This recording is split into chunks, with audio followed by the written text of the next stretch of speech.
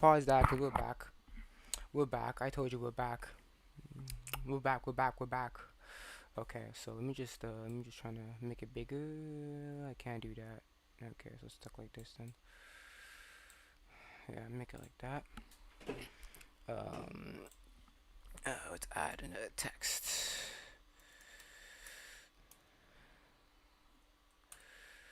Subs 31 out of 1,000. Okay, 31 out of 1K, but okay, okay, okay, okay, okay, okay. No, put it to no. There we go. Move it here. All right, we're back. We are back. So, before we begin,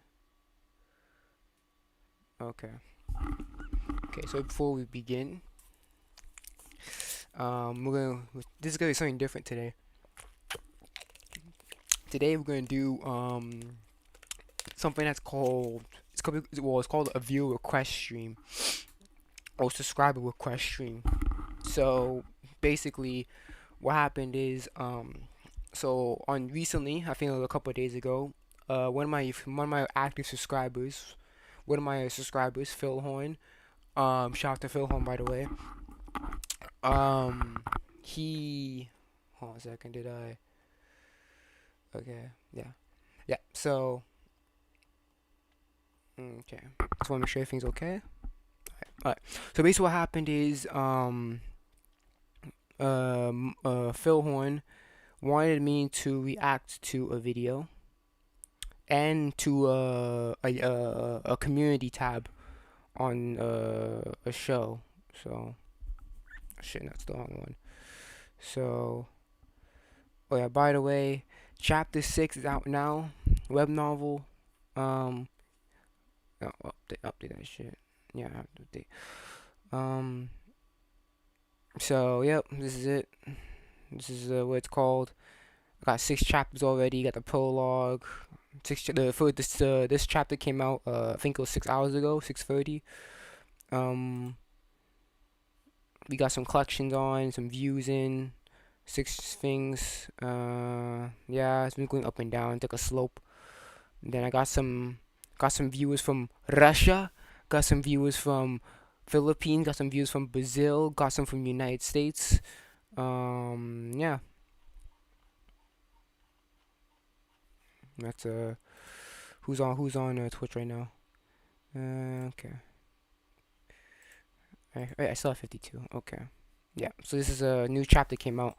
All right. So the first video we're gonna watch is by Cedgehog. So let me just get on Cedgehog.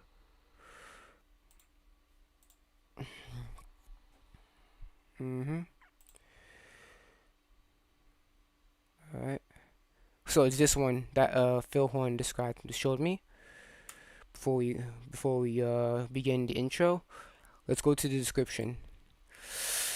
Okay, many people claim that Attack on Titan ending is awful, and here we look. Okay. So many people claim that Attack on Titan's ending is awful, and we're here to look at some of the points and see how much merit they have. What do you think of the ending? If there's anything you like to see, let me know in the comments. Music. Yeah. Okay. Alright. This is requested by Phil Horn. So shout out to Phil Horn for requesting me this vid. After this, we're gonna look at another video that I found, and then we're gonna go and we'll go and collect that. So, all right, let's react to this video. I want to make sure everything let's see if when I do full screen. Cause I want to see how it looks like when I do full screen.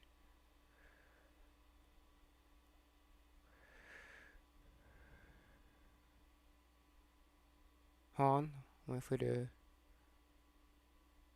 Come on, hurry! Stop delaying. That's fine. Okay. I guess let's get into it. I guess. Yeah. Let's get into it. Is Attack on Titan's ending really that bad?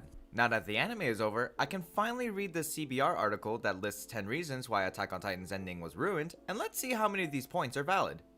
Jeez, why don't you read the manga? Like, it ended 2 years ago, bruh.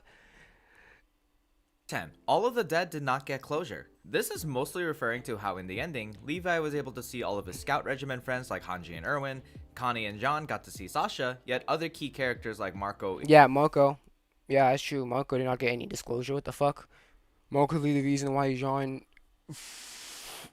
is doing this, changed his mind in the first place. Emir and Bertold did not make any significant appearances.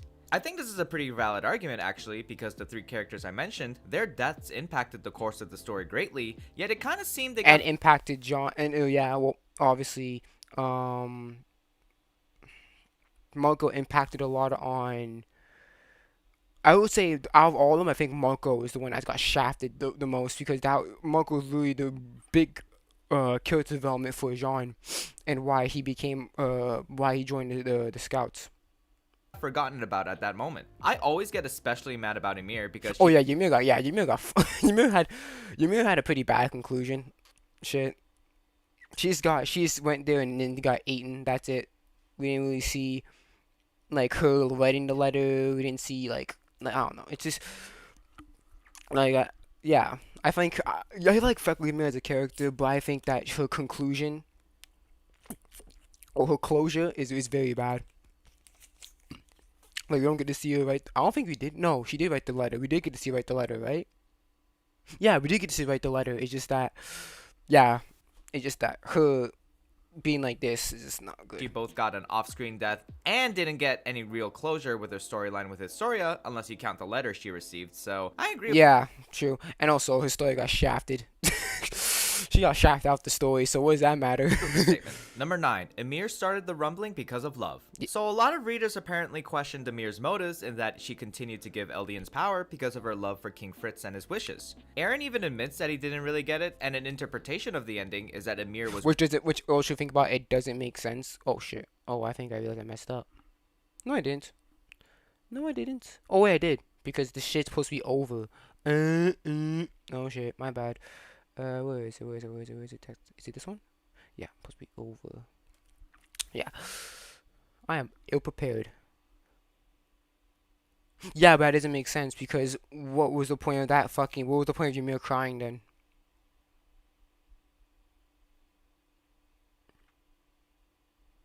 It kind of only diminishes the reason why Ymir is crying. Because, hold on a second. Because the first time we ever see her clear, like her face clearly, is when Eren made that speech to her. The first time she ever showed emotion.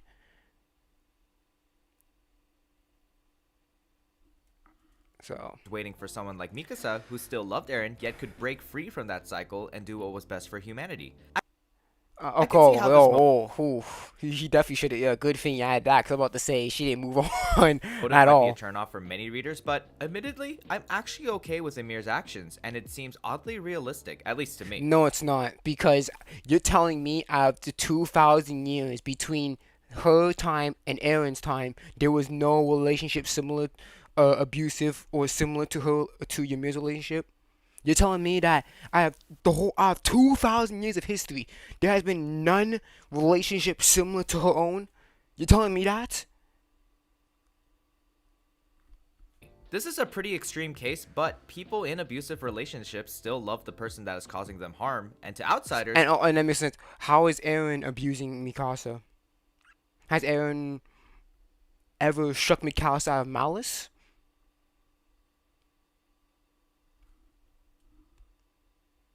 Doesn't really make sense. Like Eren said, it's hard to understand. Again, even though it's extreme, I can potentially see what Isayama is going for, especially because a lot of the themes of Attack on Titan as a whole... I don't care about fucking themes. If it's not good executed, it's not executed well. I don't give a shit about themes. With futility, the darkness of humanity, and sacrifice. Number 8. Changing all of the turned Titans back made it less dramatic. So when the founding Titan tries to reunite with Eren, it turns John, Connie, and the rest of the Eldians in the vicinity into Titans, which would have been a real tragedy to see everyone lose their humanity this way. But in the end, the Titan abilities are completely eradicated and everyone turns back to normal. The article says that this implies that Eren could have saved people like the ones in Connie's village or the ones that drank Zeke's wine, but I don't necessarily agree. The article is implying that Eren could have done this at any time, but I was under the assumption that Ymir was the one that rid the world of Titan powers. Well, you're under the assumption then, because Eren was the one who who changed Dina's direction to his own mom. So that means Eren does have the power to do that. Because she saw Mikasa kill the one she loved, which inspired Ymir, who was still set on retaining King Fritz's wishes before, to break the cycle, like I mentioned earlier. Another complaint about this is that it seems kind of pointless to have the tragedy of all of these characters turning into Titans, only to have them change them back in the next chapter or very soon after in the anime special. I'm actually okay with this though, because it becomes the ultimate climax for the show, especially because up until this point, we had accepted It doesn't matter if it's the ultimate climax, it's just there for shock value. There's no point of them turning into Titans if there's no point turning them into Titans if it doesn't mean jack shit. universe that there's no way to save someone once they have turned into a Titan except by eating one of the 9. But then we reach an astounding point of relief by discovering the removal of Titan powers was even possible at all, and it brings us to a conclusion that the characters no longer have to suffer from Titans or their abilities. Number 7. Eren's master plan was terrible. So the main argument in the article is that in the end, the trust in the Eldian race is still iffy, and the Eldians start preparing an army with the remaining radical Jaegerists, so Eren really just made things worse without a resolution. I'm not entirely sure about that, mostly because the main characters go to Paradis for peace talks, which I feel like wasn't even an option before the... That doesn't matter. You do realize that they're still 100 years behind technology, right? Because those 20% still have that knowledge of advanced technology. The 20%, they still have the 20% that's still alive. They still have the knowledge of their technology, and Paradis is still 100 years behind. So they're basically gonna play a game of catch up forever. They're in the same spot as they're in before. Because they're still a century behind in terms of technology, or technologically. The rumbling started. If you remember the last time, Will Tiber made a speech basically declaring war on Paradis to begin with, and even before that, they wanted to use the resources of the island to fight other parts of the world, and they saw Eldians as lesser people, so it was justified to them to just massacre everyone. However, I feel like the ending that shows the Marlians putting their weapons down after the conflict against the founding Titan Eren, and the Eldians arguing that they no longer have their Titan powers, shifted the dynamic to a more neutral situation, and allowed people to open up to the idea of Eldians and the rest of the world working together. So the idea... Okay, but you do realize that the 80% of people still die. Do you think they're gonna work with people? Do you think they'll work with the civilization that was associated with Eren? Do you really think that? Does dumb having peace talks change the fact that the people outside, the international people, families, homes crushed, families dead? Does that change that? Does that change anything? No. Because guess what? Some person could have a resolve to destroy the island because, hey, revenge. You destroyed my fucking home. I'm gonna do the same thing to you.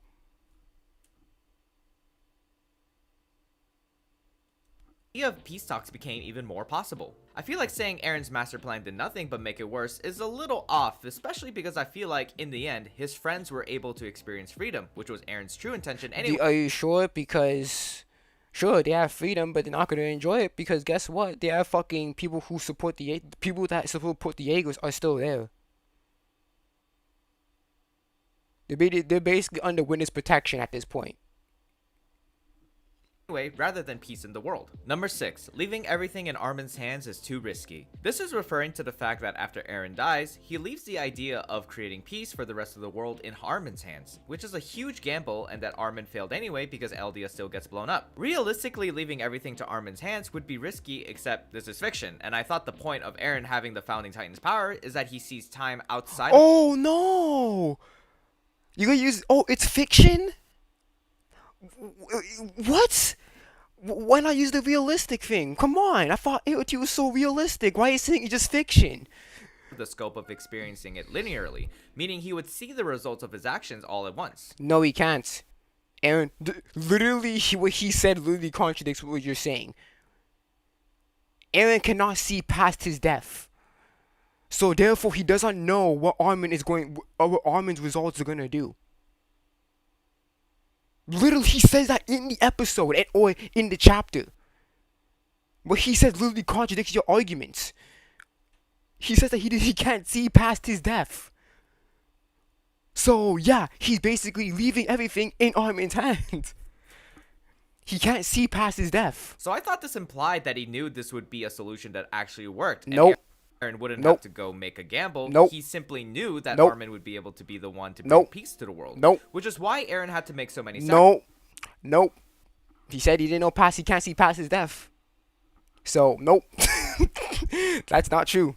So he did leave it. He did leave it up in Armin's hands. That's not. He did do that. Sacrifices like making sure Bertolt stayed alive by sending his own mother to his death, for example. He didn't really leave it in Armin's hands, he just knew this was the one way to win. Kind of like how Dr. Strange— Nope. Again, he can't see past his death. So how does he know that Armin is gonna do it? He can't see past his own death. So how is he gonna know Armin's plan's gonna work? Strange saw only one Nope. reality where they won, and it's when Tony Stark lives after. So basically, this whole point here is already gone because literally Aaron literally says in the fucking chapter that, or in the chat, that he cannot see his past his own death. So yes, he is leaving. He basically leaving it up to Armin, aka leaving it up to leaving Paradis' future up to fate. That's what he did. The snap. Nope. Number 5. Mass murderers were forgiven way too easily. So in the manga, there's a conversation when Armin basically says thank you to Eren for becoming a mass murderer for the sake of his friends. Even Isayama has admitted that this phrasing didn't really stick the way he wanted to and is a part of Well, that's his fault. I don't care. I don't care if he didn't stick the way. No. You voted. That's the final. This is the final fucking draft here.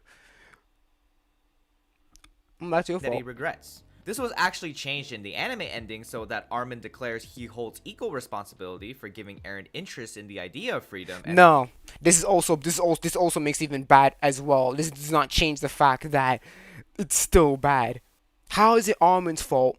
All those years ago, this is like 10 years ago, right? 10 years ago, Armin shows Eren the book. You're telling that it's Armin's fault for not knowing that he's gonna do this shit? No. Even in the anime, it's bad. Even in the anime, it's also bad.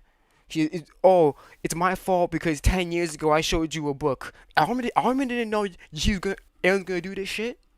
Armin didn't know. So it's not his. So it's not. I don't makes no sense why Armin would say that. The outside world. So no, and that this is Armin also will bad. see him together in hell because he too is responsible for the mass murder of 80% of the population. No, he's not. No, he's not. He had nothing to do with this shit. No, he's not. Based on the manga ending, yes, I think that the phrasing is a little too straightforward and that the lines done in the anime to emphasize a share in guilt rather than a redemption fits much better. Armin taking on responsibility and putting less of the burden on Eren's conscience and shoulders. I don't care. I don't give a shit. Cause it's not Armin's fault to make Eren resort to this shit. It's not. It's Armin's fault for showing a book 10 years ago. It's like, if Armin knew this was going to happen, okay, then I can understand it's his fault. But Armin didn't know the show was going to end up like this. So no, this is also bad. It's bad in the manga and it's bad in the anime as well. Extremely impactful and indicative of their friendship, and I think brings the conversation that these two have to a wonderful close that anime watchers got to experience. So this complaint is pretty valid because it was criticizing the manga ending specifically, and they even decided to change that in the anime. Number 4. And it's still bad. Eren didn't need a last-minute redemption. Nope. So the article He did talks not. about how Eren's shift from a shonen protagonist to an edgy villain was a great deconstruction and that they should have committed fully to the bit instead of... I wouldn't say it's a deconstruction because, yeah, like, this is the first time we see this. What about Light, Lelouch? I would say Light did it. Well, what I've seen, Light did it first. So how can you can't really say that if you haven't seen enough manga? Even I can say Light did it first before he did. So I'll say Death Note did the deconstruction.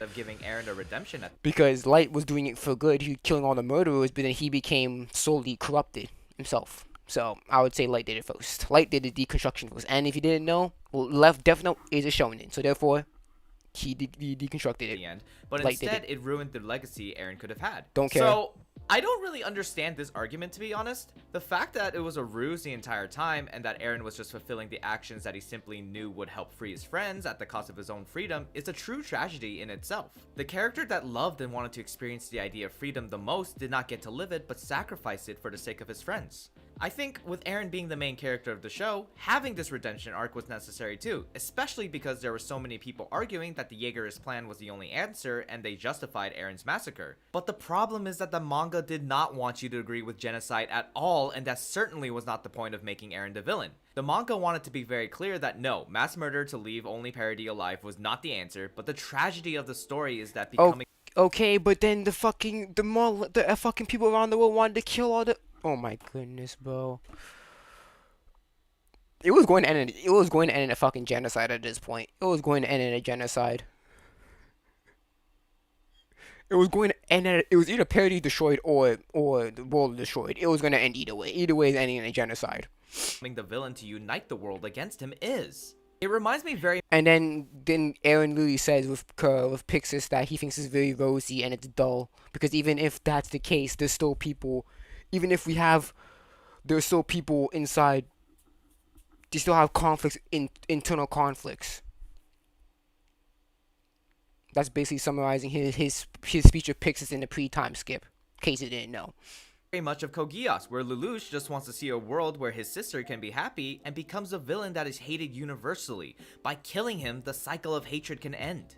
I think the way that they set up this redemption is brilliant and brings Aaron's character full circle to a protagonist that you feel sympathy for their tragedy and sacrifice, and I think it was No, I don't feel. Well, personally, I don't feel sympathy for him because he could have. Guess what? If he had the power of the founding titan, and if he can alter shit like making his mom, like making Dina eat his mom instead of Bertolt, that means he can change a bunch of shit. Then he can basically make it to where titans never fucking exist at this point.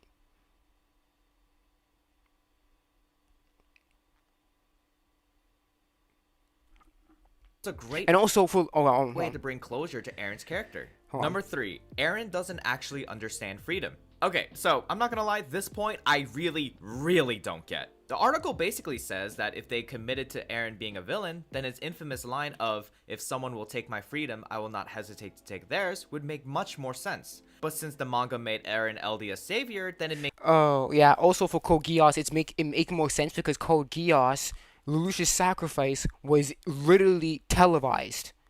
Therefore, there is legitimate proof that Lelouch did get assassinated.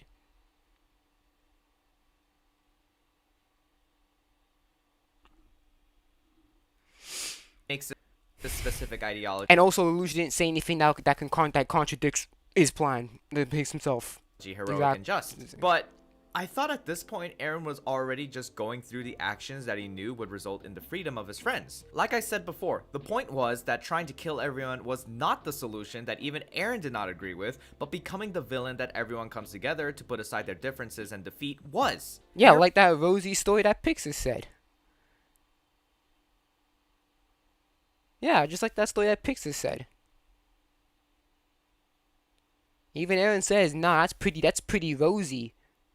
With the conversation with Pixis, he's like, nah, it's pretty rosy.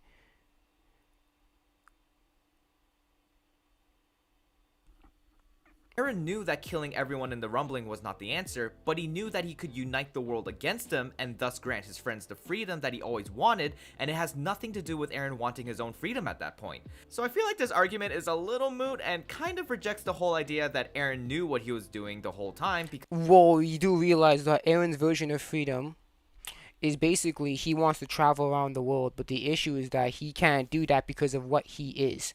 Therefore, if he tries to travel, he'll end up like his aunt, dead, eaten by dogs. Because when before the medal ceremony, he said he was talking to Armin, like, "Yo, freedom," and then that was contrasted with the death of his aunt.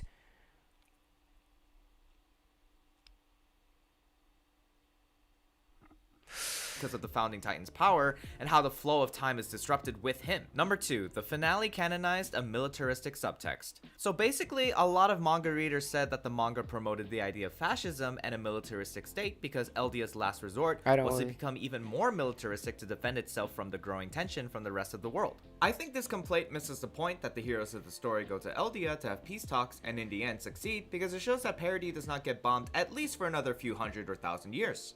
Eldia becoming fascist and a militaristic state was one last obstacle that the heroes had to face in order to try. Yeah, you know what have happened? You know what? This shit would this didn't have to be all militaristic if only Aaron did 100%. If Aaron only did 100%, maybe they could have focused more on, helping the fucking people instead of focusing the shit on weapons. I mean, I don't know. I don't know. I'm wrong. I don't know. Peace and freedom to the world through pacifist means, and is not to imply that fascism is the answer as Eldia's last resort. In fact, governments can be pretty stupid sometimes, and I feel like this ending is just simply showing a realistic possibility of what could happen, but still brings the hope that peace can be achieved through talks and communication. And I think that's a very significant theme in Attack on Titan 2, the idea of communication, information, and education. I always thought that Eldians on Paradis not understanding the war crimes their race committed but being unknowingly punished for it seemed very much a parallel to the idea of Japan not educating their people well enough on their war crimes. The idea of talks and communication is also further reinforced when Marco dies. Okay, well, this is okay. This is also an issue because you do realize that that's against their will, right? Like this is basically the freaking it's parallel, so it's not gonna be 1-to-1. Without Okay, understanding why, okay. and saying that we never even had a chance to talk this through. The whole entire idea of the manga is to deconstruct fascism and Yeah, but here's the issue. Remember when Armin was trying to convince Bertolt to stand down, and then Bertolt was like, "No, go die first. Then we can. Then we'll see what happens."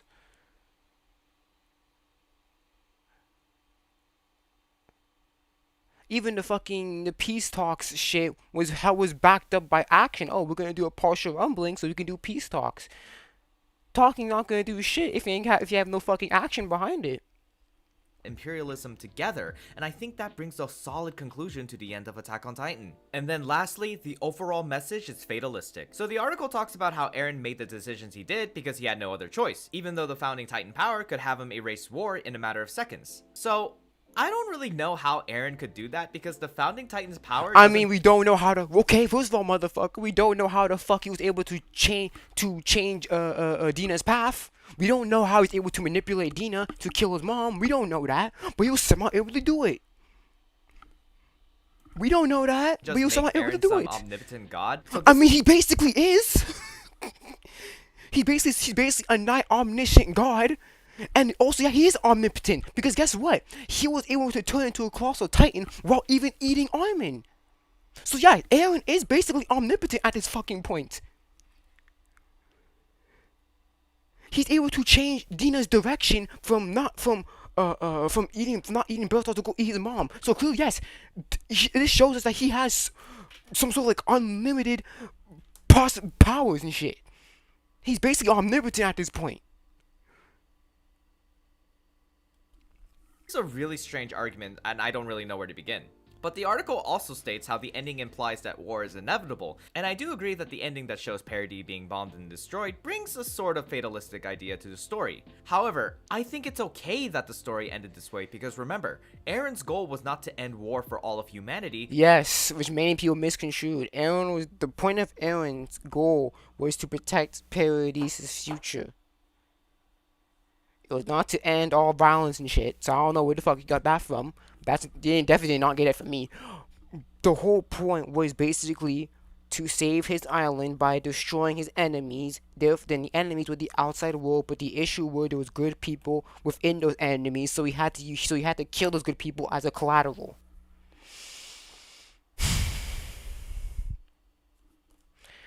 But to allow his friends the chance for a peaceful life and freedom. I think that there's a bittersweet. Yeah, but then that's also an issue because there were people on the island that were supporting Eren as well. So the Jaeger, and not only that, the Jaegers too, they were supporting Eren, and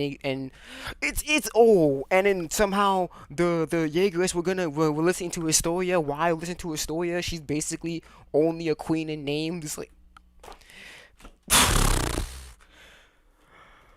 cause I mean, literally, Jaegers overthrew the government, therefore they can say, you four niggas, you killed Eren, you're not allowed on the island. Could have done that. Tragedy to the idea that war would continue, but is extremely realistic and becomes more of a message of human nature. And I think that's what makes the ending so brilliant. Is AOT is the worst anime. I watched One Piece on Mars Invasion. They really wanted to fix the ending. Yeah, they really want to fix it. But yeah, no. that humans can attain. Because even with the fucking change in Eren's dialogue with Armin, it's so shit. So it doesn't make sense to why. Instead, they'll do the worst thing ever made, and many times it's also C4 just bad.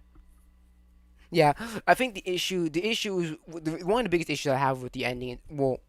Yeah, they're trying to change the ending with making Armin more oh, I'm gonna be guilty with you. It makes no sense because why the fuck would Armin share any guilt with Eren? I mean, Armin showed him the book 10 years ago. You're acting like Armin knew this was going to happen, which he didn't.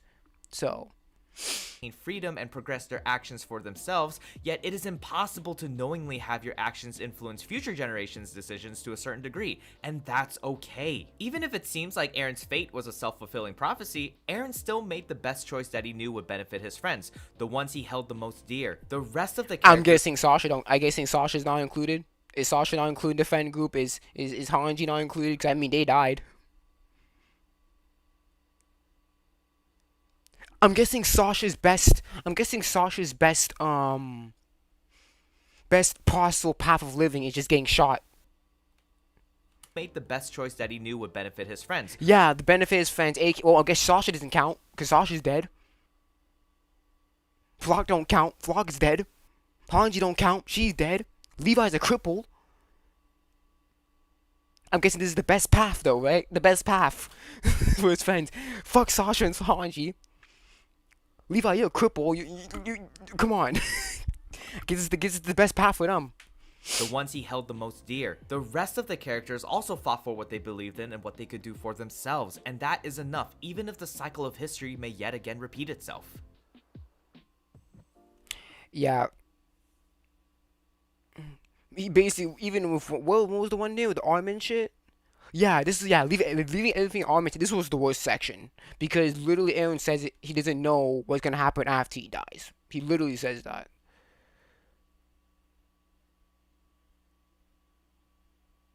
And you can still have that cycle of message, cycle of hatred shit in another ending.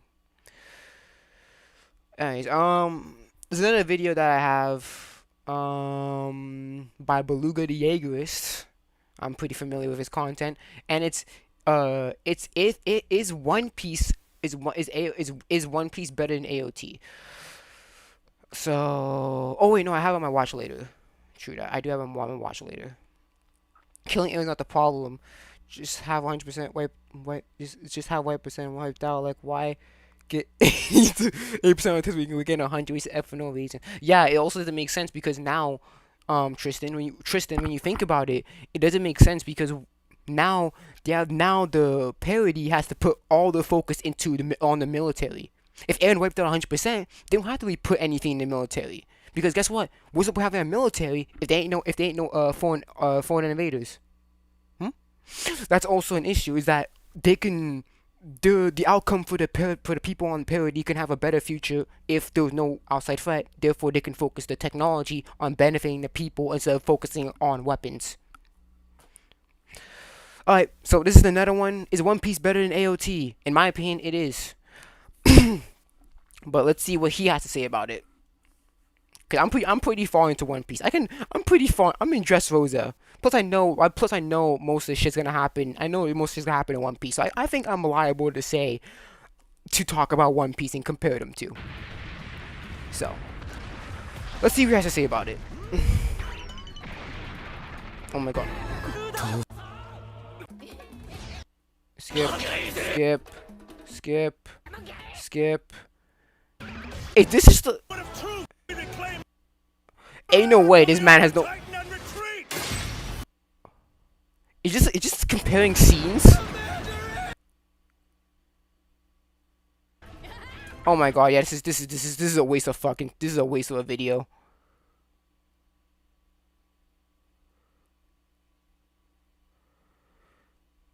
This is a stupid video.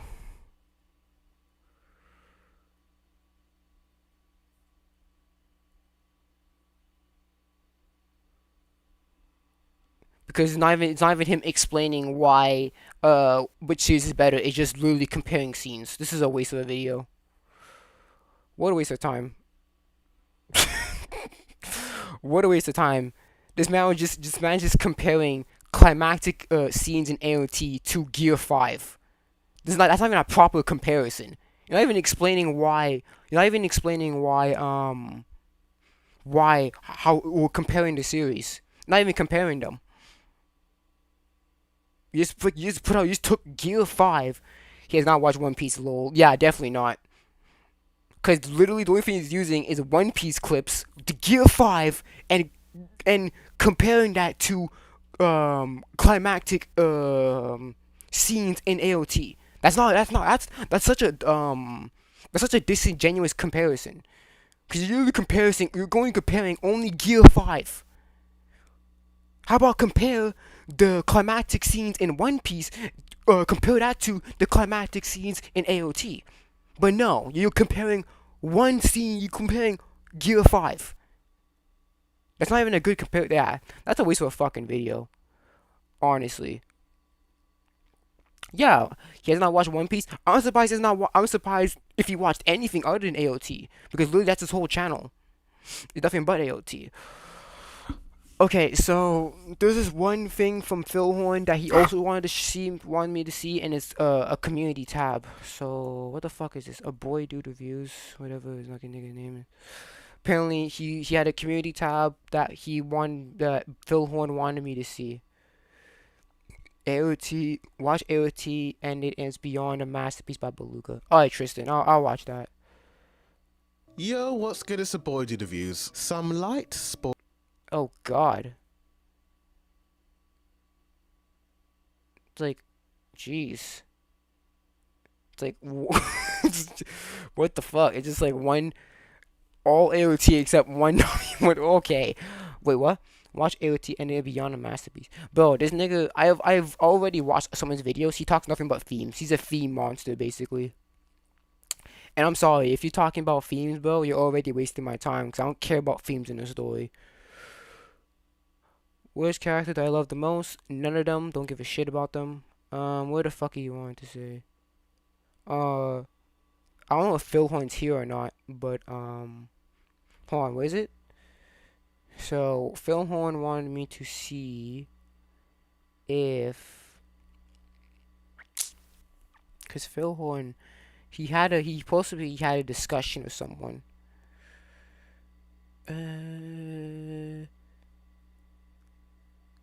Second latest. Let's see here. Okay, it's this one. It's probably this one. It's probably the fucking probably this one, right? Let's see.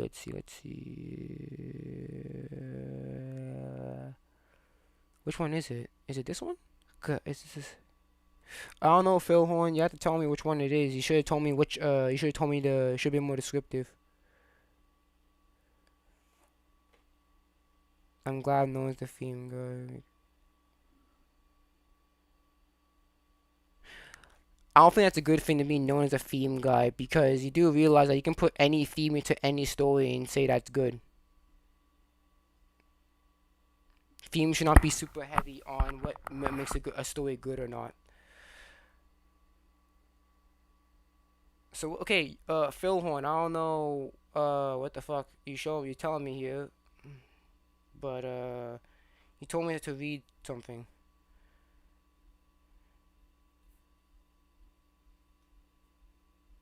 No, that's not the one. Because apparently you commented on that one too, right?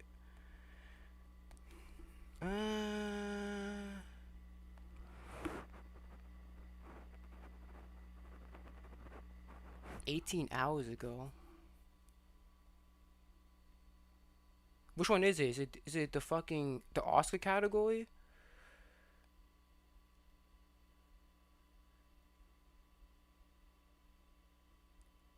Also, yeah, I put my vote in Vinland Saga season 2. Vinland Saga is fucking fire. I'm planning on reading the manga as well. What's the goal for YouTube? What's the goal for YouTube? Not much. I'm starting off small. I'm just taking baby steps right now. I'm trying to get to 1K subs. That's just baby steps. What the fuck is the thing? I'm glad. Theme's the most important thing. I'm glad everyone knows that. Well, you can't say everyone knows that, but if you want to say themes are is the main thing in your story, then go ahead and say that. But that's pretty sad. Where the fuck? Oh, this is the one. Oh, I think this is the one here, right? Phil Horn, is it the one? No, it's not. No, wait, it's about what was it?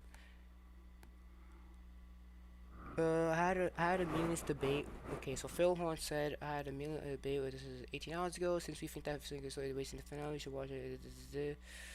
Hey, for trying, you usually find it. It's the comments with the most responses. Okay, it's this one. Okay, it's this one. It's this one. Okay, it's this one.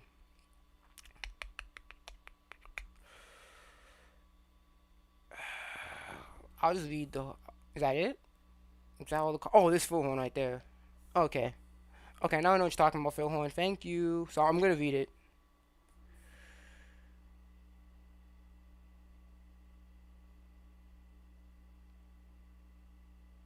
No, I'll put no. For me, it's characters above plot, above themes. I don't give a shit about themes. Themes, if anything, is like a seasoning. It should not be the ingredient to make it. It should not be ingredients. For example, if you want to make a cake, it should not be one of the key ingredients to make a cake. If anything, it should be like the icing. What's more? I literally just said it. Characters, themes, not characters first, plot second, themes is all the way at the fucking bottom. For me, I don't care about fucking themes. You can, I don't care about themes at all.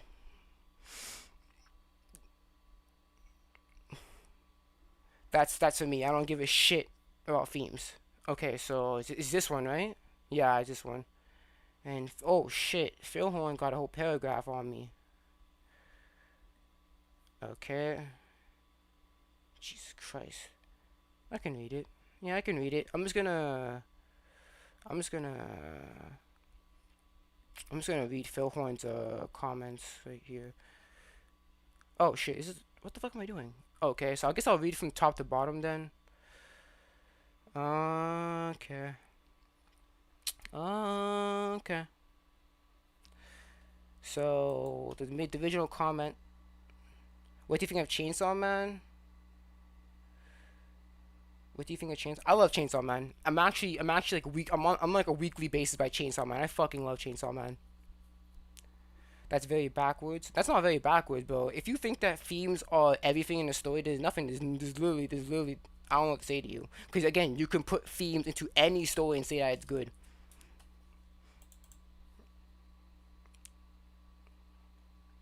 Anyways, okay, so his story really should be featured more on merchandise, and I don't care about her being irrelevant in season 4. Well, she was irrelevant in season 4. I just wanted to see her get recognition. She deserves despite what she's got in season 4. How fumbled her out of the way. Huh? The author says she didn't want to write about her. So how does she deserve it? She's a fictional character, brothers, who served its purpose in season 3 part 1, which is like the main arc. I know. So how can you say they fumbled her, lol? Her arc finished in season 3 part 1. If you want to include it, then watch AOT Requiem where every theme's assassinated, so every night comes to child emotions, most in person, and also those people say her story's actually good in AOT Requiem, but she's only relevant in the story because she's beautiful and she's blonde. I don't know the fuck. I don't think you read AOT Requiem because they actually show how she is relevant to the fucking story. And also, if you want to make a, if you want to conclude her thing, there's other ways of doing it besides just getting her pregnant and getting her out of the way. Whatever. Calm down. She is strong, kind, You generally believe characters are more important than themes? Yes. Yes, they are. If you think... Dude. Yes. Yes, they are.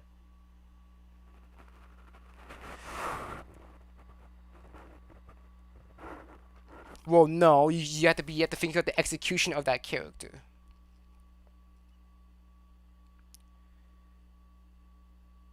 Yeah, I know. His story is not relevant in season 4 at all.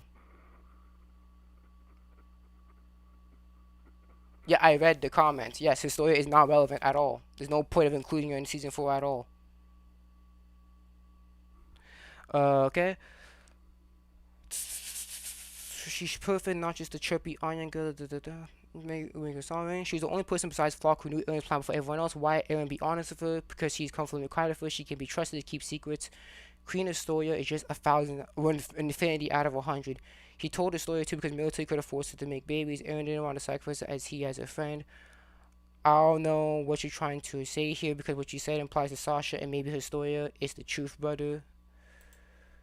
Oh, he's replying to Ian McKinney. But then it doesn't make sense too because the military's plan was already ruined because they drank their wine from Zeke's spinal fluid. So basically, there was no point of Aaron telling her about the pregnancy if he already knows that I think she's. Let me explain this properly. The military's plan was already ruined even before Historia got pregnant because she drank because the fucking military top brass drank the wine. So therefore, if Zeke was gonna be eaten, he can just scream and then shit can go awry. Both Sasha's a gold is just the gem, but what I say applies more to Hizu. Okay, Phil. Okay, Phil. This is where you commented, right? Pistol is worse than AOT and R. No, she is very relevant. Very what the dude? What the fuck? Very relevant. Who are you talking about? Okay, his slowly becoming plan to escape being turned into a tiny to eat Zeke makes her no better than her parents that just like her out of necessity for a mission, not out of love. And the story of having a child with the person who has no knowledge, that she has no knowledge besides runs bullying her child by throwing rocks at her. Had those rocks found the target, her story would have been concussed, dead, not have been concussed. Oh yeah, true that. That is true. She actually could have died if she got hit in the head. Rocks are deadly. The characters have to be executed well, interesting. It's the same for themes. Again, if you're only looking for themes in the story, you can do that for anything and say it's good, because the execution of the theme was meant for this or shit like that. You can say themes is nothing at all. Again, themes, if anything, should be seasoning. You don't, not the fucking meat. Like, you can still eat the food without the seasoning. It'll just get a little better if you put the seasoning in it. That's the analogy I'm making. It's just icing on a cake. It's not the ingredient to make the cake itself. Okay, so what I was saying here? Yeah, and clearly not loving him betrays the theme of the sins of the father, or surpassing the father, whatever, it's the same thing. You can say that better than a faceless nobody than a genocide maniac. I say better than the devil than than the one you don't. Oh, who am I kidding? Yam introduced his theme into story for nothing, serving no purpose, thus overlooked like it never existed at all. You're free to say that her arc was already finished, and many others are free to say that she was given too much importance to be formed the silence in the finale. You can't expect every theme in the story to have a conclusion, lol. Then why the okay? If you can't expect every theme to have a conclusion, why the fuck put it in the fucking story then? Makes no sense. For the story's theme of the story makes successfully need Eren to complete genocide, which is not the story supposed to be in the first place. Made it like it to be a revenge story of yours. First, Eldians attacked, then Molly took revenge. Now Eldians are taking revenge. Eren is doing exactly what King Prince wanted, lol. Well, that's just fucking wrong, because what you think Eren gave a shit what King Fitz wanted? I'm trying to say that Pistola is relevant in the final season. She was not irrelevant. I mean, she kind of is irrelevant. You don't really you can literally have her pregnant or not, and nothing would change in the story at all. You can't have any. Yes, again, if you don't you can't have a conclusion to a theme. Don't bring it up in the fucking first place. It's made to be a revenge story, lol. First, Eldians attacked. Then Molly took revenge, and then Molly became the Eldians, festering on the hate, and then the Eldians are taking revenge, and doing exactly what King Fitz wanted. King Fitz wanted his power to reign. Eren did not give a shit about the fucking reign of the Eldians. He just cared about protecting his island. He wants Eldians to rule the world and Titan domination not to go extinct. Again, Eren does not want the Eldians to rule the world or Titan domination at all. If Eren had to kill Titan powers, would still have been there. Well, we don't know that. There's other ways you can execute it as well. It also doesn't make sense, lol. Once Hanji died, I think you should have guessed that Eren was going to be stopped, because building up to that death, Shardis died, McGrath died, and now Hanji. Do you want those deaths to go in vain? Literally everyone against the rumbling. You can't say Erwin because Erwin died. You can't say Ymir season 2, she's dead. You can't say Sasha, she's dead. You can't say all of Survey Corps because you had Daz and Samuel that became Jaegers. You also had Flock that became a Jaeger, so you can't really say all of Survey Corps. Eren doing fact what King vids.One want Eren's rule the world, Titan domination not to go extinct. Okay, I already read this. You want all his deaths to go in vain. Really, everyone is against the rumbling. Yeah, again, you can't say Erwin because he's dead. Levi, Mikasa, Armin, Zeke. Well, the reason why Zeke is against the rumbling is because it goes against his plan of of what's that shit called again? Basically making his people in what's that shit called?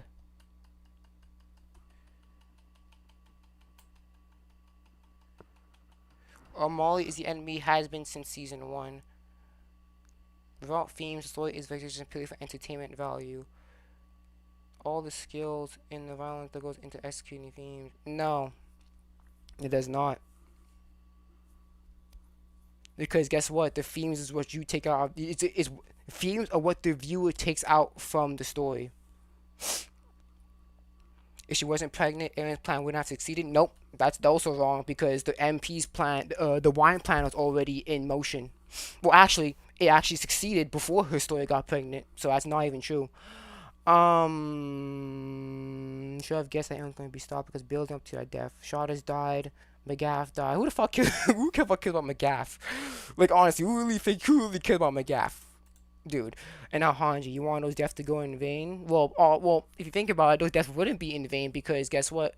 Parody would have been safe from outside forces, so therefore those deaths wouldn't technically be in vain. Literally everyone was against the rumbling. Yeah, you can't say Erwin because Erwin's dead. You can't say Zeke because Zeke only cared about his plan going into motion. Sasha's dead. Yeah. Also, you should also put this parentheses into Erwin's. You should also put it into Ymir season 2, and put it into Survey Corps because guess what? Some of the Survey Corps, like Daz and Samuel, joined the Jaegerists as well. You want all those beloved characters to go in vain, thinking that just that one man can achieve his dream, which is highly unrealistic to begin with. People need to see that Aaron had completed rumbling the Paradise would have been safe forever. It's dumb and one-dimensional thinking. No, it would have. Okay, first of all, it would have been safe from outside forces. That it would have been safe from that. You want a story to be Aaron's wife. Where's the conversation where Aaron actually blushes in front of Astoria? With Mikasa, he actually has one. In season 2, famous ending, some people just forget. Also, the sort scheme where Aaron actually blushed.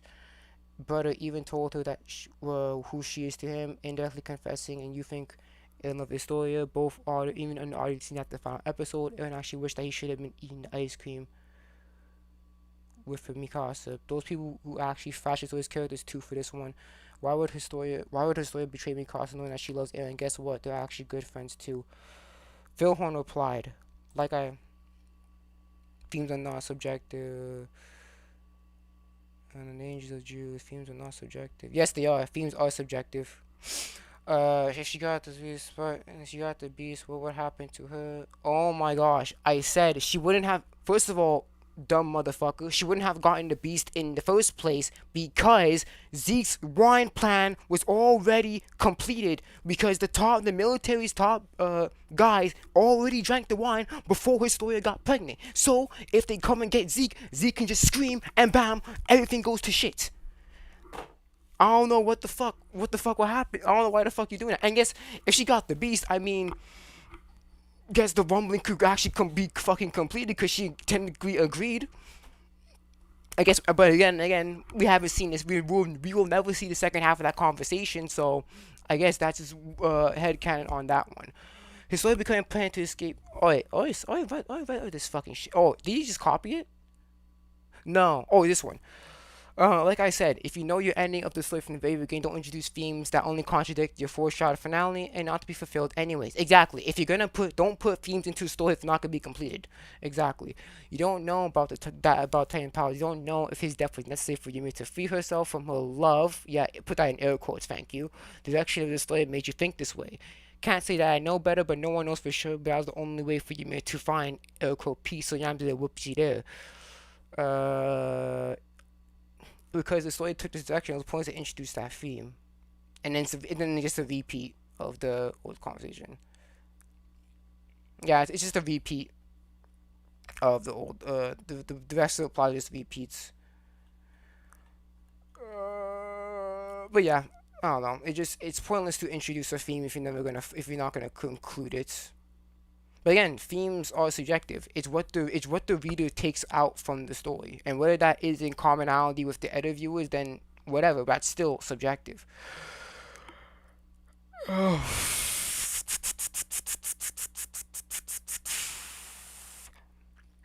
I would watch some Cowboy Bebop.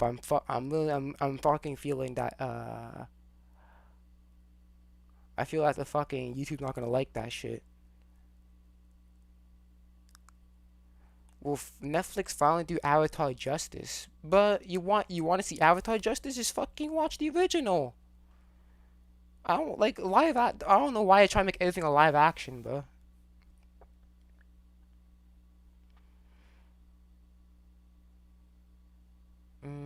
Mm,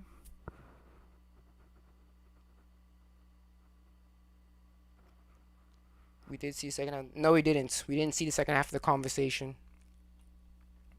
We did not. Fuck.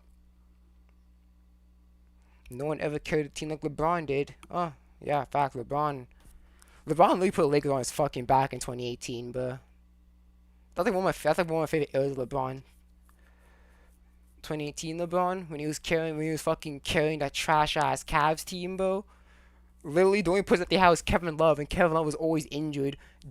D Wade was out of his prime. D Rose is like injured as well. It was fucking crazy. Best anime to watch in 2024. I'm only watching some of them. Like, actually, oh yeah, Powell's getting fucking. It's getting mixed reception because obviously it's like Pokemon except with more guns. Well, not with more guns, with guns because Pokemon ain't got guns.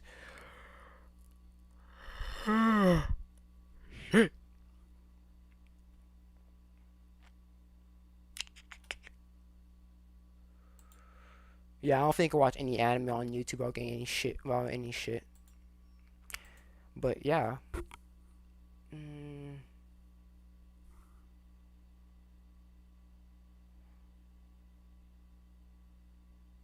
I didn't say themes. Oh my goodness. I didn't say themes don't exist. I'm just saying that shouldn't be that shouldn't be the top of the pedestal to say that to make a story good. It needs that. I didn't say themes don't exist. I'm saying that if you're heavily relying on themes to make a story good, then that's bad. I did not say themes. I didn't say themes don't exist. You're trying to put words in my mouth.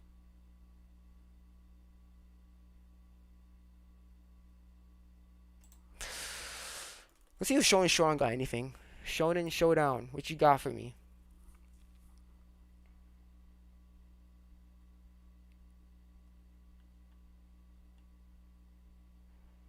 Uh, paying people 1K for hot anime takes. Let's hear it. Let's hear it. Let's hear it.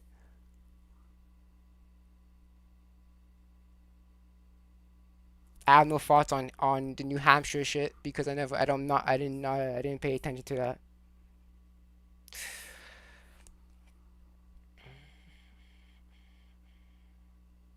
God, So what? skip, please. Thank you. Shit. Luckily, I got my sparkling eyes.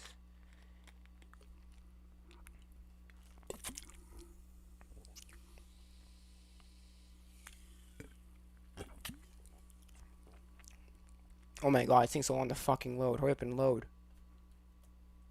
Oh shit. I don't think my shit. Yeah, it's soon.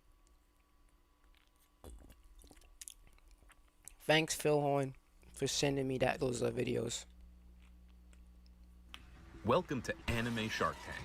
Three What the sharks fuck's will this? be listening to multiple anime hot takes Oh. and recommendations. Oh, it's hot If the takes. contestant is able to sway a shark's opinion, they will win a cash prize.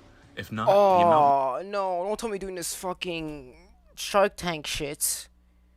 Cause you tried to copy the Jubilee shit and that ended up in failure.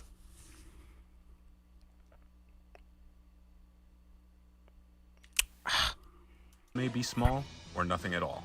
A total of $750 is on the line. Don't care. Believes Aaron deserves some justice. Hello, Sharks. I am Kasakaze, and my pitch to you today is why Aaron did nothing wrong. So, Oh, okay. We'll jump you out at the gate.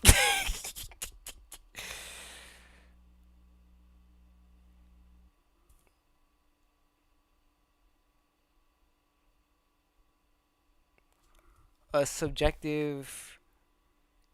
Feelings are subjective. Yes, feelings are subjective. It's like saying if you like a story or not. That's subjective.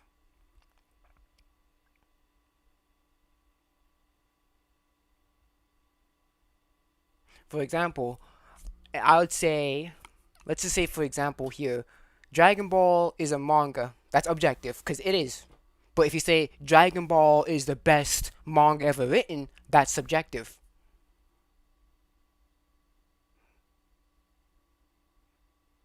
He did something.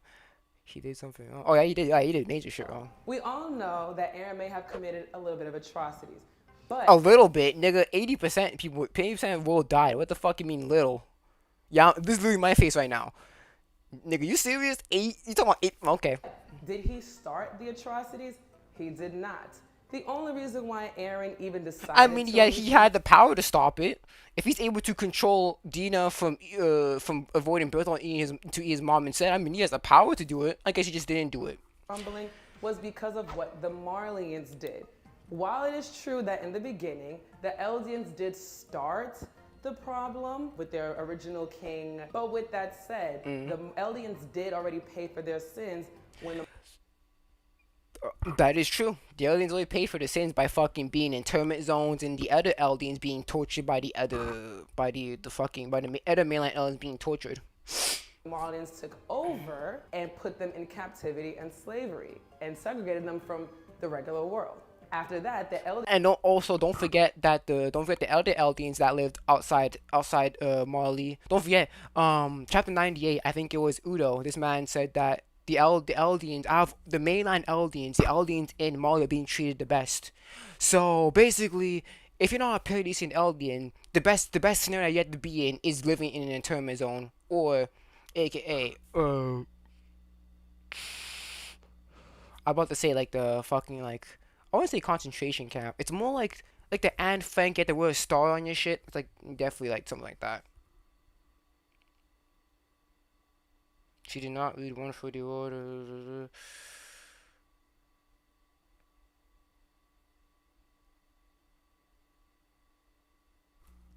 Oh my goodness. Dragon Ball is the best manga that is subjective because to you it's the best manga. So yes, it is still subjective. living in captivity who decided to finally leave, when their king was like, you know what, we're tired of this, we've done enough, we just kind of want to be on our own by ourselves. He simply took them to a land in which they could not bother anybody and be by themselves. And what did the Marleyans do in retaliation? Tried to come after them still. Can you really fault anybody for retaliating when they've already done they've made their atonement, they've done their due penance? Okay, so basically the Eldians, okay, so I get what she's saying. She's saying that the Eldians retreated to an island, so there's no point of pursuing them if they already basically lost.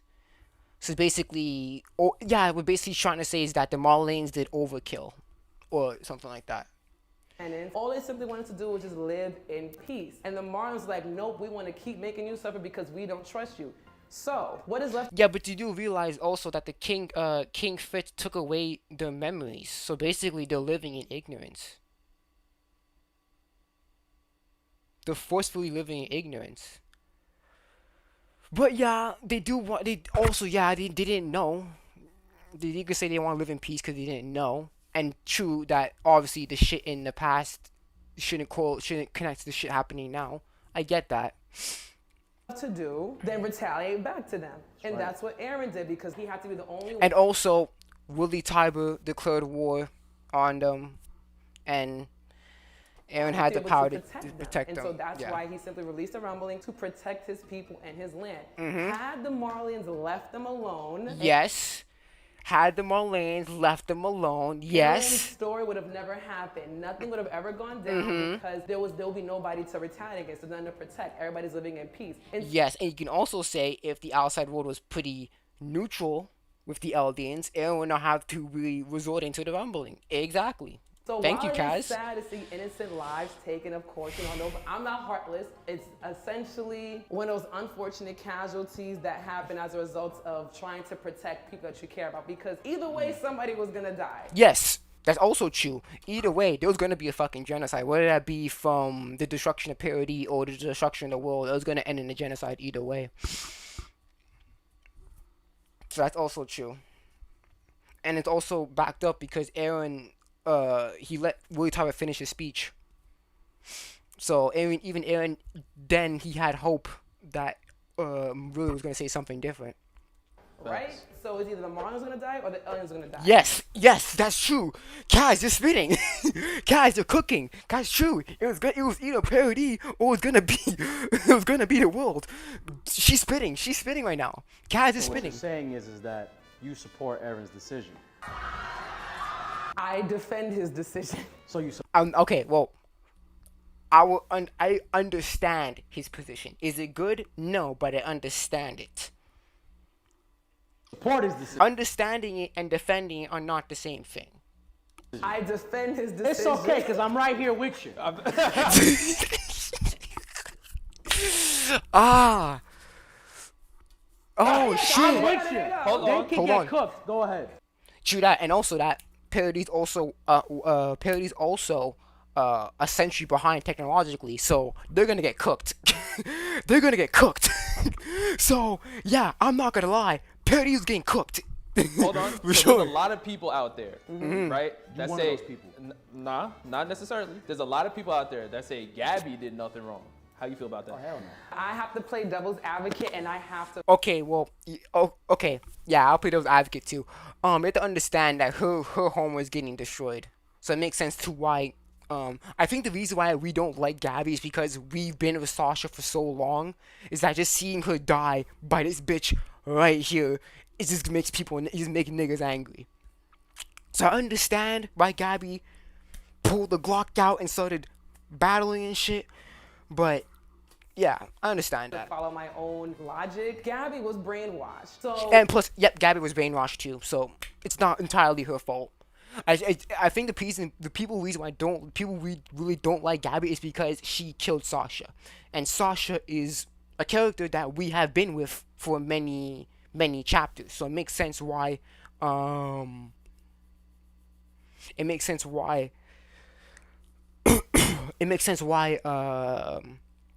people don't like Gabby. For me personally, I don't really care. Like, I'm pretty indifferent with Gabby. Like, I do understand, like, why she did it. It's just that I'm pretty indifferent to her. while I don't like her as a character, I would not say she's wrong because she was only a child following what she was taught. So Yes. it's not really her fault. But she would have still been an unfortunate casualty in the situation because at the end of the day, she is a part of the people who are a part of the problem, so to speak, right? Yes, she is one of the people that's part of the problem. She hates Eldians until obviously she learns no, but So My question to that then is, does Aaron get that same sort of grace? Because, you know, at this point in the story, he has all the history, he has like the knowledge of the world, and he still made this decision where he got rid of the entire world to protect like 10 to 15 people. That's what's up. Because he still got rid of like all the other Eldians who existed in the world. What do you say to that? well, you do realize that he's protecting the people of parody. So people who are on parody are good. People that are not, well, too bad they're getting the short end of the stick. That's just gonna be that's how it is. It is what it is. It is what it is, man. Because Aaron has more connection with the Eldians on parody than the ones on Marley. He understands that they did suffer a lot, but like he can't really do much about it. He's gonna teleport them to parody? I don't know. I mean, can the Fountain Titan do that? Probably. Maybe he could teleport them to the island. I don't fucking know. if he knew that was the end result, he would have not had done so. He couldn't do anything about what happened with the original Founding Titan and that whole. I don't know. I mean, if he can change the past, maybe he can prevent all this shit from not even happening. He can probably do that. I don't know. He could only, it seemed like he could only deal with the results of that particular situation. Cause Yes, yeah, true. He can only deal with what he does, what's going on now. since she is the founder, you can't really rewrite what the founder did. So he can only kind of help clean up the mess of what happened. Life was, I guess, supposed to just end up that way regardless. So would you call Eren a villain? I think I would say, is Eren a villain? Yes, he is, but he is like, how do I say this? It's like that Thanos situation, right? How like, but then again, for Thanos, it's not like he was, because Thanos, he wasn't pushed to a corner. Thanos wasn't pushed to a corner. So I can't say Eren's comparable to Thanos here. I would just say that, yes, he is still a villain. It's like Light Yagami. Light Yagami is the protagonist, he's the main character, but he still turns into the villain. So yes, I would consider Eren a villain. He's an understandable villain, we can understand his actions, but yes, he is still a villain. But we all have to realize that if some of the people on Eldia will see him as a hero. It's gonna be either way. But in general, yes, Eren is a villain. He's a hero. He's a good guy turned villain. Yes, he is still a villain. He's a hero. He is a villain. I think He's a Eren is villain. a little bit of both, and that's what makes him a very good character because, again, he has committed atrocities, but they No, he's not. He's 100% a good guy. I mean, yeah. I mean, Light's objective did more good than bad. Light objective did more good than bad. Yeah, exactly. I think that, yeah, Light's in also in that same. Light Yagami is also in that conversation. That is Light Yagami good or bad? Because Light Yagami he kills serial killer. He kills like bad people.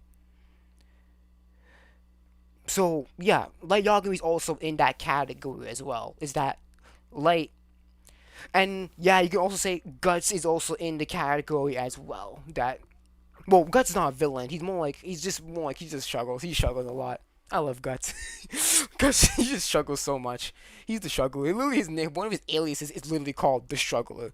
The Skull Knight calls him the Struggler because this man goes through the ringer and still comes back up strong. But Light objective did more good than bad. Yeah, yeah, Light did more good than bad. Yeah, that's true.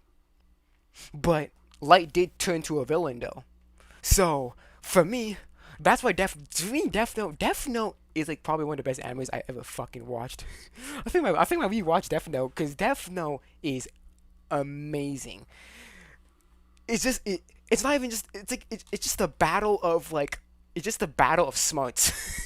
no fisticuffs, just a battle of intelligence, man. But yeah, Light did more good than bad. Yes, he killed a lot of bad people. Yes.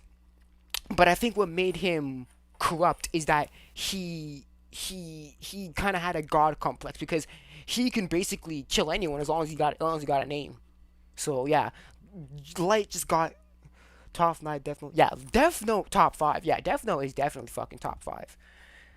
Death Note is definitely top 5, but fucking good. I'm not the biggest fan of like the second half with Nier and shit, but with L and Light, fucking mwah.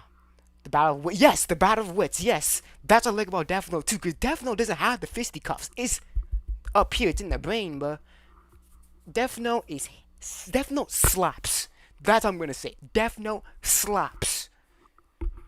If anyone in the chat hasn't watched or read Death Note, go ahead and start. Death Note fucking slaps. And Light Yagami, S tier protagonist. They are justifiable. He's an anti-hero. Drop the anti, he's just a hero. He dropped the anti. He's a hero.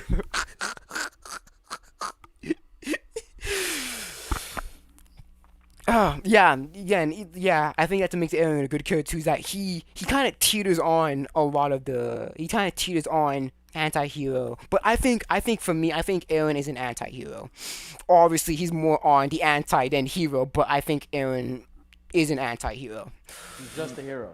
Just a hero. For how much? I'm giving her 50. I'm giving her 50. They were gonna get bodied on Eldia, period. Paradise. Me when was gonna get bodied. Yes, facts.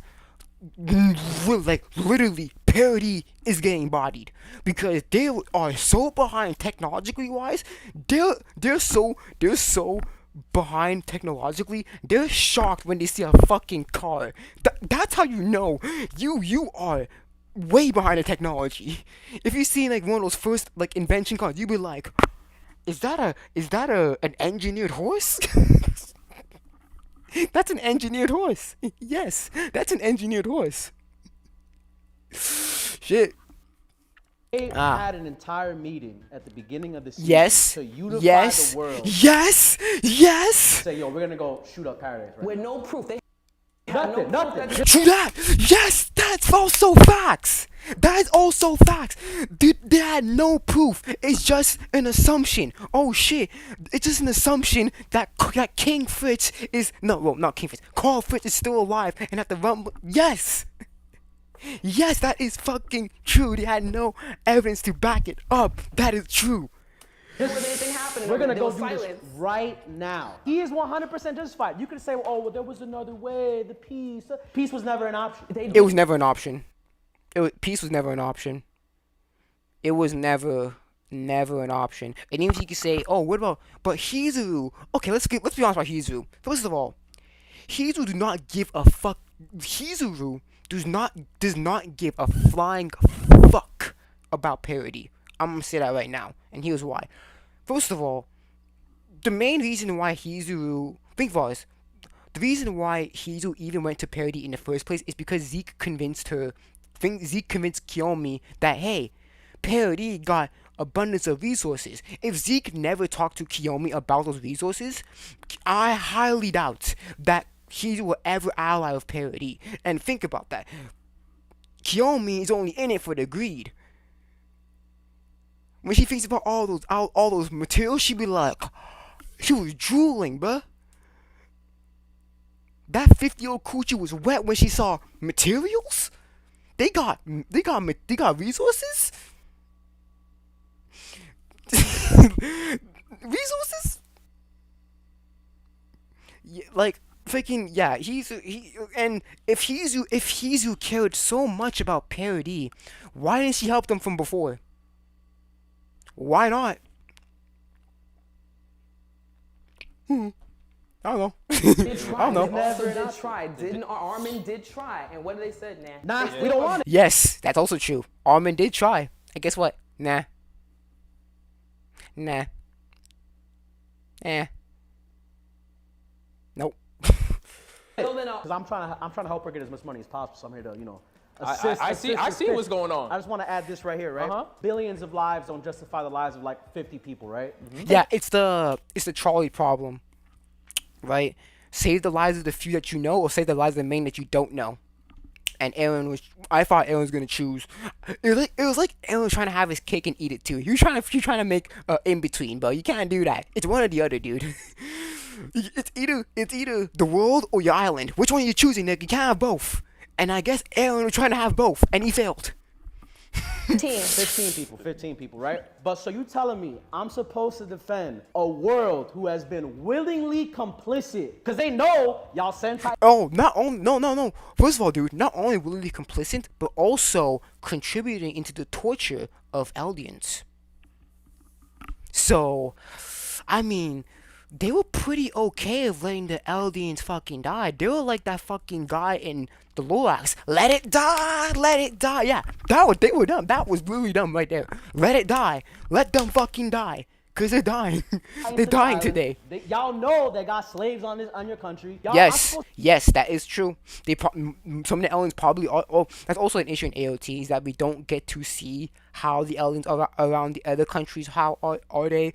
But if being in an internment zone is the best scenario that you can be in as an Eldian, that is pretty bad. That is a pretty bad scenario you want to be in. To be complicit with this and save this whole world instead of the people who've been me since day one, who care about me, who took care of me, who yes, your homies, your block, your neighborhood, that's just gonna be destroyed. Oh, I'm supposed to care about those people that want me dead, but yet I'm supposed to protect those niggas? No. they're dying too.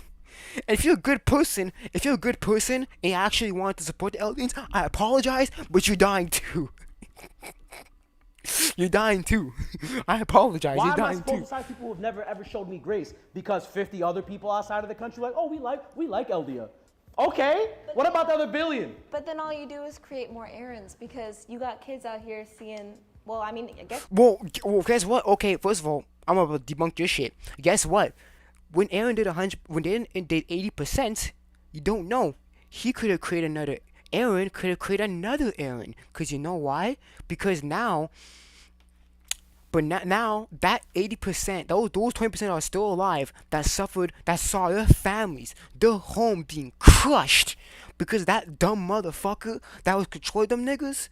Yeah, basically, if you think about it, Aaron could have created another Aaron. Matter of fact, in chapter 139.5, we did see Parody get destroyed, right? So if we can assume here, we can assume that because what Aaron did, the outside world created a bunch of little Aarons, and then those little Aarons decide to let's ride up together and fuck them up. You didn't create them because they're all dead, but. Yeah, exactly. You can't. Yes, exactly. That's the whole fucking point. Aaron was going to do 100%, so therefore there is no chance of any outside threats coming back to bite them in the ass. Yes, that is the fucking point. Yes. How much money you got on this? I think 20. And the reason why I say that is 20? saying Aaron did nothing wrong. No, I'm not saying that. Okay, that's like saying Griffith did nothing wrong. No, I'm not saying that. I'm just saying that Aaron's actions and Aaron's retaliation is understandable and could be justified if you're able to argument correctly. Because Aaron was pushed into a corner to where it was either his home or the world, and Aaron actually had the power to do something about it, and therefore he chose to do something about it. No, I didn't say he did nothing wrong. Yes, yeah, exactly. We're not saying that Aaron is completely innocent here. Nah, he guilty as fuck. Alright, and guess what? If when AOT Nah did this shit, I can imagine Aaron being like fucking Reiner, basically, nigga, I wanna die. I wanna die, but I can't because I got a fucking wife and child that's relying on me. If I die, I'm fucking. It's raps for them. I'm dead. I said he was justified. Yes, justified. Aaron's actions could be justified. Yes, that is true. Did Aaron do something wrong? Yes, he did stuff wrong. But what the argument is that Aaron's actions could be justified, and in this case, yes, it can. Are the actions good? No, but they can be justified. He's wrong. Killing is wrong on any front, but Right. Nah, I don't know. Killing is killing should only be the last resort in self-defense situations. That's it. Any killing out of malice, no. But if you have to kill someone out of self-defense because either your life or that person's life, or it's either you die or that person dies, that I agree with because that's just self-defense. But any murder, any killing out of malice, that's murder, which is no. Who at the least has an Sometimes you gotta body excuse? somebody. That's Yes, if it's a life or death situation and then you have to fight out self-defense, I'd say that killing is justified. In any other means to where you have to it's like murder or anything like that, no. But killing is for me personally, killing is only justified when it's a life or death situation and you have to protect yourself. That can I say killing is justified. Besides that, no, it's not. And in Aaron's case, Aaron is in that situation to where it's either his people die or the world dies. That's what someone's you're gotta saying. get put in the hole. See, look, now he's trying to. I'm sorry. I really love how you showed us that there really was no other answer really for Aaron. Yes, that is the point. There is no other answer for him because all the other options were so fucking flimsy and they weren't working. Yes, that is the point. That's right. And I completely agree. Watching Attack on Titan, Aaron had no options. It was Yes. kill or be killed. Yes. So he handled his business. Yes. I do think he had no other option, but I don't think he made the right choice. So I feel like there was another. Goody two shoes. Hey. Yeah. And you do realize that Aaron's goal was not to leave Paraty's future up to fate. Because guess what? He doesn't know. Guess what? Cause you know why he doesn't want to leave it up to fate? Because he can't see after his death. He can't see the future after his fucking death. So that's why he said, you know what? Before I go, I'm gonna make sure that my island is 100% secure from outside threats. That's why he said that, to say, you know what? I can't see after my demise. I can't see the future after my death. So what I'm gonna do is that I'm gonna make the best situation possible for my people. I'm gonna protect their future. I'm gonna protect their homes by killing the rest of those niggas out there. That way, when I'm gone, you know what? Don't worry about the outside threats, because you guys are the only people that are on the earth. So guess what? And then it'll be like that.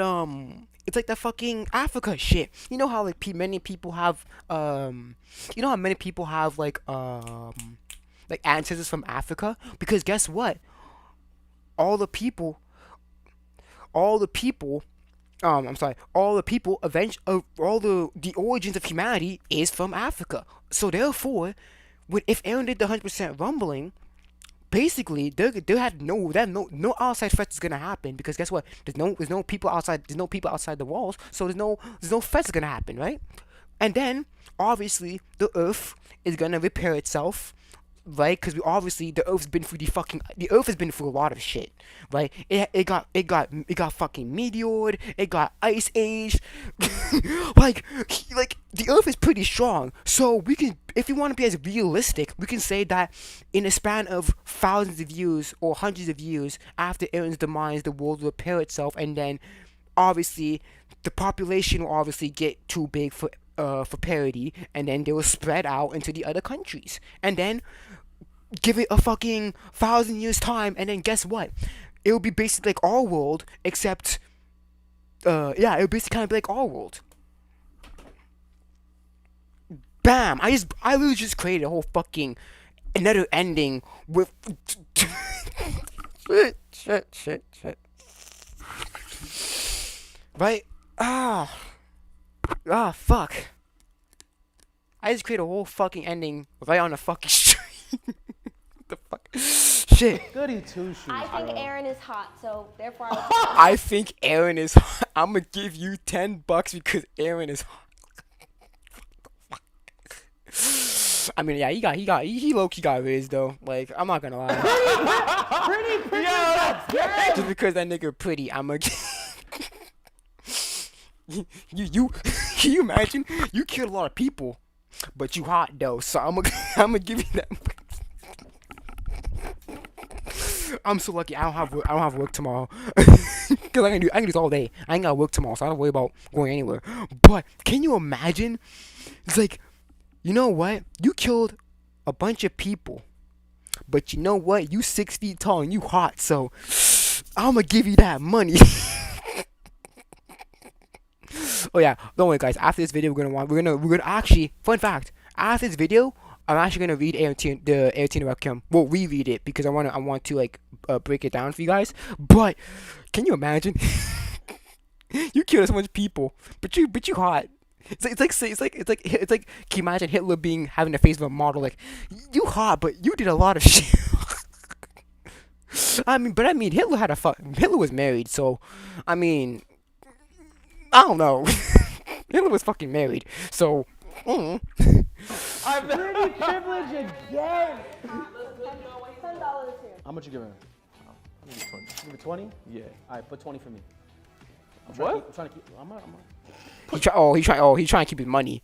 I bet you $10. I bet you $10. He would have thrown half that money out. You already pledged 50. You can't go back on that. I lied. See? Look, you see that? You see that? Remember? Yeah, he's 20. He's trying to save his money. Okay. That's the kind of businessman he is. No, I got. Thank you. This is cosplay money right here. Whoa. Oh, cosplay money. I want to. who claims there is a weak point in the anime. Good afternoon, Shark. What's Is a this? member of the One Piece community who claims there is a weak point in the anime. Next into the tank is a member of the One Piece community. Okay, so it's One Piece. This one's One Piece. Who claims there is a weak point in the anime. Good afternoon, Sharks. My name is @BrolickPump. One Piece sucks at character development. Let's go! Subtitle: Ace died for nothing. Let's go! That's not even, no, that's wrong. Well, Ace died for nothing. Well, you have to realize that if Sabo wouldn't have the fruit if it wasn't for Ace's death. Luffy wouldn't have matured if it wasn't for Ace's death. Luffy got character development. He did. Do you find it interesting that we as humans still talk about Hitler to this day? Do I find it interesting? Not really, because World War II was a very big really big event, and not only that, like we had obviously history's gonna have to write history, so obviously it's gonna be in the history books, and then not only that, if you really think about it, World War II wasn't that, like, I don't think World War II is not even 100 years old. It didn't even happen 100 years ago. So I find like World War II. Wait, I'm pretty sure World War II happened like didn't even happen 100 years. Hold on, let me check something. World War II, September 1939. Yeah, so World War II wasn't even 100 years ago. So I would say it's interesting but not surprising. That's what I would say. It's interesting, but it's not surprising that we're still talking about World War II. Because World War II wasn't even 100 years ago. So no, I would say that it's interesting, but not surprising that we're still talking about it. Because in the timeline of like all Earth, it's pretty recent if you really think about it. In the grand scheme of things, it's pretty recent. Like.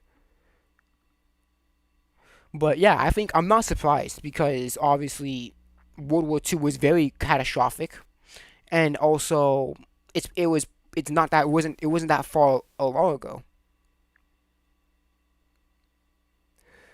I mean, some niggas' grandmothers were probably like just hearing about it on the radio or some shit. So I'm not entirely. It's interesting how people still talk about it, but it's not surprising. But anyways, what I was supposed to say? Yeah, character development. No, I disagree with you. I'd say that One Piece actually is One Piece doesn't suck with its character development. It just doesn't do anything exceptional with it. Because here's the problem with character development. People misconstrue character development as characters changing, like they're doing a whole 180. But that's not what character development is. Character development is just fleshing out your character and making them more human. So, for example, it can be as small as a character having a favorite color to as big as a character's ideology changing. So, as I think many people misconstrue the character development is that they think that character development has to be this character changing. Think about it like this: this man's supposed to die 100 times over. One time, think about it like this: this man's supposed to die 100 times over. One time a grenade killed 3 buddies and left them for a broken leg. A soldier let him live, saying, "I thought it was good." Yeah, again, it's interesting because obviously people that experienced it are still, some of them are still alive, right? So it is, when you really think about it, it is sort of interesting to really think that like people in concentration camps like escaped and stuff like that. It's really interesting. Like I remember back in high school, I was reading the Anne Frank book, and it's just crazy to see like bunches of people living in the attic, just being as quiet as possible. Yeah, we really get into the rabbit hole. It's very interesting. Again, it's interesting to see people still talk about World War II, but I'm not surprised that we are still talking about it because World War II is still World War II. Like That's not even like 100 years. Like World War II is not even 100 years old. Like that's like what? Because 2024, that's like what? What I say? Let me do a calculator. Because World War II, if you think about it, it's still if it's kind of recent. We really think about it. In the grand scheme of things of like our Earth history, yeah, it's pretty recent. So let's do here 2024. So let's start. So World War II. World War II started. Okay, so World War II started 84 years ago, and it ended in 1945, right? So 1945. 79, yeah. So 79 years ago. All Holocaust has passed away. Yeah, but you also realize that that people no. Because guess what? Because we have technology now, right? And people who well, I wouldn't would I say all of them passed away? I wouldn't say all of them well, because there are people that survived concentration camps, right? Because the U.S. helped out the who did the U.S. help out? Because I know the U.S. went against Germany and they freed some of the people in the Holocaust, right? So, and not only that, some of the Holocaust victims talked about their story, and then we have things like Anne Frank, like her book, or well, yeah, her diary that turned into a book. We still have pieces of things from the past that we can still look into and say, oh shit, so that's how it was during these times. So with stuff like technology and obviously stuff like Anne Frank's book, it's easier to access the stuff in the past, and it makes sense because there are people that talked about the experience in the Holocaust, and then there are people that talked about being in the war, and people that talked about seeing those people, saving those people from the Holocaust, and then we get Anne Frank's books. So yeah, we have like a lot of things to it's a lot of like things that there's all pieces of history that we can look over. So yeah, that's how I'd say it. But well, back onto the topic. Yeah, One Piece's character development, it's not bad. Is it exceptional? No, I would say it's good. Would I say it's shit? Would I say it's exceptional? No. But what I was saying, yeah. So character development, I think people misconstrue character development and say that character development has to be your character changing completely. But no, character development is just fleshing out your character to be more three-dimensional.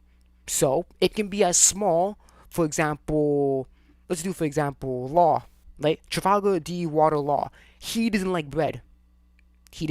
That's character development because that is fleshing out Law as a character. They're making Law more like a person because there are people that don't like bread, right? Or it can be as big like, oh shit, Sanji was part of this family that was genetically modifying their kids. Like character development is like it's like in a spectrum. So it can be as small as just learning about a character's like hobby or favorite color, or it can be as big as a personality change. So it's kind of in that spectrum. But to say that One Piece does it poorly, that I have to disagree with. I love One Piece. It is top 3 anime for me, number 2 right after Full Metal. Now the reason Full Metal beats out One Piece is the development of the characters. Many may argue, well, Luffy doesn't need to develop. He's already a perfect character. Well, no, I wouldn't say that. Because Luffy does develop as a character. He matures. He develops as a captain. So yes, Luffy does develop. Is it extravagant? No, but Luffy does develop. So what he's saying here is a lie. He can remain static, that it's a plot-driven anime. That is correct, but that doesn't take away from the fact that the character development is indeed lacking. Now you have a No, it's not. like Nico Robin. She was set to be this great supporting cast. You went through all What about Nami? Nami got big fucking character. If you learn about her backstory, the reason why she steals a bunch of money and shit, the reason why she's working for all along, Yeah, the reason why she steals from pirates, her mother getting shot in the head, the reason why she has the tangerine tattoo.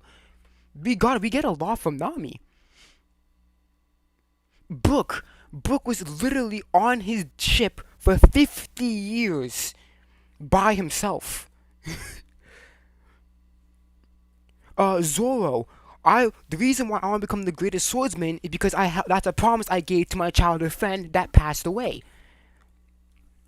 So I wouldn't say freaking how do I say this? Who's a great villain that has character development? Let's just say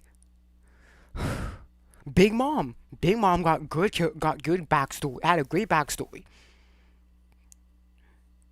Right? We had, for example, Big Mom. She decided to have a whole big family because she was abandoned. So having children would be like, hey, I ain't abandoning. So she created a whole utopia, whole cake island where every race, no matter what race you are, can live in harmony. And that way, when people go inside her island, she wouldn't be lonely. Kuma's backstory, right? Bonnie, she was, if you think about it, I don't wanna. She's basically she is technically implied. She's implied to be the product of what do I want to say it? Yeah, I would say that she is implied to be a product of RAPE because her mother Ginny was forced to be married to a celestial dragon. Doflamingo's backstory was fleshed out. Character development is not having your characters change completely. It can be as small as learning about their hobbies or as big as just as personality change. At Ennie's lobby to rescue her, you learn about her backstory, and then what happens post time skip? Also, Arlong Park, Nami's backstory. Nami's backstory fucking hits. Nami's backstory fucking hits. She don't like pirates because Arlong's a pirate and Arlong killed her mom or her foster mom. Let's basically mom. Her mom. It makes sense to why Nami hates pirates because a pirate killed her mom. She's collecting money. Why is she stealing people's money? Because if she gets enough money, she can pay off Arlong to let her village go.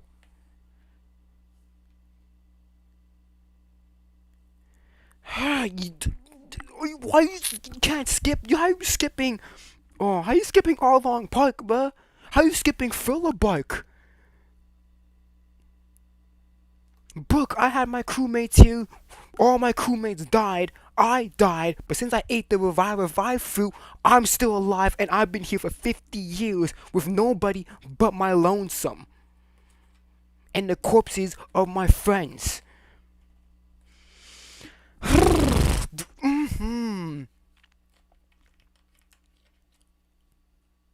She's just there. Now I want to go back Nope. to Luffy and subtitle Ace died for nothing. What was the point of Ace's death? To give Luffy a power up. That's it. Nope. No. What? Luffy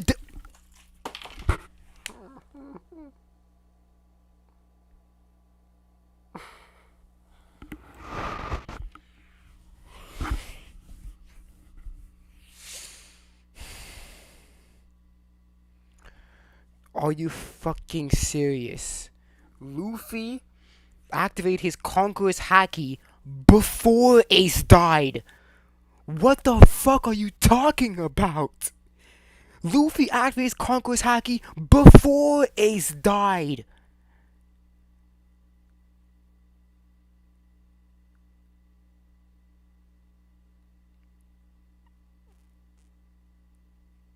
And not only that, it also gives Luffy motivation to participate in the Colosseum. to win because that fruit is Ace's fruit. That's Ace's fruit right there. And not only that, Luffy matures because he was in denial about Ace's death. And then he's like, no, what? When he's like, oh, what happened to Ace? Ace is gone. Luffy came into terms of Ace being gone. So no, Luffy did not get anything for a power-up. That's just objectively wrong. Luffy activated his Conqueror's Haki. Well, Luffy first used his Conqueror's Haki before Ace died. So no, that's not even true. Because right after he lost his brother, you have him freaking out, you have him dying. Yes, because his brother, who he knew for basically his whole life, is dead. He died right in front of his face. Of course he's gonna be broken. Of course he's gonna be broken. On the inside, and you have Jinbei putting him up against a rock, telling him, work to protect those you still have. So yes, or else they will end up like Ace, dead. Because if Luffy was stronger, he would have saved Ace. So no, it wasn't for Luffy to get a power up. It was to give Luffy motivation to say to Jinbei, like saying, Luffy, unless you don't want your friends ending up like Ace, you have to get stronger. So it's motivation for Luffy to get stronger. It strengthens Luffy's motivation to get stronger. Because not only that, Sabaody. So that's what he did. 2 years, trained with Rayleigh, became way stronger. Fast forward to Wano. Sabaody. He was trying to couldn't beat Kuma. He couldn't beat Kizaru.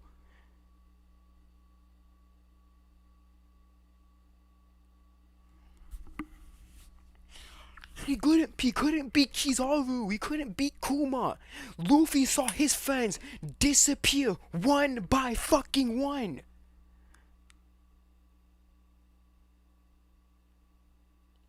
So, first of all, you're already fucking wrong here because I'm pretty sure Sabaody happens after Marineford, if I'm correct. Let me check to make sure. Because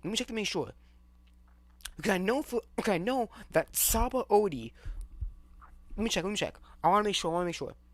Okay? So let me check. Before I get mad, before I start raging out, let me check if Sabaody happens before or after Wano.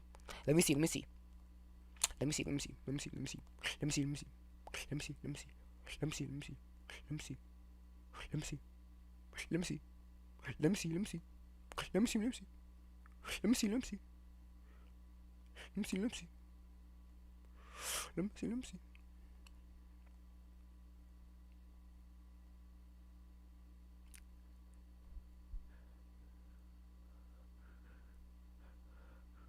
Okay. So Sabaody happened before. Yes.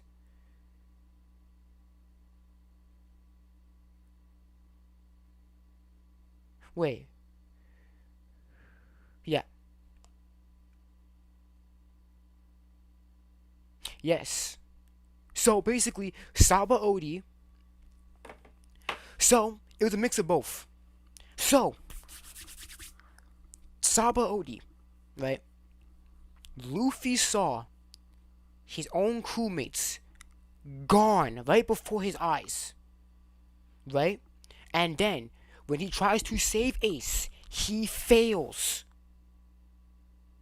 So Jinbei is like, unless you want your friends to disappear, like happened in Sabaody, or die like Ace, you have to get stronger. So it wasn't just Ace. It wasn't just, oh, he got a power up. No, it gave Luffy motivation to get. It gave Luffy more motivation to get stronger. Because he's lucky that his friends actually are still alive. Because they could have ended up just like Ace, dead. So no, it wasn't for Luffy to get a power up. It gave Luffy motivation to get stronger and master his haki. And not only that, it also develops Luffy as a character because Luffy was in denial that Ace died. Until he's like, no, Ace is dead. He came to terms with it. So it wasn't for Luffy to get a power up. It was to develop Luffy as a character. It was to give Luffy motivation. He witnesses Kaido, who he believes to have killed half of his crew. And what does he do? Does he focus on the crew he still has to protect them? No, he flies into a rage to attack a person he has no chance against. And the only reason he survives is plot armor. Ace died for nothing. Nope, he didn't. Ace did. I literally just explained why Ace's death is meaningful. It's meaningful for Luffy's development as a character, and it's meaningful for his motivations to get stronger. So, and not only that, dumbass, but so stupid. You're already contradicting yourself in your argument because you're saying that Ace died for nothing, but yeah, you're saying that Ace died so Luffy can get a power up. That means, dumbass, Ace died for something. That means Ace did die for something. It's just that you don't like it. So Ace did actually die for something. Because if Ace died to give Luffy a power-up, that means Ace's death was not for nothing. It wasn't for nothing. So we all... Okay. You're already fucking wrong. Literally. You're already wrong. You're already fucking wrong. Because if Ace died for Luffy to get a power up, that means it isn't for nothing. You're wrong. And that's my hot take. So good, so beautiful, so eloquent. Hold on, Rob. Let me just everything you said right now is just from top to bottom, an amazing pitch, beautiful pitch. No. Rob, go ahead. Again, this is coming from someone who loves One Piece. I know this is hard I for have you. a One Piece tattoo right here. And I respect it. Go ahead, throw some cap. This take is blasphemous. It is blasphemous because you're saying that no one develops a One Piece, which is just factually incorrect. Ace's death wasn't for nothing. So both your takes are already wrong. I would give you negative money. You owe me money now, bitch. You owe me money now. Crazy. Blasphemous. Disrespectful. Where's the cap in what he said? Huh? Where's the cap in what he said? Ace died for nothing. That's cap. Because if Ace, let's be reductive as possible. Like, let's be reductive as possible. If Ace died for right? If Ace died for Luffy to get a power up, that means that technically Ace didn't die for nothing. So his argument's already wrong here. And then characters in One Piece don't develop.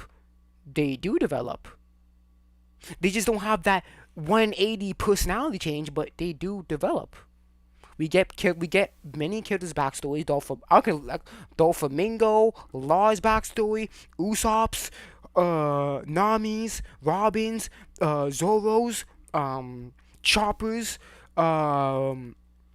fucking Brook, Frankie. But we literally have all of the crewmates' backstory. Alright? They're all there. We also have Big Mom's backstory, Kaido's backstory, Doflamingo's backstory. Who else backstory do we have? Whose backstory do we have? I'm trying to think of it. Yeah, Blackbeard. Yep, his backstory. How he got the dark fruit. Yep. Ace's backstory. Sabo's backstory and where Sabo comes from. Ace's mom has to hold Ace for what? I think she held Ace in her stomach for 2 years before she gave birth and died. Yeah. So bullshit. I'm pretty sure I'm probably forgetting even more. Senior Pink backstory. Listen here. His takes are wrong.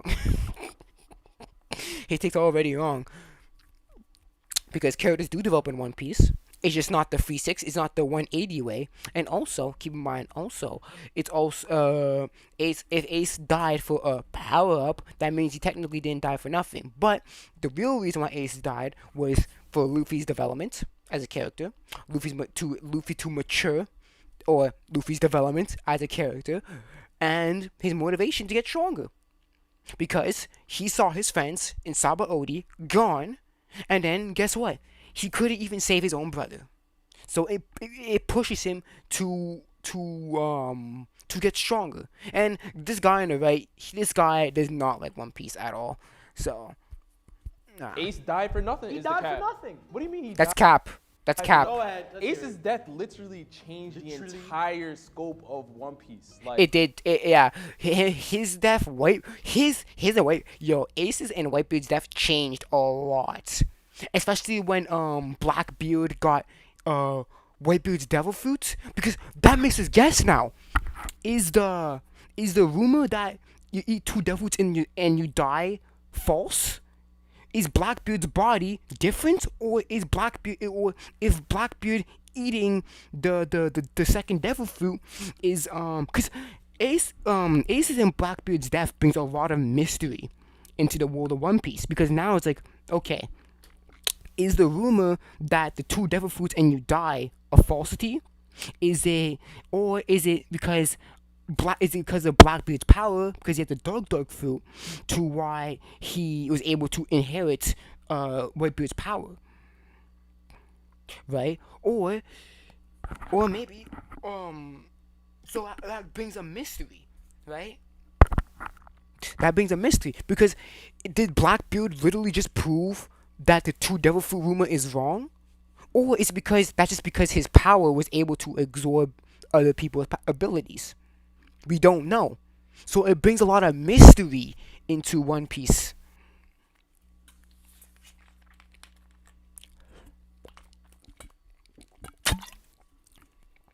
I didn't even hear one mention of Sabo, seeing how we found out. And also, yeah, Sabo. Because without the fruit, we wouldn't know that Sabo is alive. That like Sabo is still alive, and that switch over for him using Ace's metanomy and how that has. Yes, and not only that, it also motivated Luffy to go to participate in the Colosseum, because Luffy's like, wait a minute, that's Ace's fruit. So that gave Luffy motivation to participate and win the Colosseum, so he can get Ace's fruit back, so that he can have it. Because Luffy thought that Sabo is dead. So he's like, wait a minute, Sabo is dead, Ace is dead, I'm gonna get the fruit, so that way, technically I have Ace with me. Because he couldn't develop Ace as a character, he had to introduce a new character. No, but they're the brother trio. Yeah, they're the trio. And not only that, it also develops Ace, because, okay, why is Ace so loyal? Okay, also, first of all, jerk off, why is Ace hunting down Blackbeard? Because you know why? Blackbeard kills Thatch, right? And obviously Ace was super against that. He's like, wait a minute, you kill your own crewmates, bitch? I'm coming after you. So, that it shows you the reason why Ace is in Alabasta, because he's looking for Blackbeard, because Blackbeard was a former crew member of the Whitebeard pirates, right?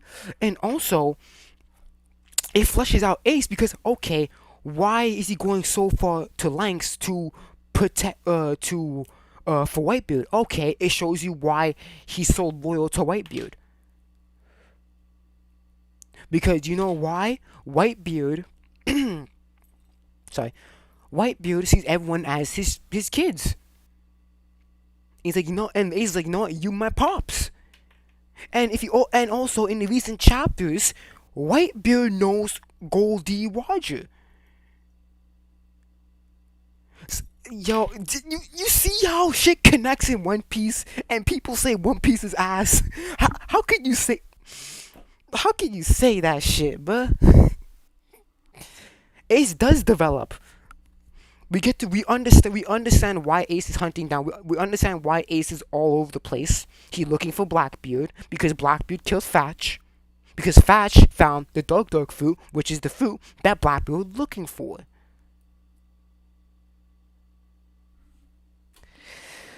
You see, shit connects in One Piece. Just give it time, and Oda can cook.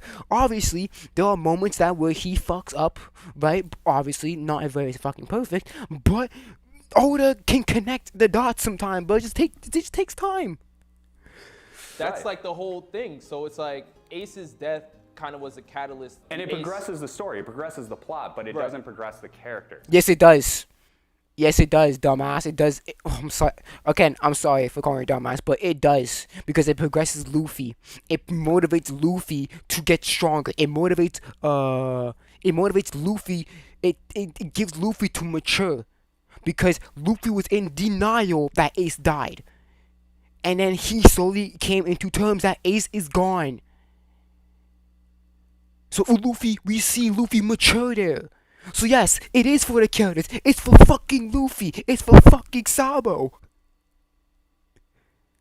Why did Luffy want to join the Coliseum so bad? Because guess what? That's Ace's fruit. That's his fruit. I think what's more important than what he's saying is that What? character development pen game is. No, it's not. No, it's not. No, it's not. It is not booty because he gives backstories to side killers that don't really matter too much. Senior Pink, read it. This man appears in one. Senior Pink appears in one arc, and this man gets a backstory. No, his pen game ain't booty. Is his character development his weakest point? Possibly. You can argue that his character development is the weakest point, but even then, how he develops character is not even that bad. No, here's what I'm saying. It could be better. His crewmate. Obviously, it could be better. But is it good as of right now? I would argue, yes, it is. Is it exceptional? No, but it's good. It's better than a lot of fucking sorry. It's better than a lot of seasons characters. Naruto. The only people that really develop a lot is like what Naruto, Sasuke, Itachi, Argara. That's like 4, right? Yeah, I named 4. Can I say Obito? Probably. I can probably say Obito. Sakura a little bit. But think about this. Out of the Konoha 12, the only characters that really get big development are what? Naruto, Sasuke, Sakura, barely. Well, Sakura, not well. Yeah, Sakura pretty much barely. Neji? No, not Neji. Hinata? I mean, she comes more assertive, but she's still a shy little girl. Yeah, right. Choji, what fucking development does he get? Kiba, Tenten, Rock Lee, he gets his backstory, but he gets shoved to the wayside. I'm sorry, but Bleach. Fucking Ichigo, like everything, man. But again, I would say that out of the big 3, I think Oda does character development the best. Not just only on the main. No. I would say overall, out of the big 3, Oda has the best character development in the big 3. Because Naruto, think about the side characters. If you ain't strong, you're not doing shit. Rock Lee, he had his thing in part 1. In Shippuden, he's nowhere. He's barely there. Tenten does nothing. Choji did nothing after the original Naruto. Neji. What about Neji? This man just, what? He gets like what? He low development, dies.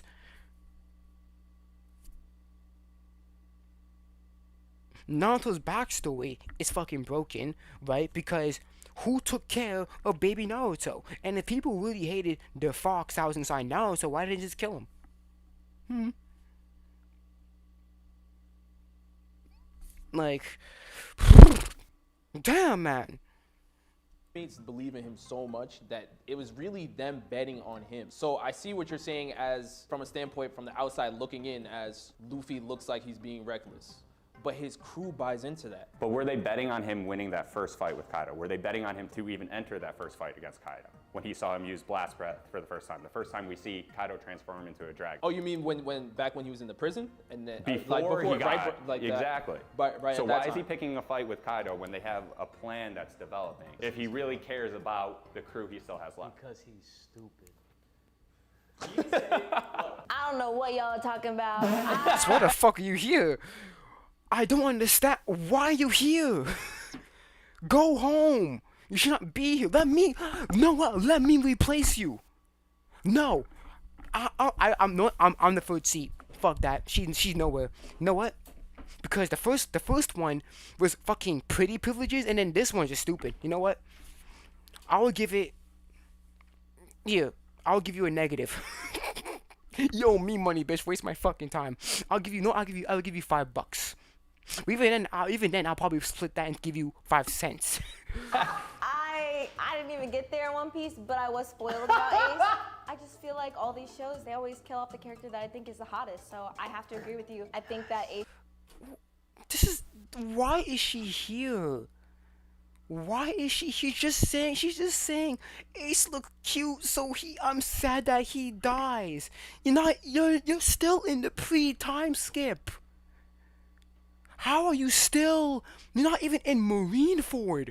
What the fuck are you doing here? You gave Eren a pass because he's pretty, and then you give Ace a pass. You give Ace a pass because he's pretty. What the fuck are you here for? Ace should have stayed in the show. No, let me take that spot. I will assure I can do a better job. Give me a ticket to wherever they live in. I will sit down there. I don't care. If I had to wear the dress to sit down, I would wear the fucking dress to sit down and say, no, nigga, you are wrong. He was, besides Zoro, like, truly attractive member. Who cares about Who cares about if he's attractive or not? Does Ace's death have any fucking impact on the story? But wait, you're not even that far. So what the fuck are you talking about? Shut your mouth and don't say anything. Because you're not even that far into the story of One Piece. You're still in a pre-time skip. So you can't even say anything about it. Your money, whatever money you're about to give to this guy means nothing. Because you're not even that far into One Piece. You're not even at that Marineford. So what the fuck are you talking about? You just lost me, bro. We were right here, and you just said like he should have stood him. He should have been gone from the show. Period. I fucking hate Ace. Ooh. I fucking hate Ace. His fandom is so unjustified. This dude showed up for 1 second, threw some fire out, had his nipples out. Oh my god. Exactly. Ace is the guy. What? What? Ace was a big character in Alabasta. He appeared in.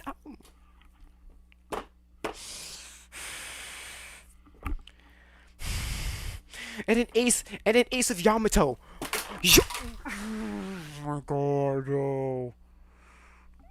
Oh my god. No. I dropped my fucking headphones. Oh shit. No. This is just dead wrong. This is dead wrong. I know for a fact that Ace appeared in Alabasta. I'm correct. He wasn't fucking Alabasta then. Fucking hell.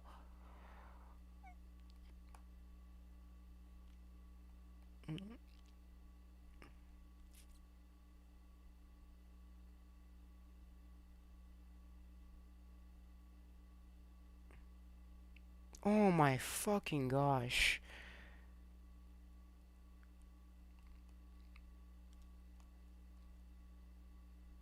And plus Ace saves the fucking crew.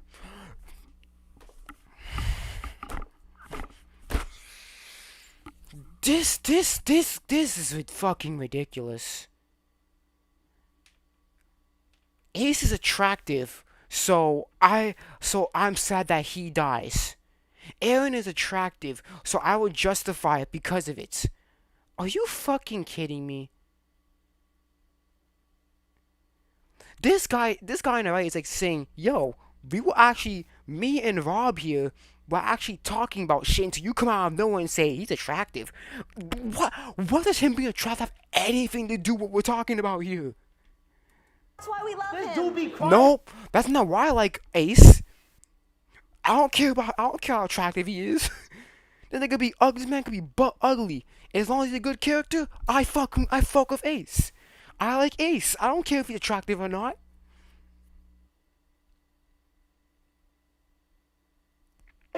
Dude's a bigger crybaby than Luffy. So what do you? What am I saying? You already know I'm investing. How much? What you think about? I would say I'm gonna guess 50. Nope, 70.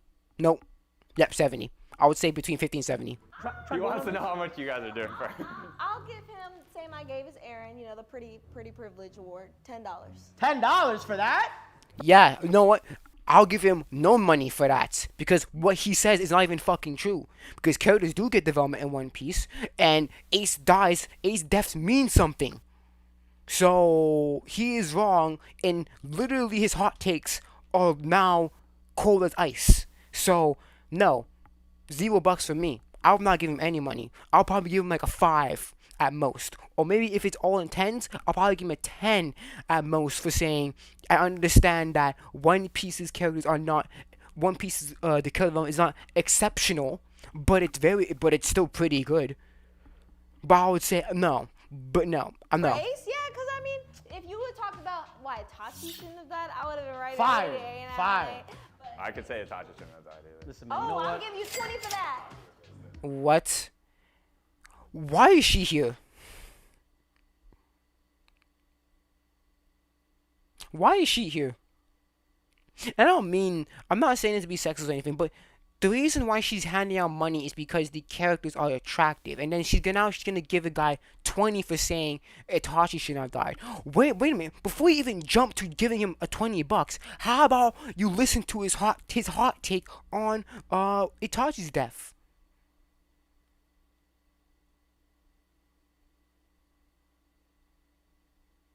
Bro. This ramen's crazy. 20. I'm gonna give you 20. No money. Again, to qualify what I'm saying, this is someone who's caught up with the manga. Don't care. How you caught up in the manga and say how can you be caught up with the manga and say that the character development in One Piece is poor? How can you even say that?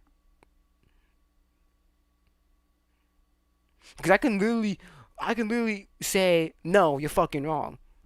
On both of your points here. No. Watching Justified. One Piece for probably 15 plus years, the development could be better. Okay. The development could be better, but is it bad now? I'd say no, it's not. It's not bad. Is it fucking exceptional? No. But characters do develop. And guess what? It takes time because the author's not gonna develop a character fully in one whole arc. It's gonna take fucking time. Even if you do have that personality change or whatever, you can still develop that character even more. So no, I disagree. You literally said that One Piece's world building is ass. Now you're switching up and saying it could be better. Shit, you can say that for any story. Any part of a story could be better. If let's just say, okay, let's go for the previous example. I argue that the world building AOT could have been better. Because how are the aliens being treated all on different parts of the world? We don't know that. It's only implied that they're treating even worse than aliens. We don't know. So, no, you can't do that.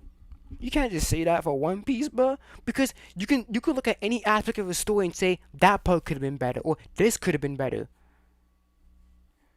It's goodness. 11:14. So he said what? He said what? What you say? What you say? Next into the tank is a member of the One Piece community who claims there is a weak point in the anime. Good afternoon, Sharks. My name is @Brolic One Piece sucks at character development. And now you're saying that it could have been better. So you're saying that there is some good character development, but it could be better. Don't backpedal, bruh. Don't backpedal. Cause Rob here, I'm cooking you. I can sit in that seat right now and tell you, nigga, you wrong. You fucking wrong, homie. Development could be better. Just look in the camera and say he's right. I look in the can't camera and say say that. he's right. But what I will say is No, he's right. Hold on. To you, what I will say is I don't think I could say One Piece as a whole has bad character development. Nah, you gotta get the money. You gotta get there the money. are some characters that did get done dirty. So Yeah, like 90. I could do 10. Nah, you have to give him I more could than do that. 10. You have to give more than that. Nope. I can get. You gotta give him more than that. No. I could do 10. You could do 20. You could do 20. I could do 10. Nope. This is crazy. How is that crazy? Now I'll give him no money. Because he said that the character development in One Piece sucks ass, and now he's backpedaling and saying, it could be done better. No, I'll say no money. You said nothing. He said everything. And you're just like, I'm gonna give him 10. You gotta give him some more than that. No. What do you mean? Give him 15 at least. I just said I don't think it's the No, entire cast. I'll put it in. I'll give you 30. That's disrespectful. One second. Disrespectful. You balling, man. I mean, listen, I can't go all in. I'm sorry you can't on it. reveal on your channel that One Piece is ass, okay? I get it. I get Because it. it's not. It's not. It's not ass. One Piece is actually pretty good. Obviously, it takes long to get. I recommend reading the manga because I would be honest here, the One Piece pacing in the anime is very slow. So I recommend reading the manga. But One Piece is good. Sure, it has like bumps here and there. For example, I'm not the biggest fan of how the females are drawn. Basically, super hourglass. It's either super hourglass waist or you ugly as fuck. It's no in between. But I can agree. There's aspects of One Piece I can agree with, but no, in terms of shitty character development, no, it does not. That's just wrong. Disclaimer, I am not saying One Piece is ass. No. Flip it black. See? So don't backpedal. Don't backpedal. Woo, I'm the only One Piece fan in here. It's tough. Nah, you got two because I replaced the female. You got two. That was Oda. Thank you so much, Sharks. So what's the next one? I didn't know. Next entering the tank is someone who claims anime has changed over time. What? How is this?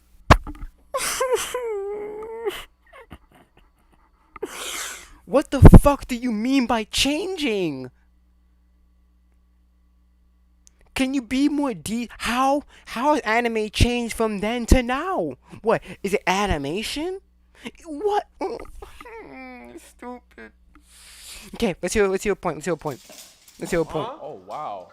What is this? What's your It's gonna point? take me a few seconds, guys. I'm sorry. Bankai? What Okay. the hell's going on here? Yeah, it's anime. We're talking about anime. I have to show you guys my powers. Okay, hold on. Let me show. Okay, Sharks. My name is Samurai Mara, as I introduced earlier, and I'm here to present my topic for you guys. But before we jump into it, what's your guys' favorite anime? My favorite anime right now is Bleach, and I also loved My Happy Marriage. You're so positive. So Bleach, just Bleach, right? Okay. Goat Piece.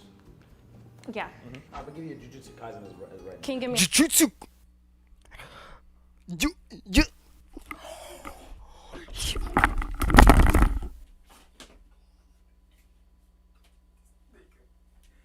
This nigga. He thinks Jujutsu Kaisen is better than One Piece? Dude, what? Oh, this man. This dude. What? This man is and he said no, keyword, he said for now. He said, so this man is trend surfing. Get the fuck out of here, man. Stop. Get the fuck out of here. Oh yeah. Goat Piece. Yeah. I'm gonna give you a Jujutsu Kaisen as right. Can you give me? As right now. No, for me, I'm One Piece. One Piece over here. Another one. Another one.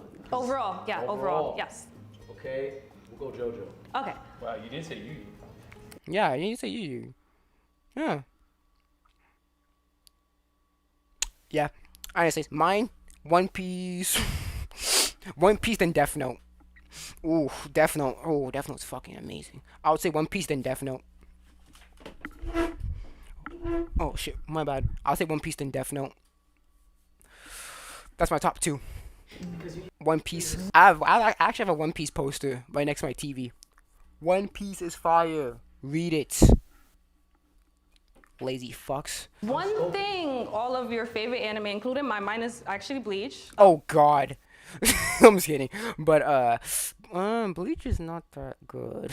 Our anime has in common is What? that they're old anime. None of you said any new anime. You said currently JJK, that doesn't count overall. JoJo's also a newer one, even though it had No. JoJo is old.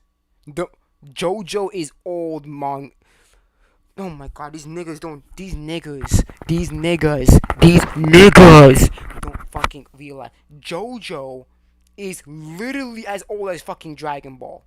JoJo is old. That's old anime. The anime adaptation is recent, yes, but the manga is old. That's old manga. But no, these niggas are anime people. So what the fuck do I know? Huh? an older version before. What? What? No, they redid JoJo's anime. Yes. JoJo is old. JoJo's Bleach and One Piece are old. But wait a minute. JoJo's came out in the 80s, mid 80s. One Piece came out in the late 90s, and Bleach came out in the early 2000s. What the fuck? We're jumping decades now. What classifies old and new anime? Is it the split of the century or something? Because if I'm correct, I'm pretty sure Bleach manga did not come out in the 90s. Hold on a second. Let me check.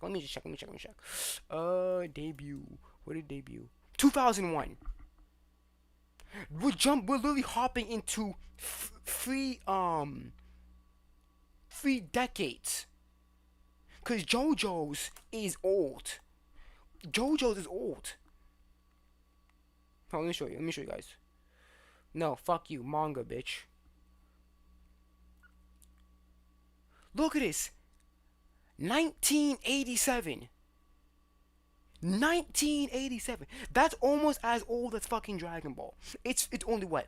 3 years younger? Yeah, because Dragon Ball came out in 84. The original Dragon Ball came out in 84. 87. It is literally JoJo's Bizarre Adventure released around the same time as fucking as Dragon Ball. JoJo's is old. JoJo's is old manga. It's been going on for many years.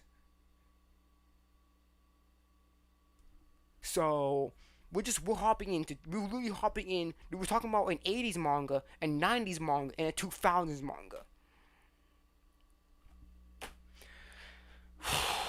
And that's the issue. What classifies new anime and old anime? Is it like, what is the cutoff point? That's what I'm trying to explain. What is the cutoff point between old and new anime? Is it from the 21st century? Because that's the case, then Bleach is technically in the new anime because it came out after 2000.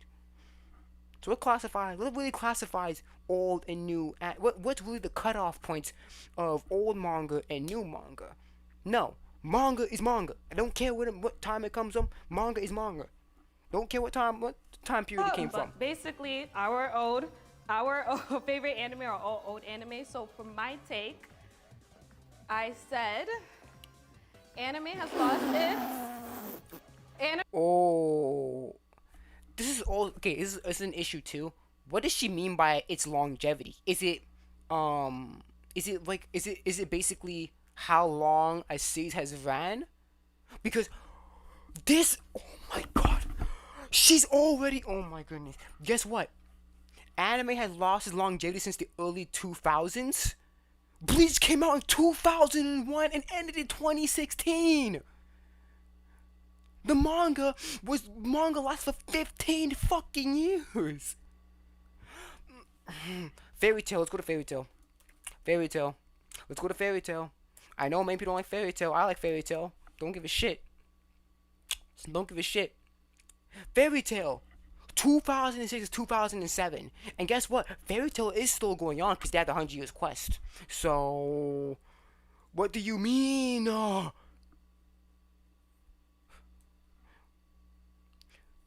What do you mean?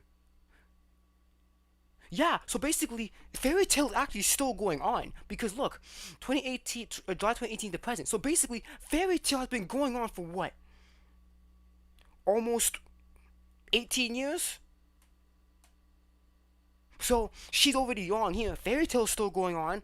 It released in 2006. And what do you mean by longevity? Are you talking about how long a series lasts? Because that's not true. Because My Hero Academia has over 400 chapters. So that's already wrong.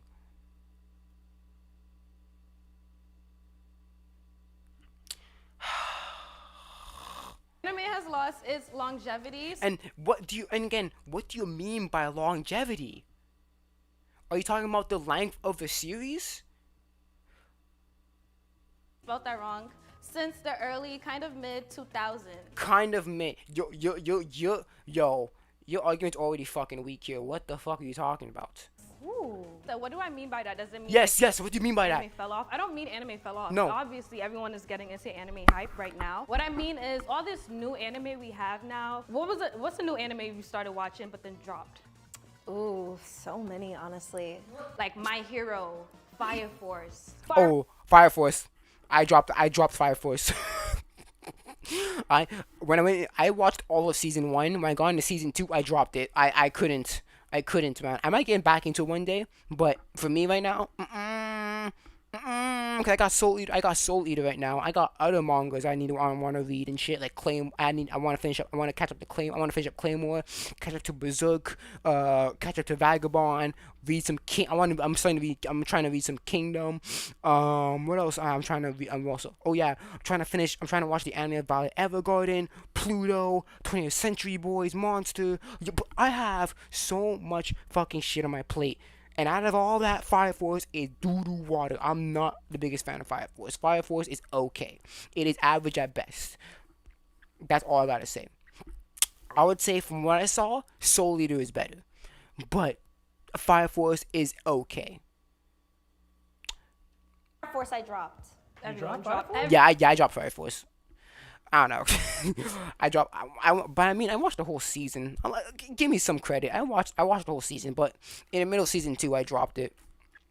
I'm just not. I don't fuck with it. Everyone dropped Fire Force. What's the one with the scientists? Doctor Stone. I need to actually watch Doctor Stone. I heard that's actually very good. And the reason why people drop Doctor Stone, because you know why? There's no fighting in Doctor Stone. There's like little to no fighting in Doctor Stone. That's why people drop it. Because they ain't no punch monkey, ooh, ooga, ooga, let's fight together. No. There's no fighting in barely, there's like, if not any fighting in fucking in Doctor Stone. That's why people drop it. Because people are too scared of broadening their horizons and say, let's not fuck with shonen. Let's go see some fucking. Stop seeing some battle shonen and start seeing some fucking slice of life, or some romance, or some shit, man. Broaden them horizons. Dr. Stone, though. Wait, y'all dropped it? No, I didn't drop it. Did you guys dropped continue? it. You I dropped dropped it. it That's too. what I'm saying. Anime has lost its longevity. That's it. How? Bro, no one better give her any money because what the fuck? What is this whole argument? First of all, what the fuck do you mean by longevity? So you're basically saying, first of all, you don't know why I forgot the female's fucking name. You don't know why the orange dress girl dropped Fire Force. Why did the orange dress girl drop Fire Force? Why did she drop Doctor Stone? Is it because it's what? Maybe she's just not interested? There's so many reasons why people drop things. Maybe it's the character. Maybe the plot's too slow. Maybe they have too much on their plate, and then they make a decision like, okay, out of all these animes, which I like the least, and I'm gonna choose that one. We don't that's like, for example, there was a part timer. I've watched like seasons of it. I just dropped it because there's just so much I wanna read and on my plate right now, right? Obviously, it's on hold, just like Don Machi. That's also on hold, right? Because I have a lot of shit I wanna get through. Right now, my top priorities are catch up to Berserk, going weekly to weekly with Chainsaw Man, finishing up Claymore. Right, I'm also reading manhwa. I'm reading fucking a web novel called The Lord of Mysteries, which I heard is very good. Right, I have so much. People can have so much on their plate that they just want to drop something because they want to focus on something else. Because now, for me, I'm reading fucking manhwa, I'm reading web novels, I'm reading mangas and watching anime. It's just I just have too much on my plate, so I'm like, you know what? Plus, I have video games to also play too. Some people can have too much on their plate and then drop something that, or maybe put a pause on something that maybe there's I'm not interested in this. Out of all these things, I'm not interested in this one, so I'm gonna drop it, and then maybe when I clear up my list, I can go back to it. That's what I'm doing. There's so many reasons why people drop things, so you can't just say, "Oh, that's because it's longevity's bad." No, you're just saying, if anything, people's attention spans are fucking dropping since the 2000s. That we can fucking agree with right there. That I'm saying, but no. There's nothing here to really discuss about. If that's all your argument is, I'm not giving you any money because you're gonna leave here a broke bitch. Because honestly, what this argument here doesn't make any sense. So I drop it. I drop an anime series always long as longevity. I mean, I'm blasting through One Piece. And it's been going, and it's like over 1,000 episodes, and I'm still skimming through, blasting through One Piece. I'm actually planning on doing it tomorrow. Planning on watching more One Piece tomorrow. So, or reading it, either one. But that's such a such a point. This is just a pointless argument. Now, I think you should have done is probably make your argument much more detailed, because this is so broad that it gets people confused. Like, okay, what do you mean by longevity?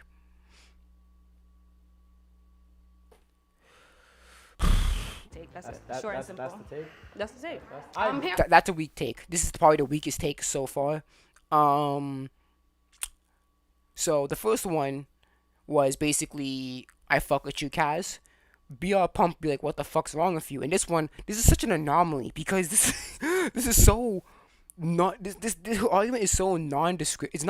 It's so unfocused that we don't even understand what the fuck what do you mean by this? For questions, I have statistics, so questions. Oh, and okay, I can put numbers. I can put numbers give us up. some statistics. Okay. Please give me something so I can piece together what the fuck you're talking about. 87%. This is in U.S. 87% of young adults have dropped their new anime they started. How do you know this? I researched beforehand. Don't pull out your phones. Yeah. Okay, but that's the issue. Why did they drop it? This stat does not mean jack shit, because we don't know why people have dropped the anime. Why did those 80% of people drop their new anime? We don't know. Maybe they lost interest. Maybe they saw something better and want to put more focus on that. We don't know. This statistic means nothing. You better put her thing is pretty chunky. She better fucking explain it. Yeah. I researched before. 59% in Japan. 59% of young adults in Japan dropped. How are you sourcing this information? Yeah. What's your sources? Google. Well, like, do you have like a website, or like is there a... After, I'll give it to you. Oh, after. Yeah. Oh, interesting.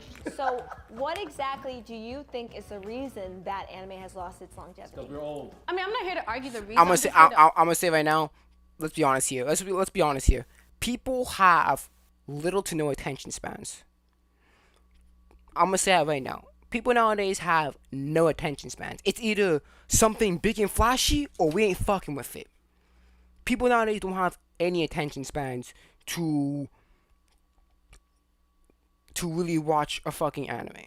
For me, for One Piece, I knew that I knew that One Piece gonna be a fucking long ass journey. But you know what? I pushed through. I'm like, you know what? I like One Piece. So me pushing through episodes is like nothing.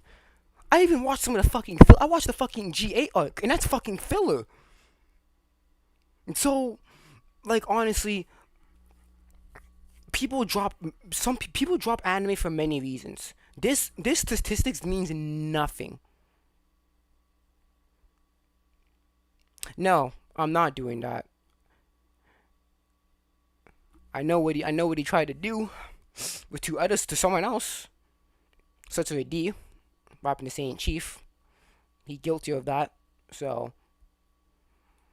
I'll reply to his comments and shit, but as of hearing his voice and shit, no. Argue that it has, you know. I don't. There's so many different. There's so many different reasons as to why, but it just happens. Yes, exactly. Therefore, your argument is poor because many people have different reasons to drop a manga. Maybe they don't like the characters in the manga. Maybe it's too slow. Maybe it's too fast. Maybe there's other things that interest them more. We don't know. This is so stupid. This statistics means nothing because there's so many reasons why people drop things. I dropped Danmachi because honestly, I have so much things that are better than Danmachi that I want to prioritize right now. Right? SAO, I dropped that because I don't like SAO. Right? I watched fucking 2 seasons full of that shit and I didn't like it. There's so many reasons to why people drop things. So saying that this 87%, 59% means nothing. You know? So what is the reasons for it matter? The reasons don't matter if the fact is still the fact, you know? No, the reasons do matter because people have many reasons to drop something.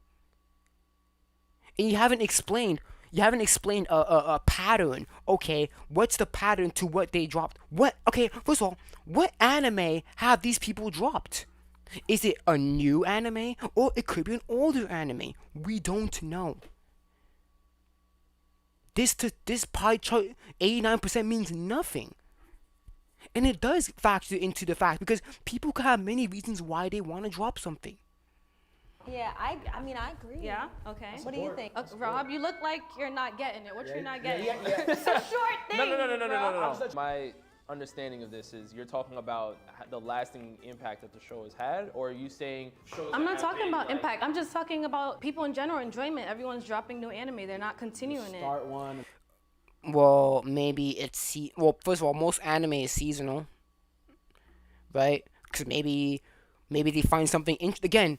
There's so many reasons why people drop anime that this argument, I'll be even surprised if Rob gives her money because there's so many different reasons why people would drop things. And sometimes not all those things are new anime. And then you'll be like, oh, it's cool. Then And also, I can also say most people drop it because guess what? It's hype. It's all about the animation, guys. Everyone's fucking dick sucking Demon Slayer for like the past 2 seasons, and then the film will come out. I hear nothing. People's attention spans are so fucking low nowadays. It's crazy. I think we're just a little oversaturated now. There's just so many. There's so many animated. But people are watching the Bleach 1000 arc. People are watching One Piece. They're not saying there's so many. You know, people are still watching the old stuff. I think. I wonder, is it because it's actually good? There's so many reasons why people would continue a series. Maybe they have a friend that maybe they want to talk about with a friend, so that way they're not out of the loop. There's so many reasons why people drop things. There's so many reasons why people watch things. Most nowadays people watch it because hey, look, it's hype. It's hype. Oh my god, look at that animation from fucking One Piece. What? No. Most people who watch Battle Shonen, from what I know, from my scene, from content creators that talk about shonen and shit, it's because it's hype. There's nothing more than that. Demon Slayer dropped hard. Tokyo Avengers dropped hard.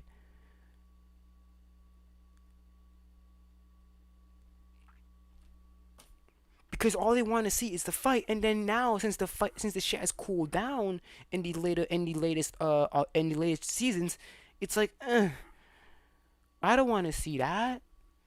Where's my episode 19 animation? Where's all that glorious animation in Mugen Train? There's charm that older shows have that newer shows. Yeah, I agree. And I agree. And that's why your fact just supported my take. Anime has lost its longevity since the early mid 2000s. Yeah, I agree. Can you now say that's now 90%, no longer 89% because you just got. You said this is 90? Yeah, now it's 90%. Yeah, it's 91. I don't like even numbers. Okay, 91. so we're just increasing the number just because. Yeah, just because. Google. So Google. Okay, oh my, okay. Yeah, so his source is unreliable as shit because unless you got some actual facts, these numbers mean nothing. Now you're switching, now you're boosting it up. So, okay. Okay, so Google said it's now 90 from just her being added. Google. 91%. Yes. So if I were to add myself to that, what would that be? 91 point. No. How? Okay. Also, too, how many? If this guy says yes, and then it's impacting this much, clearly this person has not surveyed a lot of people. 20, So I don't matter. Okay, okay. 25. You're 25%. So why did she get 0.25%? Billion Men are She's a a quarter. woman. Men a are beautiful only worth woman. Yeah. a piece. You know, I was of a gonna woman. give you money, but What? then you just did that. I mean, that's what men do, so it's okay. You know. What? What? It's a male thing. I don't take it personal. That's it's okay. crazy. It's okay. It's 'cause That's a male thing? What are you talking about? Huh? women. With you It's fine. before. Yeah, it's fine. You know, women support women. It's the males that we. That's not my topic, anyways. Anime has lost its longevity. Again, this is nothing. I feel like skipping this section because this is nothing. Since the what's the debate here? I'm with you. Okay, so why wouldn't you give me money if you're with Because Tom? you just did that. This is the take, not anything else that comes The out. same doesn't way you matter. just. Yes, it does because those percentages back up your statements. So those numbers do matter. What the fuck are you talking about? Me, I'm gonna petty you. No, don't. She just made me not. She just made me feel A less Shark than. Tank? I don't know. That's not She just the made me point. feel less You're not than. really giving me business tank right now. Yeah. No, I'll give you no money because you have not properly explained what the fuck your take is here. Because you're just saying people are dropping new anime. That's all you're saying. We have to keep this professional. She didn't keep it professional. Yo, this girl says keep it professional. Do I have to remind you that you gave the first girl and the first dude $10 because both Aaron and Ace are fucking kitty? Talking about being professional. Shut the fuck up. You ain't professional either. You gave the two previous people $10 because the killers that they talked about were attractive. I don't have. She I'm said- not a Shark Tank. Okay, I'm here to get money. I could yell. I could do whatever. No, you're not getting no money from me. If I was in there, you owe me money for wasting my damn time. I want here. This is my show. And for that, I agree, and I will be giving 40. 40? She barely explained anything. She just says that people are dropping new anime. That's it. What are the reasons behind them? Bro. This is what you get 40 for. Because not only is she right. What's your argument? What's your argument on anime has lost its longevity since the early I'm not and here. mid? I'm not here. I want to invest. $40? Yes. Next judge. This is a fact. This is not something that Thank you, is Judge. loosey-goosey. We had someone. It come is here. loosey goosey because why do people drop fucking new anime? Why do people drop anime? So it is loosey fucking goosey because we do not know why those people have dropped these anime, and also what anime did they drop? So this evidence is nothing. For me, $0. You get no money from me. And really break down the ABCs. Who did you have? What contestant? Who? Oh, no, so now you're not giving me discrediting the names. other contestants. No, I just want to know. You're bringing them in. So now you're making now more they're part of people my feel show. less than. I want to know now. Let me see. This is a let me do competition. a one-two I This like is that. crazy. Gabe, you're up. If you have any I'm more not. questions, I agree with I her. can answer questions. So then what are you paying? 'Cause He it's- just I'm not hates paying me. her shit. Yes, me too. I'm not paying her shit. I'm not giving her anything because her argument is nothing. There's really nothing to really take out from her argument. People been dropping a lot of manga. That's it. What? What? He already said he hates me. She's not getting $1 out of me. Yeah, she's not getting $1 out of me. I'm not. I'm only worth 0.25%. Remember where Clearly, you are. she doesn't care about my money. Listen. My money's no good here. Hello, we're in New York, okay? Remember that. What does that mean? What does that mean? I understand New York is expensive, but that doesn't mean you're getting any money from me. Let me go to New York. Let me go to New York. Know what? Let me go to New York and sit in that chair right there. I'll move that chair right next to this dude and say, nah, you ain't getting money from me. Let me join in. Yo, this is getting crazy right now. What does that even mean? know. We're in New York. Remember that. Yeah. What does that even mean? I understand New York is high living, but okay. You're getting $40 from her. You might even get 50 from this dude. So relax, man. What is that? I'm gonna get killed? Like, what's happening? I mean, for me, I've been keeping up with my Dr. Stone. Okay, give me and another. my hero. Oh yeah, okay. First of all, I have been also me too. I have been catching up on JJK. I have been catching my villain. I have been doing some villain saga. I've actually about to do some manga the villain saga actually. I have been catching up on Free Aaron, Beyond Journey's End. I also been catching up on. I also been doing some Violet Evergarden. I also have been catch up on Soul Leveling and Chain Soldiers or what? No. So I what are we talking about here? JK. Okay. My hero. I have been keeping. Yeah, me too. I'm caught up with My Hero. For the anime, I'm caught up with My Hero. So, for me, I don't care. See, for My Hero, I don't care about My Hero to the point where I'm gonna go read the manga. I don't care. But I have been catch up on it. I'm finishing up JJK, the Shibuya incident.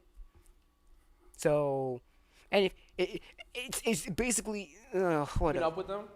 But I will say, if a new show comes out, you'll never hear about It falls previous off. show. What happened to Fire Force is ridiculous. Black. Yeah, Tokyo Avengers. I would say Demon Slayer, but Demon Slayer just released a new thing. Good anime. I'm not saying any of these new animes are bad. That's not my take. Sorry for cutting you off. Right. But you're just saying people are just dropping them. But you're not giving me the reason why these people would drop them. And also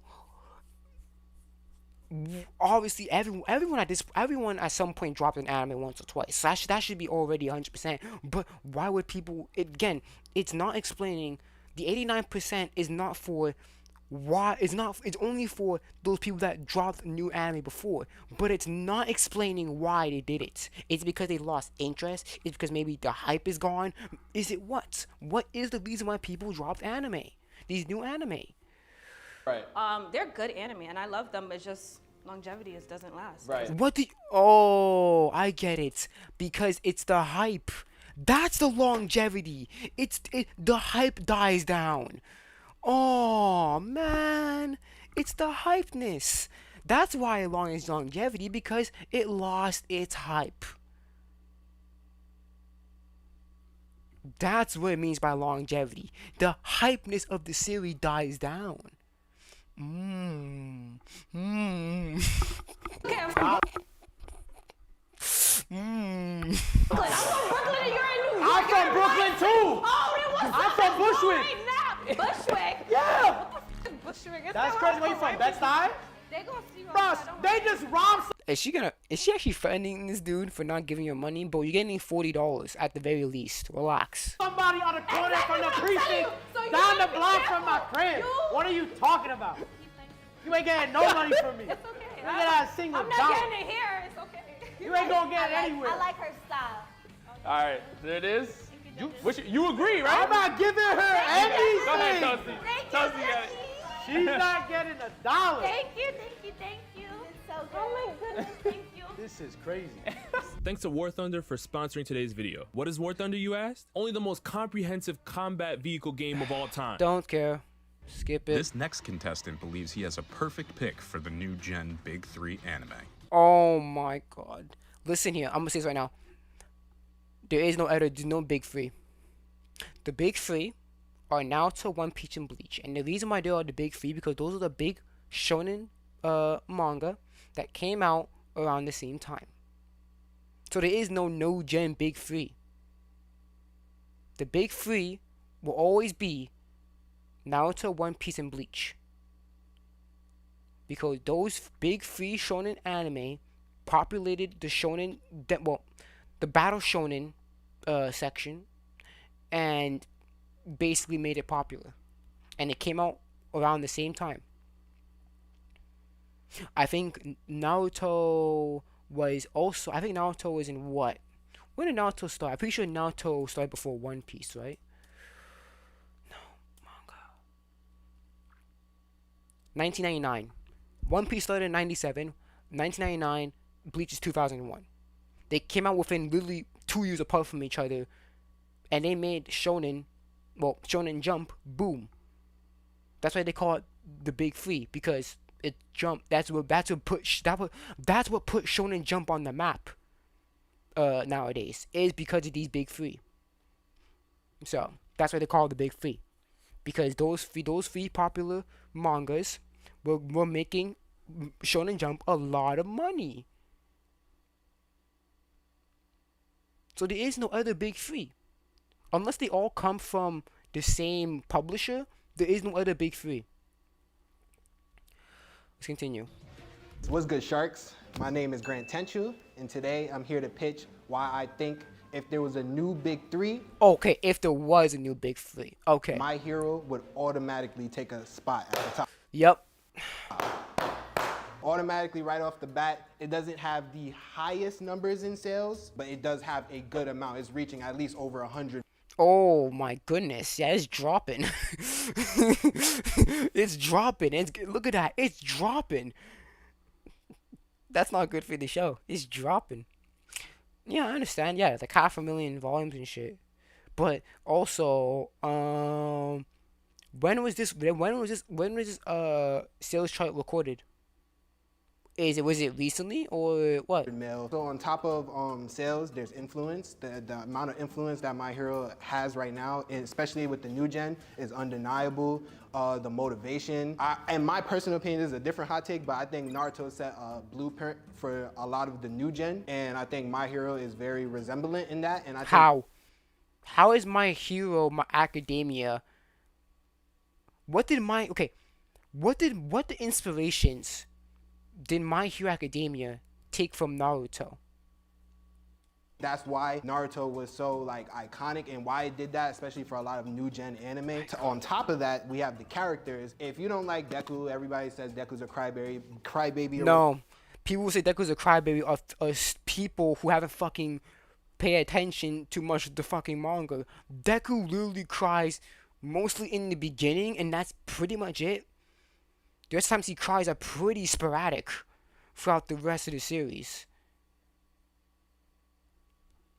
Whatever, there's a whole roster of characters, and at least everybody gets time to shine. No, they don't. What about Sugar Rush? Tokiyama said the time. Time to shine. Let's see here. Let's see who has the time to shine.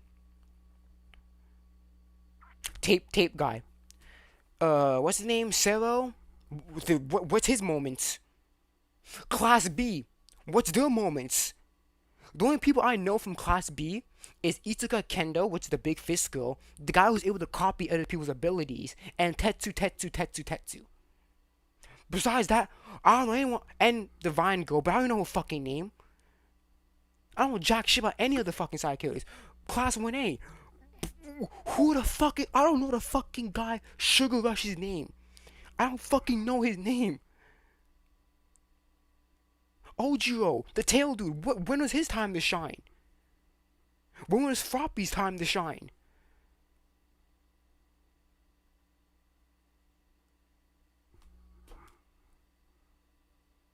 What? They get at least a scene or two every season. A scene or two. Is that what makes My Hero Academia good? Is that they're just there?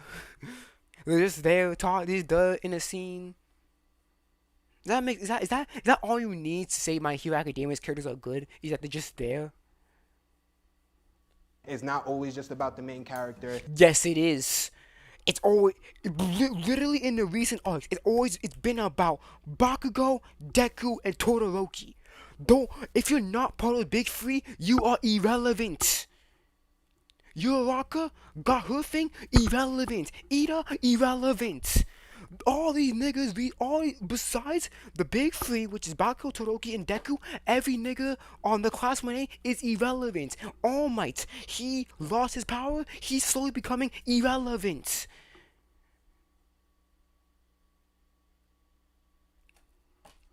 What?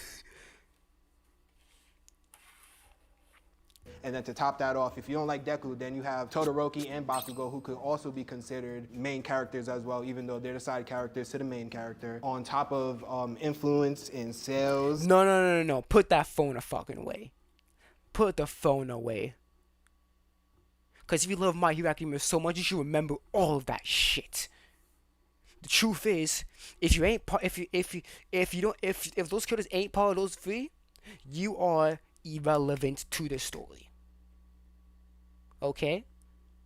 You are irrelevant.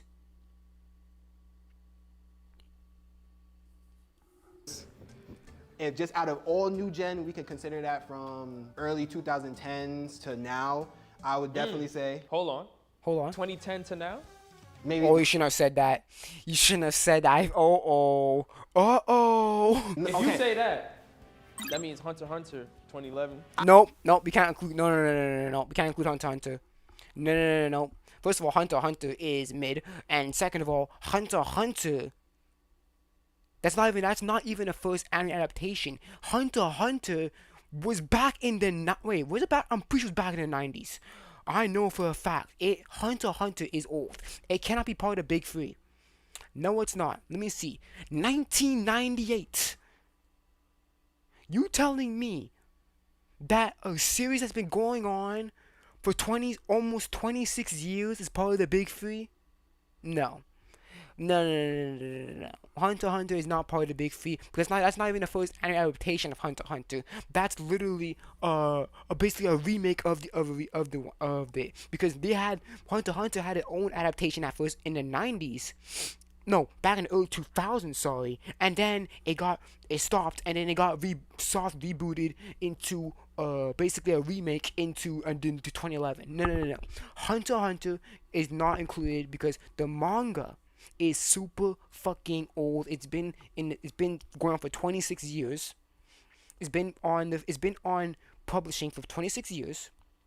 Okay, and also the big three does not correlate to anime. It correlates to the mangas because the big three gave Shonen increased a lot of the manga sales during the late 90s, early 2000s, and those jump big three were Bleach, Naruto, and One Piece.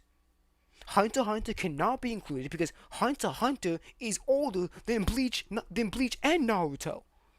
So no, Hunter x Hunter does not count. I'm not saying necessarily 2010s, but I mean... No, Hunter x Hunter does not count. Because the manga is over 25 years old.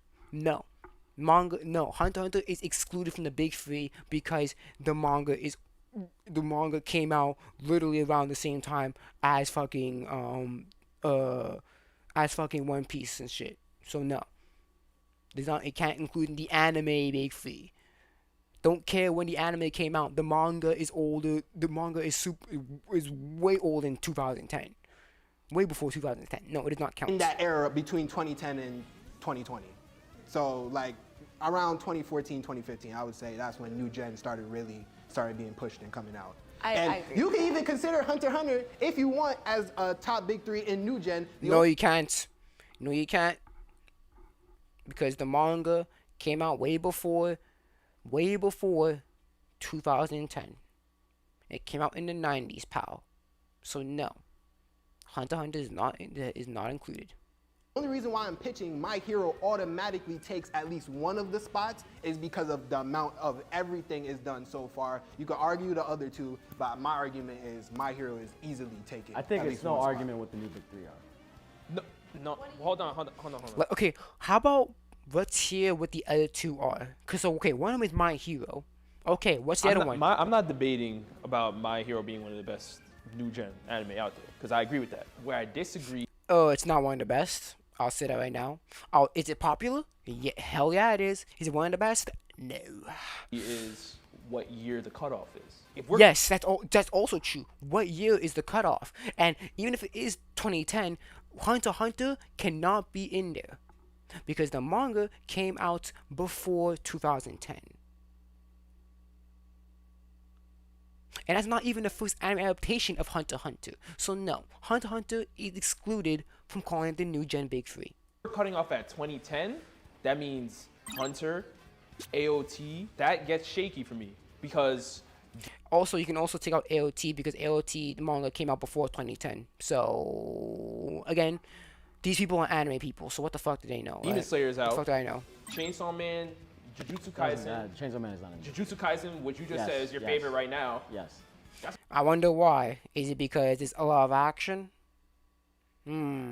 Already 4 spots. I think the big three for new gen is Demon Slayer, Jujutsu, My Hero Academia. Not Attack on Titan? No. No. He stated the year was 2010. I just said 2010s. I said 2010s with an S at the end. So it's just that era in general, in the middle. I'll put it this way, right? You go to both 99-cent store. This is basically nothing, because there is no other big three. The big three will always be Naruto. Will always be Naruto, Bleach, and One Piece, because it doesn't quote to the fucking anime. It quotes to the fucking. They're talking about the manga. It's the manga sales why they call it the big three, not the fucking anime. Shops all over New York City, right? You'll see a Deku, you'll see a Jujutsu, you'll see a Gojo statue. You won't really see Eren. Like, he's not big three in terms of like. I'm telling you, it's a really popular thing. Stop. But My it's Hero, not big three compared to like Demon Slayer, Jujutsu Kaisen, and My Hero Academia. No, but you can. Those are just popular. Those are just popular. Demon Slayer is fighting. Demon Slayer is ass. That's one. Demon Slayer is garbage. Jujutsu Kaisen is okay, and then My Hero is falling off. The reason why the big three is called is popularity. Like, you could say My Hero is popular without shooting down what AOT has done. I'm not shooting Oh, no, down definitely. Because let's not deny because you're AOT not status. I would consider that new gen as well. And I definitely think like Attack on Titan could easily be considered one of the big three as well in the argument. But I just personally think My Hero, there's just no like doubting. Like if there is no new big three, obviously. But if there was, I feel like if you did a graph or if you did a chart or whatever, a lot of people, you would see My Hero popping up a lot. And definitely Attack on Titan would also be in there. with the kids, man. I think I need a year. And the reason why I'm saying I need a specific year is because if we just say 2010s, I didn't even say Sword Art Online yet. That's not big three, bro. Sword Art Online literally changed anime forever. There's an isekai dropping every. Oh yeah, I forgot SAO. Yep, SAO. That's true. Because of SAO, there's fucking isekais every fucking where nowadays. So yeah, they include SAO. They include SAO. Because guess what? You guys are not. These people are. This guy is not basing off of the quality of the writing. He's basing off the popularity. So why not SAO? People still talk about SAO. Sure, it may not be for the good reasons. Sure, it may not be saying good things about it, but they're still talking about SAO. Every day.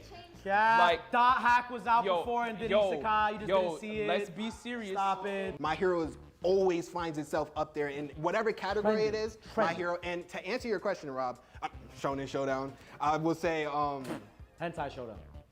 My bad. What?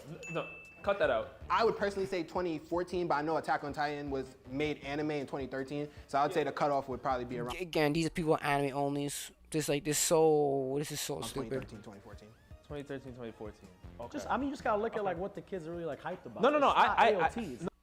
No. The ones we talked about a second ago. Okay. Also, if you look at Yeah. the big three, right, and you look at the energy of the original big three and like the energy it kind of bring those shows, AOT doesn't fit that same kind of vibe the OG big three gave them. Like, What do you mean by that? What do you? Oh my goodness. Are you talking about impact? Okay. If you're talking about the impact on other anime and on manga and anime in general, yes. The big Naruto, Bleach, and One Piece clear AOT out the water. That's for sure. In terms of cultural impact, yes. Those three clear out of the fucking water. For sure. But what the fuck do you mean by a vibe? Are you talking about like the tone of a series? What do you mean by that? Like Demon Slayer, My Hero, and Jujutsu Kaisen directly fit into that same vibe the original big three gave. Oh, so I'm guessing okay, let's do the parallels. I'm guessing that what? So Demon Slayer is the One Piece? But Demon Slayer is done. So, okay, so I would say is Bleach is Jujutsu Kaisen the Bleach, and then the My Hero the Naruto, and then the Demon Slayer the One Piece? What? I have no fucking clue. He's like the Death Note. Yes, that you're like, yo, this is it's crazy. Well, I only have 20s left, so I can't stiff you on like some small bills. So you lucky. So what are you doing? I gotta give it 20. But I also do agree with it. Like it's like I think yes, My Hero is automatic. Yes, yes. But here's the problem: you guys are judging off of popularity. And I guess you can say the original Big Three is popularity too. But I mean, they got numbers, man. They got a bunch of manga sales. Again, the Big Three is because of the manga sales, not because of the animes. Automatic. I think it's automatic. I could do 30. You do 30? Yeah.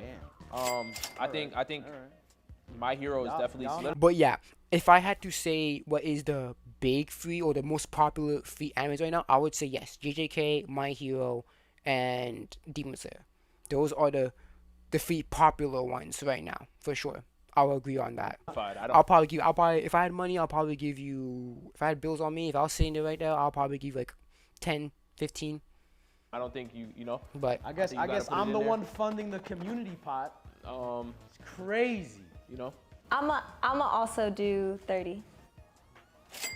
This man got 80 bucks. Hell. This man got 80 bucks just saying that My Hero is popular.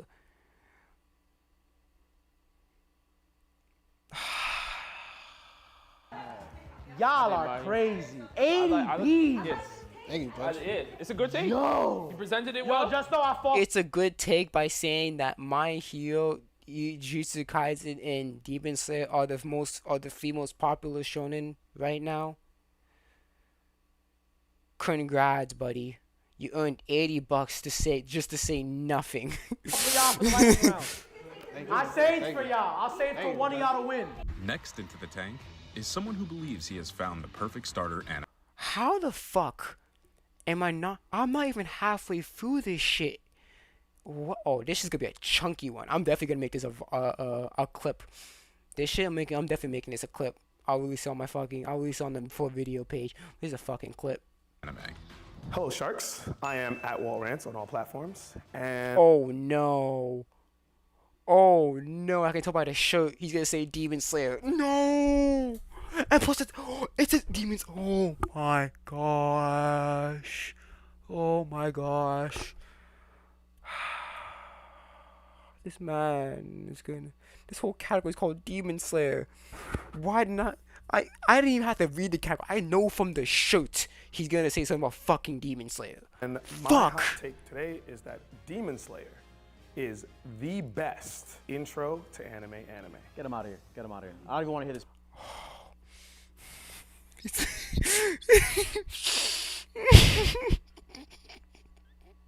Is the best? Yo, if it wasn't 3:30 in the fucking morning, I would have thrown my water bottle so hard at the fucking wall. Demon Slayer is nothing but animation hype. Take out the animation, Demon Slayer is garbage. bitch. Demon Slayer is carried by its animation, and that is legitimately a fucking fact. Demon Slayer is garbage. Okay? Demon Slayer's world building makes no sense. Characters fucking barely develop. It's crazy. Demon Slayer is ooga booga animation. That's it. It is garbage. Wow, if it wasn't 3:30 in the morning, I would have thrown my sparkling water bottle so fucking hard to my wall. Oh my god. Oh my gosh. Hold on. Let him talk, Gabe. Let me cook. The big No, cause you're already burning the pot. Okay, stay out the fucking kitchen. dig at Demon Slayer is always carried by animation. Yes, it is. It is factually carried by its animation. It is nothing without its animation. If it wasn't for Ufotable animating it, nobody would be talking about it, and that's a fucking fact. It is so. Demon Slayer is so bad they had to put visual effects to capture people's attention spans. Because guess what? There is no differences between fire breathing and water breathing. The power system is underexplained. The fucking world building is underexplained. It is fucking bad. Demon Slayer is bad. It is carried by its animation, and that is a freaking true. Because guess what? Everyone was talking about, oh, season 1, episode 19, Mugen Train. Oh my god, the district arc. Why is nobody talking about the Swordsmith Village arc? Why is nobody talking about that season? Because you know why? There is no big pretty in that fucking season. That's why. There is no big drastic fight. That's why. Why, if it's so good, why the fuck is no one's talking about season 3? I wonder why. Demon Slayer is carried by its animation. You can like Demon Slayer, whatever, but to say Demon Slayer is good, you are lying to my face, and you're lying to yourself. Which may or may not be true. It is true. May or may not. It is true. It's the latter. It is true. No, it may or may not. No, it's the former actually. It is true. Demon Slayer is carried by its animation. Because why is nobody talking about season 3? Why is nobody talking about, damn, the fucking writing in season 3 is so good? You know why? Because there's no big pretty hype fight in season 3. That's why. But if you think back to when you were younger, your formative anime years, did you know about plot development, power, friendship, all these themes and tropes? No, you were just excited to see characters fight, throw hands. That's so different because we were young as shit. Do you think I cared about the plots and the character development of Dragon Ball when I first watched it? No. This man is saying nostalgia. Nostalgia. People back then didn't really care about it. So why would you care about it now? Dude. Hands box. Demon Slayer does that for any new anime watcher. Next dig that we might get. Story's mid. I think that benefits a new watcher. The story is broken. The story is fucking broken from the freaking I say beginning? Yeah, the story is fucking broken from nearly the beginning of the fucking series. Tanjiro meets the ghost of Yoridaki's former students. How the fuck do ghosts appear in Demon Slayer? That's never explained. You're telling me that for 2 whole years Tanjiro never talked about Sahito and Mahito? That's the fucking names. Sahito and Mahito. You talking about for the whole 2 years straight? He never talked about it? I understand that Yokodaki doesn't want to talk about it, but Tanjiro never said anything? Nezuko went for sleep for 2 years. Nezuko apparently can't fucking talk. Oh, Nezuko is so nice. She's hypnotized to be nice. She's hypnotized to see humans as her family.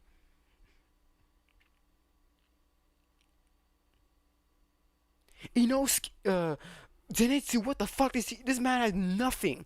It's either scared, pervert, Oh, I'm closing. Oh, I'm shutting my eyes off. I'm closing out my eyes. Rengoku. Rengoku.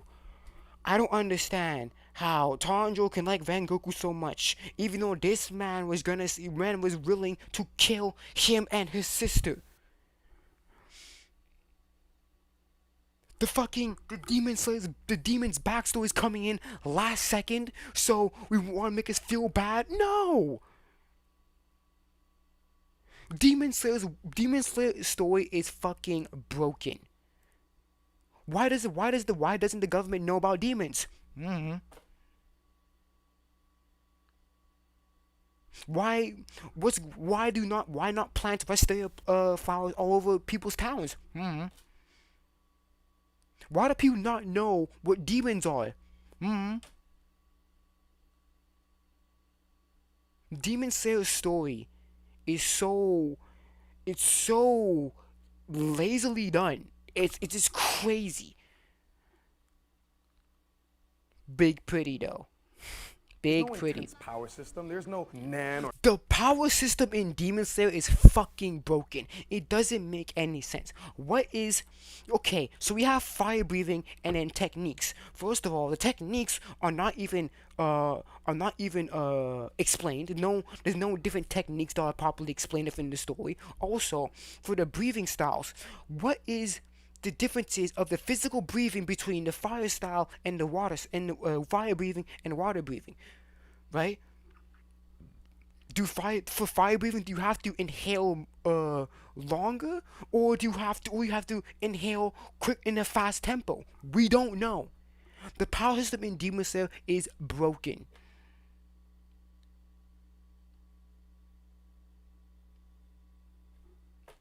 or cursed energy to deal with. Just people swinging swords. So honestly, I think that Yeah. Well, actually, they have techniques within those breathing styles. But who cares though? They're just swinging swords. Even though apparently everyone has their fighting style. The rock pillar, this man doesn't even use a fucking sword. He uses a fucking what is it? A morning star. Genya, this man uses a fucking gun. Dude. adds to a new watcher being able to enjoy a show. Yeah. Basically, Demon Slayer is good because you don't have to think, just watch. Ooh, pretty. Don't watch. Don't think, just watch. And consume it really quickly, and then come back to you, not with questions, but with reactions, how much they enjoy it. And then Questions. So, how about, having cliffhangers and questions are pretty important because it gets a viewer. This is basically it. He is saying there's no questions. Don't think about it. Just watch. Also, Demon Slayer gives us a chance to people who are like nervous about joining the big anime world, cosplay and things like that. You just throw on the suit. You just throw on some green and black checkers. If you're wearing that, people are gonna know you're in, and you're not fully cosplaying. You throw it over your regular clothes.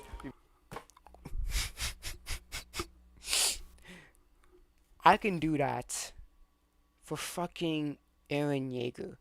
I have a white t-shirt, a black sweater, and black pants, and black shoes. I can really cosplay as Eren Yeager right now. Obviously, I'm black, so I can't completely cosplay into him, but I can cosplay into Eren Yeager right now. I got a white t-shirt, I got a black hoodie, a loose black hoodie, and I got some black pants. I can cosplay as him right now. For Naruto, okay, for Luffy, right? All I need for Luffy is a straw hat and an open red shirt and put fucking Crayola marker on my fucking chest with the X mark. For Sanji, all I need is the suit, put some marker on my eyebrows, make it swirly, bam.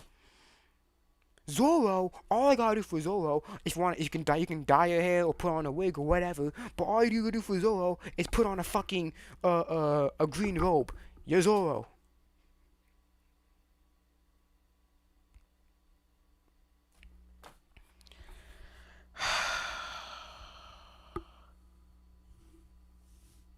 For Itadori, all you gotta do is put on a fucking black jumpsuit and a red scarf. You're Itadori.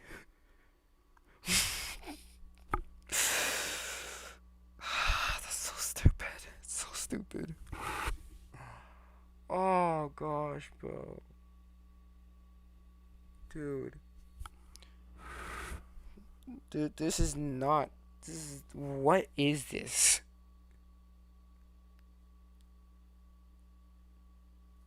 For Naruto, all I gotta do is buy a fucking headband. Bam, I'm from Naruto. This is so stupid. Or freaking all I gotta do is buy a shirt with some red clouds. I'm Naruto. This is so fucking stupid. Oh my goodness, bro. You can do that for any series, cause any series got the basic shirts. Just get a shirt with a fucking with Luffy's symbol on it. One Piece fan, or maybe get a straw hat.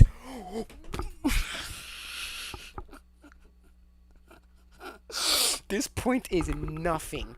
This is nothing. All right, so I have a question. People out there may say My Hero, right? Mm-hmm. Why wouldn't you go with My Hero Academia? Why not? Look what it did for the new gen. I agree with that, and I would say My Hero is better than Demon Slayer. Even though both of them fell off. Demon Slayer is done. So the manga Demon Slayer is done. So Demon Slayer is just bad, and then My Hero is just falling off. I will say, so many people at the very start of My Hero have that annoying problem of Deku Christ.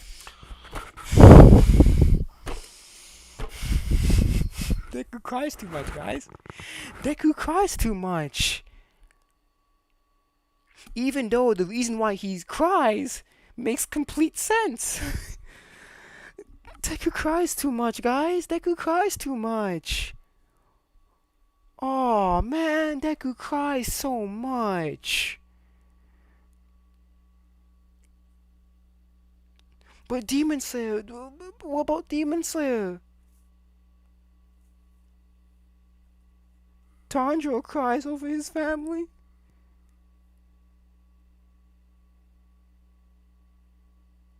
Too much, right? Tanjiro has that problem too. Tanjiro cries a lot. But no one really complains about Tanjiro at the start because why? He instantly has that story of he's trying to save his sister. He's trying to save family. Also for My Hero, dumb shit, he wants to be a hero but he can't because he is quirkless.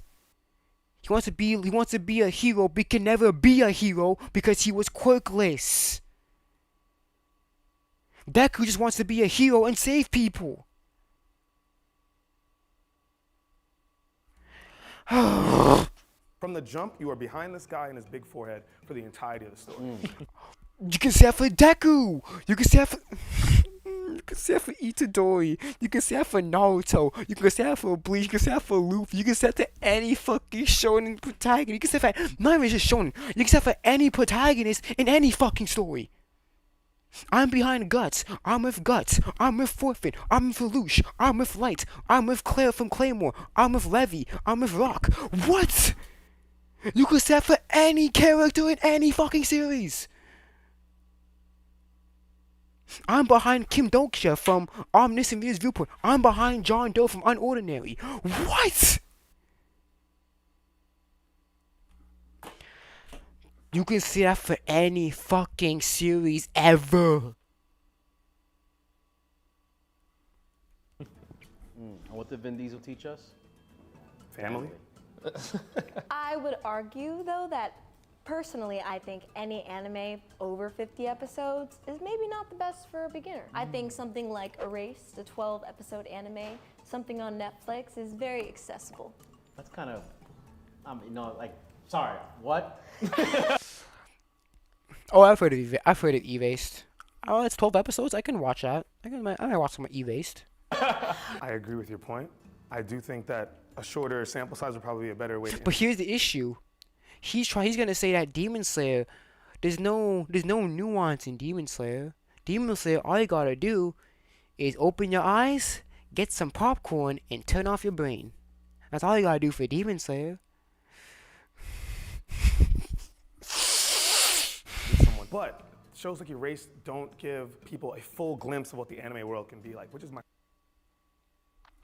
I would say giving it Erased is better because it shows people that anime is not always punching and sword fighting. It's not all. Anime is not always about fighting. Anime could be slice of life, right? It could be, love. It could be mysteries. It could be horror, supernaturals and shit. There's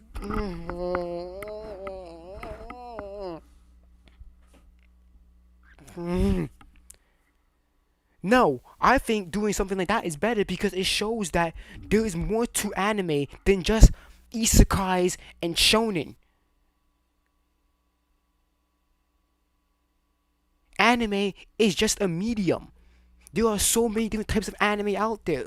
There's slice of life anime out there. There's romance. There's people like Insomniacs. I think it's after school. Insomniac animes.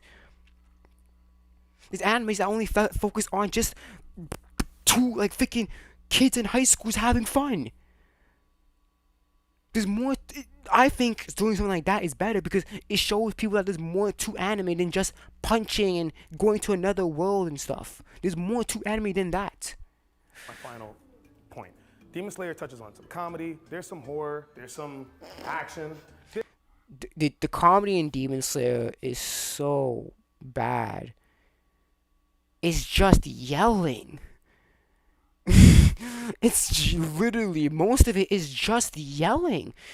It's just, yeah, I'm laughing too, but the comedy in Demon Slayer, the horror in Demon, what horror? Like, okay, maybe the blood and shit, but, I mean, Claymore, we got people turning, parasites, Tokyo Ghoul.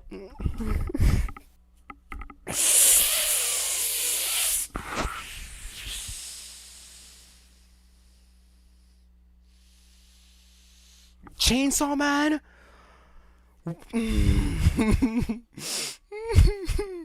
He's saying nothing. He's saying nothing. All the editors, most of these editors that are talking about have a mix of that.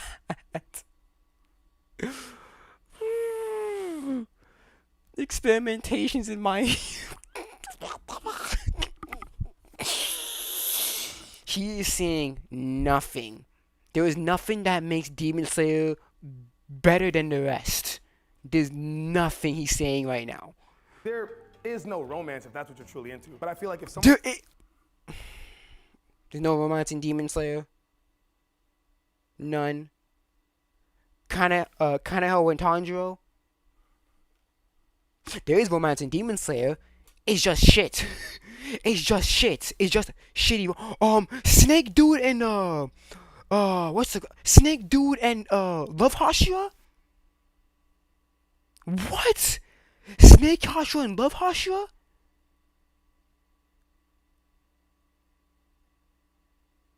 There is romance in Demon Slayer. It's just poorly written. There is romance in Demon Slayer. Zenitsu and fucking Nezuko. There is romance in Demon Slayer. It's just poorly written. There is romance in Demon Slayer. Someone watches the first season. Tengen and his 3 wives? Oh my gosh. Oh my god. Calm down. Relax. This man is making my blood boil. And I'm not even halfway through the fucking video. Because I'm pretty maybe more dumb takes I don't fucking know. And it comes back to you and says, oh, I really like the sword fighting. You can say, oh, follow up Samurai Champloo. If they say, oh, I like the demons, that scary stuff, I like that. Oh, JJK's new, you can watch that. They're like, oh, I like the power of friendship. Fairy Tail, it's a long journey, but you might want to jump onto that next.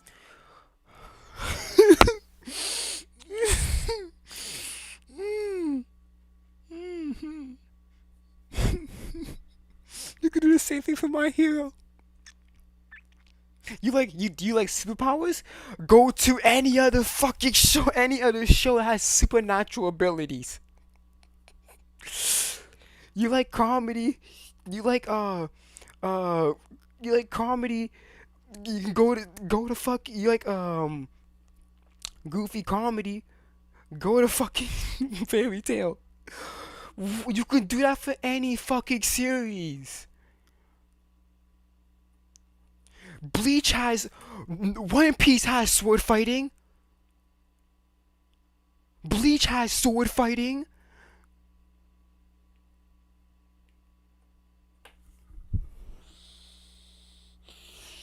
Naruto has sword fighting. Killer Bee with the 8 swords. Kisame. Sasuke. You can even say fucking Dragon Ball with Trunks.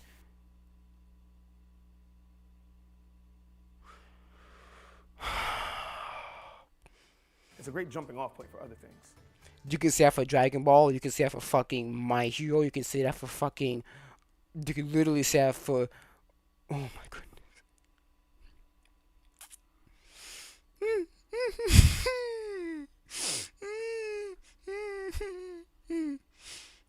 Yeah, Demon Slayer does all that. Yeah, Demon Slayer. Tell you what, Walt. I'll give you 20. I think I really like. You giving him 20 for that? Yeah, Rob. No, I'm not giving 20 for anything. He has not proved to me that Demon Slayer is the best introduction to anime. Because it's basic. It's so basic that it even breaks, underdevelops, undercooks the power system. One of the fundamental things in a battle shonen. How do you fail at... Demon Slayer changed the game, Gabe. You giving him $20 for Demon Slayer. Demon Slayer changed the game because of animation. Besides that, it didn't change shit. So I would say Ufotable changed the game. Demon Slayer changed the game. No, it Gabe. didn't. I don't know if I can get behind that either. Nope, I can't get. I know I'm not getting behind that. Demon Slayer only changed the end. No, I wouldn't even say Demon Slayer changed it. I would say Ufotable changed the game, not Demon Slayer. That's not a $20 anime. Like, what are you talking about right now? That Demon Slayer has changed. Are we serious? What are you Bro. talking about? What are you talking about, Rob? Everything he The said changes is the factual. game is like whatever, bro. Cosplay's been going up for Demon Slayer. How If many times? anything- Yeah, for Demon Slayer. I've seen more cosplays for My Hero than Demon Slayer. Give me a break. Are you seeing See, outside? look, I'm not buying into this. I'm just trying to help you not make a bad financial decision here because you're gonna go broke by the end of the show. The problem is that Demon Slayer has brought in a bunch of normies. Yes. Well, I wouldn't call them normies, but it brought a lot of basic fans that say anime is only. It gives people this disillusion that anime is just fighting and shit. There's so many different genres of anime. And after all, anime is just a medium. That's it. That's what anime just is. It's just a medium. It's not anything in particular. There's so many different types of anime out there.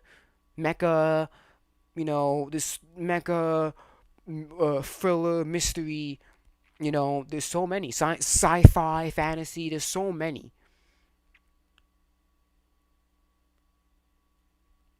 Ruining the anime purity. It's bringing in the. It's just. Worst fans. We've got a gatekeeper over here. I'm here to gatekeep everything. So for that, I can't support this. I can't support it either, cause Demon Slayer has done nothing exceptional. Cause even if you say all the animation, that's not even Demon Slayer. That's just the studio. That's the production. The story has not done anything exceptional, and it breaks at basic world build. The world building is broken in Demon Slayer, and also the power system. How you break a power system? How do you under-explain a power system in a battle shonen? You supporting Demon Slayer fandom, bro? You giving him money to put money in their pocket? Listen, there was a point where Demon Slayer manga was putting up One Piece numbers. I can't. Yeah, you know why? Because the fucking anime. Yeah, that's why. Okay, Shounen Showdown, is it doing that now? No, it's not. It fell off drastically after Mugen Train. Drastically. Is Demon Slayer selling One Piece numbers now? No, it's not. Can't lie. I mean, it's That's It is great. arguably the most popular anime in Japan besides One Piece. I mean, it's more popular than One Piece. Yeah. So they. No, it's not. Because One Piece still sells. It's been selling. It's been selling hotcakes since for the past 25 years. No. No. No. It's not more popular than One Piece. Well, okay, I don't know about that. Yeah, I wouldn't say that. Again, this guy really hates One Piece, so that's why he's gonna do anything to discredit One Piece. I just had to slide that in real quick. See, get him out of here. Just real quick. Fake news. That's fake news. One Piece is selling. It's always top 3 in selling. It's always top 3. There'll be occasional where another anime will take over, but then One Piece it'll be occasional when some mangas will outsell One Piece, but then it comes back up later on. So. Look, I'll give you 20 minutes. I think you're not gonna look for me for any money because I don't f with Demon Slayer publicly. So for that, I'm out. Demon Slayer's ass. Demon Slayer's ass. I like the fact that you talked about how it gives a good glimpse of anime as a whole genre, and for that, I will give you also $20. Thank you. Wait a minute, y'all giving him 40?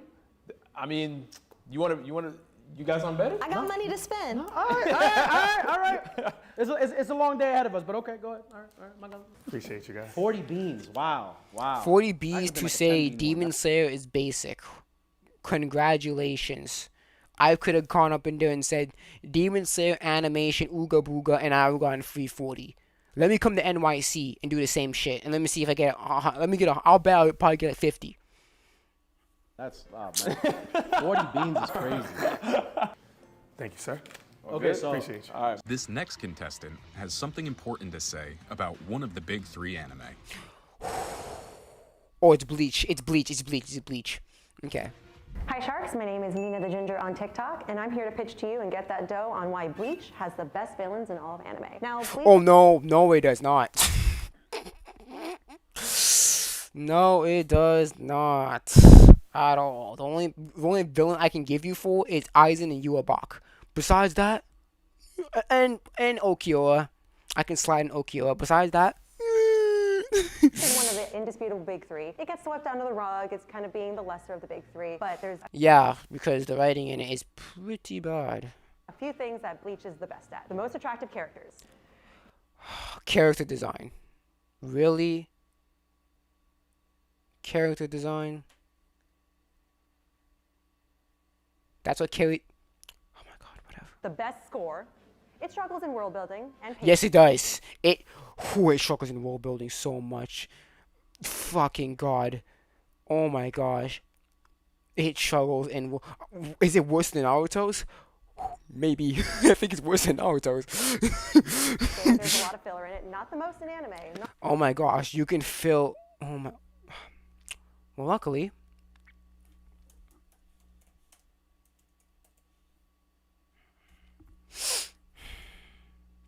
%, right? 41%. What about Bleach? 45%. So she's wrong here because Bleach has more filler than Naruto. Oh, but I have to count Shippuden. This is Shippuden. Oh, I have to count the original Naruto as well.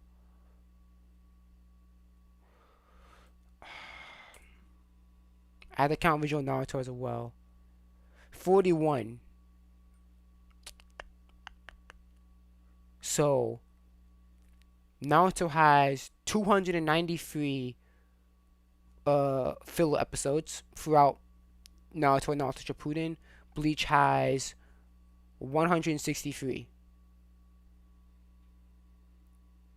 Out of the 366 episodes of Bleach, 163 let's do some calculations here.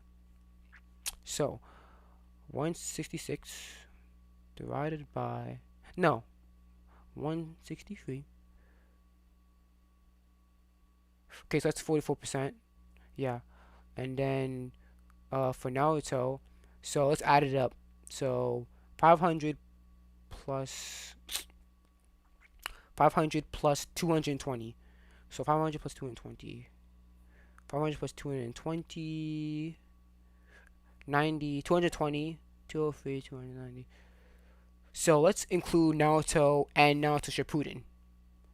So 290. There's 290 fill episodes in both Naruto and Naruto Shippuden out of 500 and 500, 720, right? It's 720, right? Let me just make sure. 720, right? Yep, 720. So 290 minus 7 divided by 720 equals 40%. So, well, 42.777, but it's 40.2%. Bleach has less episodes than Naruto, but has more filler. How is that? Can you imagine? Naruto has twice the episodes of Bleach, and even then, Bleach has more. The percentage of Bleach is more filler than Naruto.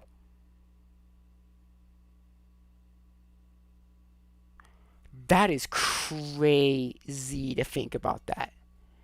Naruto is twice as big as long. Sorry, not twice as big, twice as long. But yet, the Bleach filler percentage is higher in Naruto.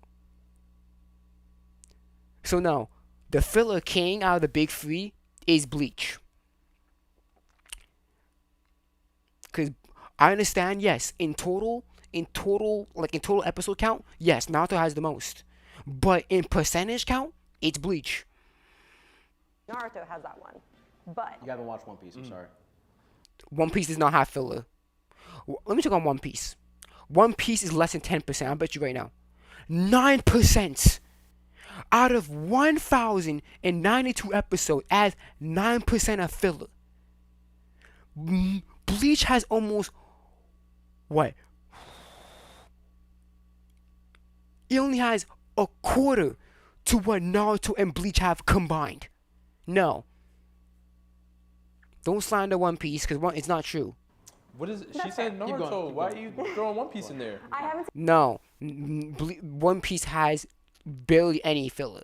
And the only filler that's in One Piece is in between the arcs. Besides that, there is barely any filler in One Piece. So, no. The king of filler is Naruto for total episode count. But in terms of percentage, that crown goes to Bleach. So therefore, Naruto and Bleach are having that crown. They're sharing it. They're taking it. It's basically every other day, Naruto and Bleach are switching over. One Piece, that is true, but No, it's not. One Piece has factually, objectively, less filler episodes than One Piece.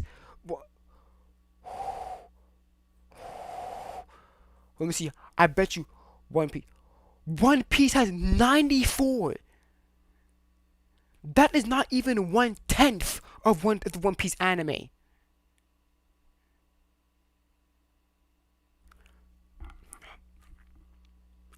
This dude.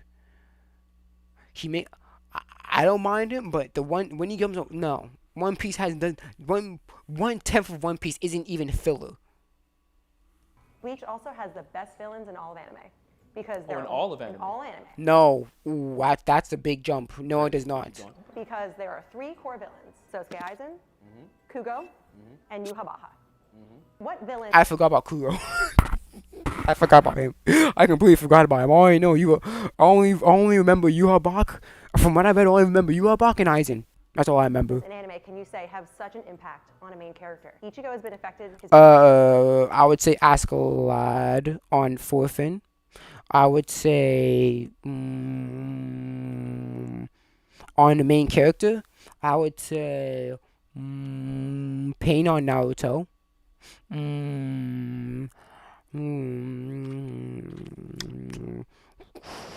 What I say?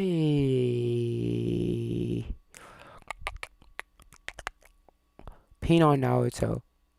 Past, present, and his future, all affected by the coherent story. Kubo has done a masterful job at making such a complex, compelling, and consistent series of villains. There are other iconic villains, but Bleach takes the cake when it comes to the best villains in all of anime. No, no, it does not. No, it does not.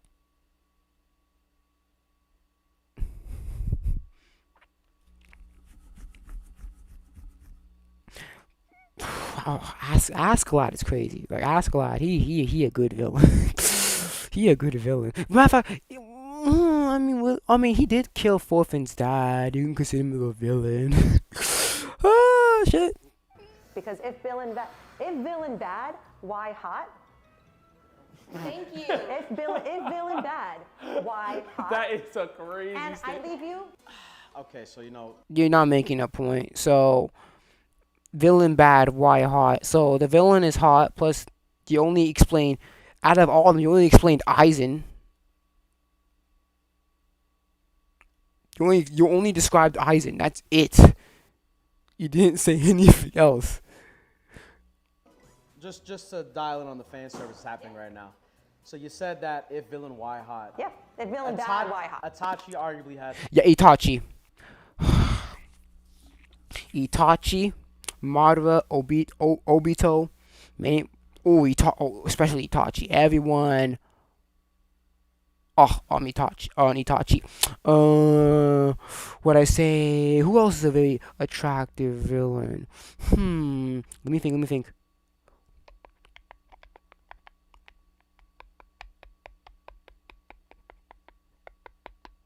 What I say? I'm trying to think.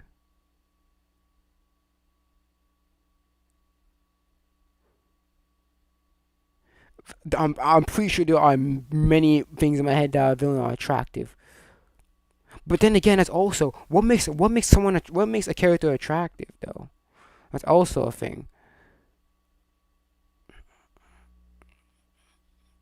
Probably like the biggest fan base outside of those villains. He's not really a villain though. He was a villain for all the way to the end. He's not. Aizen's technically an anti-hero based upon his intentions. Aizen? When you think about the overarching story of Bleach, like what Soul King is, all that. Aizen's motives are so valid because if I lived in the Soul Society and seeing it do nothing for X thousands of years, I too would want to make some mischief and stick around and find out. He's an anti. So he's bored. So let's make some mischief.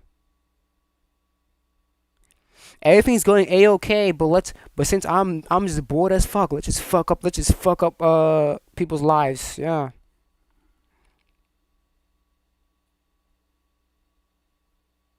Yeah. Okay. Okay. We're not gonna talk about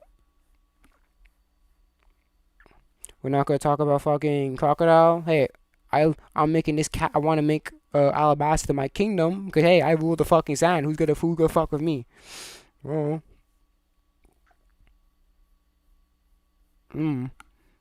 Oh no. Kaido, I want to have a glorious death. Big Mom, I want everyone to live in harmony. I want everyone from every race to live in harmony.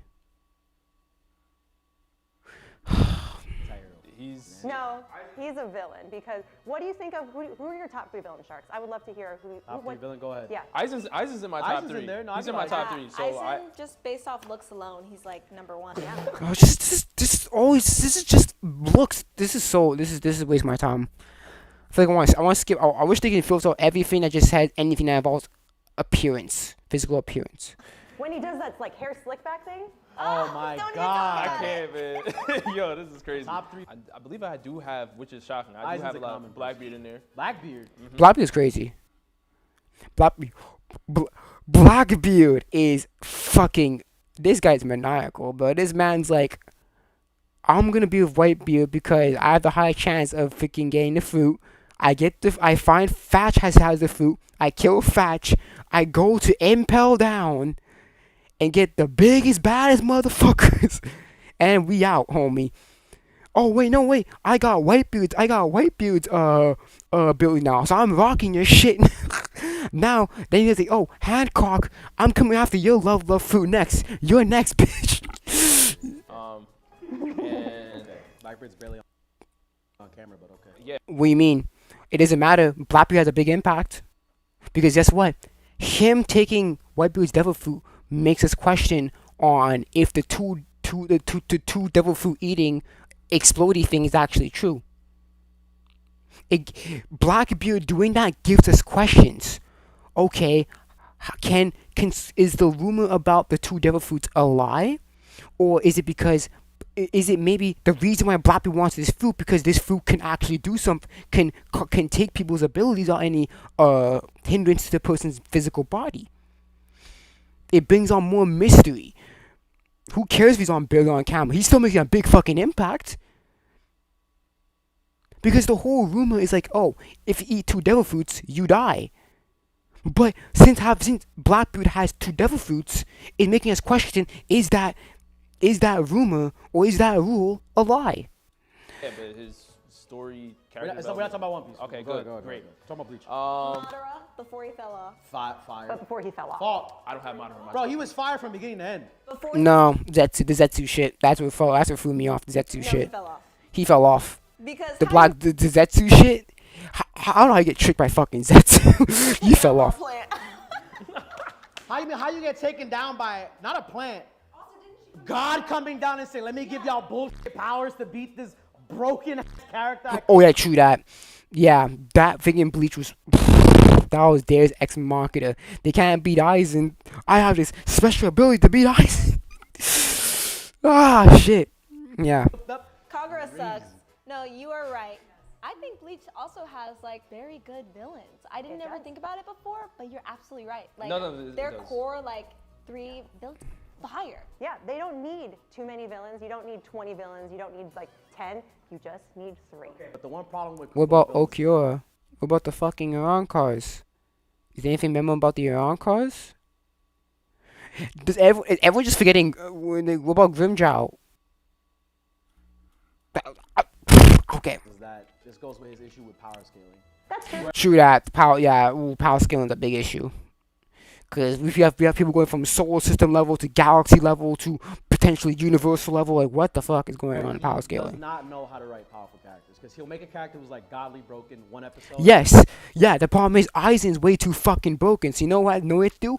Put Aizen in a fucking prison. Seal Aizen away. And like 5 minutes later, I'm more broken than you. And then Yeah. the villain just gets I got more hacks than you. Tyrus is just like, oh, you don't matter. I give you so that. like Isn't it that kind of every discredits. show? No. Not like Bleach. Like Bleach will like make. Not like Bleach. I would say One Piece.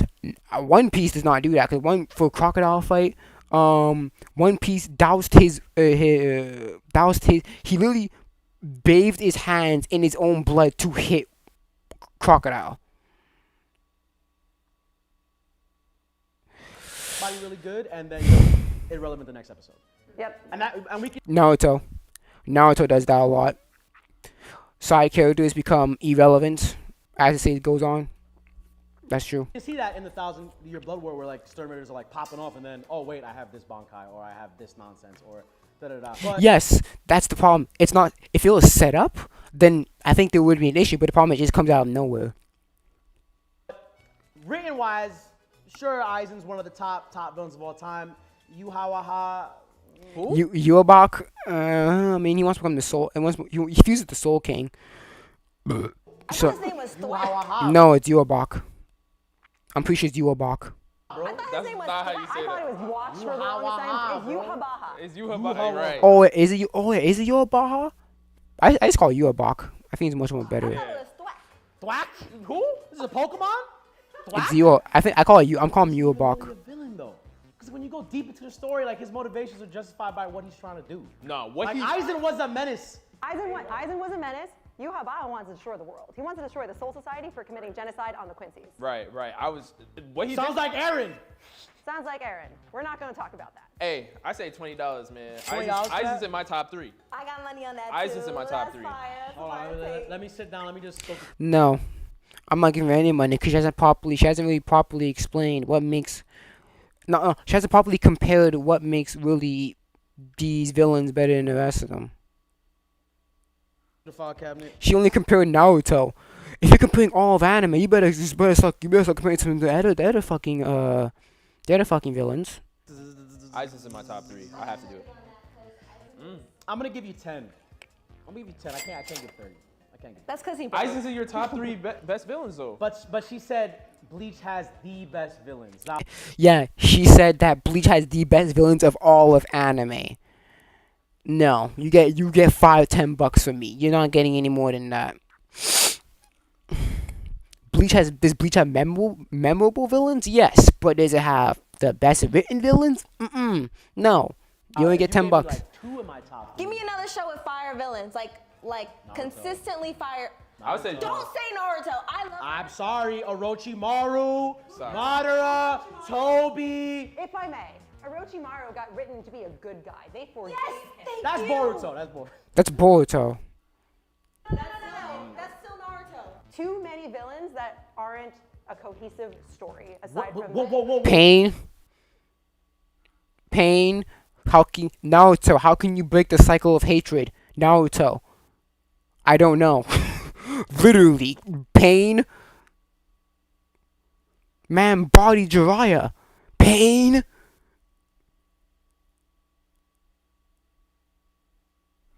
Whoa. Orochimaru is irrelevant. Whoa. No, that's not. Well, that's a lie. Without Orochimaru, he wouldn't. Sasuke would would not have the curse mark.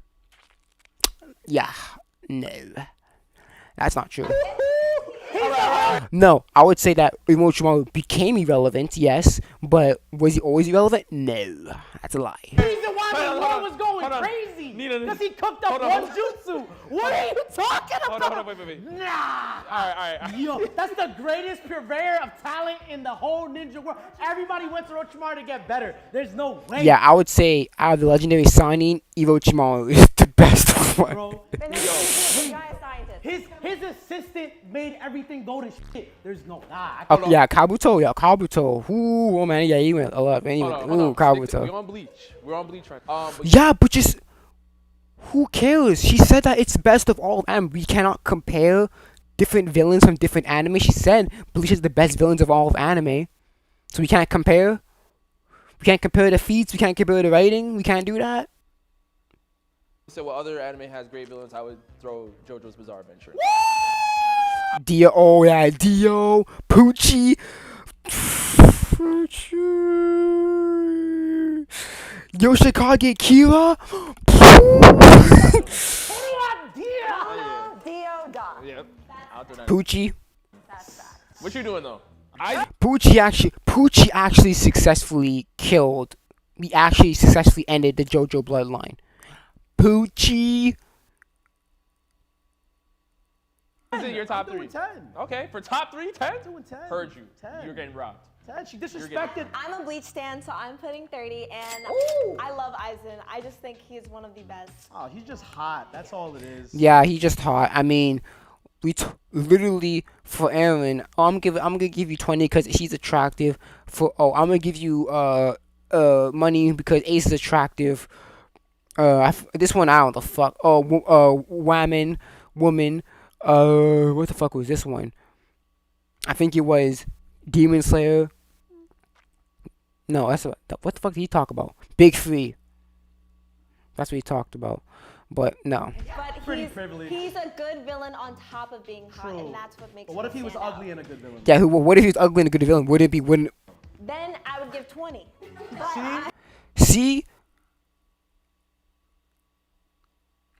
Literally half of the reason why she's giving literally half of it is literally Aizen's attractive. So that's a free $20 bill right there. I'm getting some money out of it. Aizen's attractive. Want free money. The $10 is the pretty tax. Look past the surface. Yeah. You just look at the face and say, that's good. He's a good villain. He's attractive. He's a good villain. I can't. Congrats. Next stepping into the tank is a self-proclaimed manga reader here to recommend an up-and-coming manga. Oh, that's Sakamoto days, right? Hello, sharks. My name is Chibi Thought, your local magical gal, and Chibi fought. I don't think that's a good idea to call yourself a fought. today I am going to talk to you about what I believe to be the best starter manga out right now. I got into manga because of One Piece. A lot of people love the anime, right? Yeah, I got, we're here. Shut up, let her scream. You hear One Piece and you scream. And you hear One Piece and you bitch. Shut up. Both of you shut up. You hear One Piece and you bitch. Shut the fuck up. As he should. A lot of people love anime. They may start a new anime. A lot of new watchers start from the anime. But what about the source material? Yeah, what about the source material? You know why? Because people's attention spans are shorter than a firework. So now everyone's gonna say, oh no, I want the pretty animation. I just want the animation. That's all they fucking want. All they want is pretty animation. If you preference the anime, whatever. But I think that if a story is good, it should stand on its own 2 feet without any fucking anime whatsoever. About the manga. How do we get all these new anime watchers to just, pick up a book? Because people are fucking lazy and have attention spans as short as a moth's lifespan. I am here today to tell you the gospel of Sakamoto Days and why I think it has every element. I have nothing to say about this. I haven't read Sakamoto Days. I heard it's good. I haven't read Sakamoto Days, but I don't really have anything. I have nothing to critique on Sakamoto Days or anything to praise on it. So this could be pretty easy one to slide through. And in general, would love. We're gonna talk about the story, right? Sakamoto. He's a retired assassin. He has a family life, opened up a small little mom and pop shop with his family, loving wife, adorable daughter. Someone puts a hit out on him.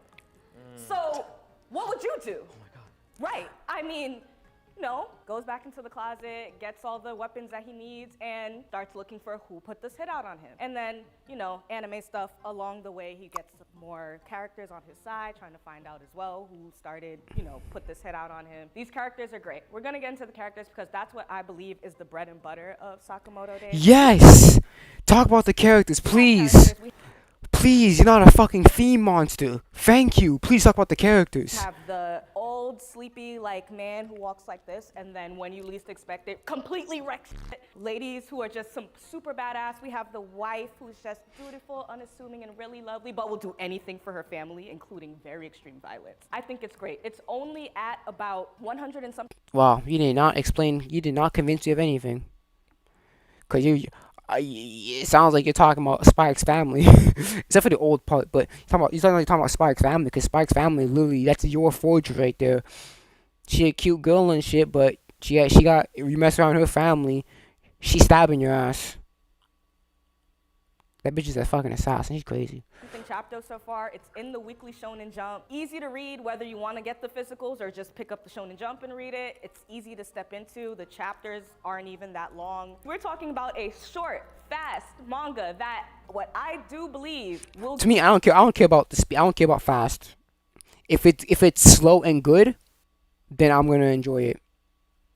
Get you more involved into other manga, because if you can read this, then you can read anything. And that is my pitch, and you guys should definitely also check it out. In your closing remarks, you said if you could read this, you could read anything. I wouldn't. I can't say anything about Sakamoto Days. I haven't read it, so I can't really counter argue against anything here. Sounds like you're trying to say if you can make it through it.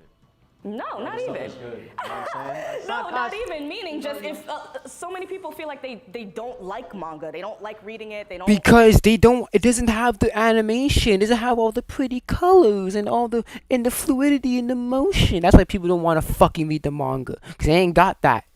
Animes do. Manga ain't got it. Because people don't like to read. People don't like to read. I'm sorry. People don't like to fucking read. That's just a sad fact. Most people in the anime fandom do not like to fucking read.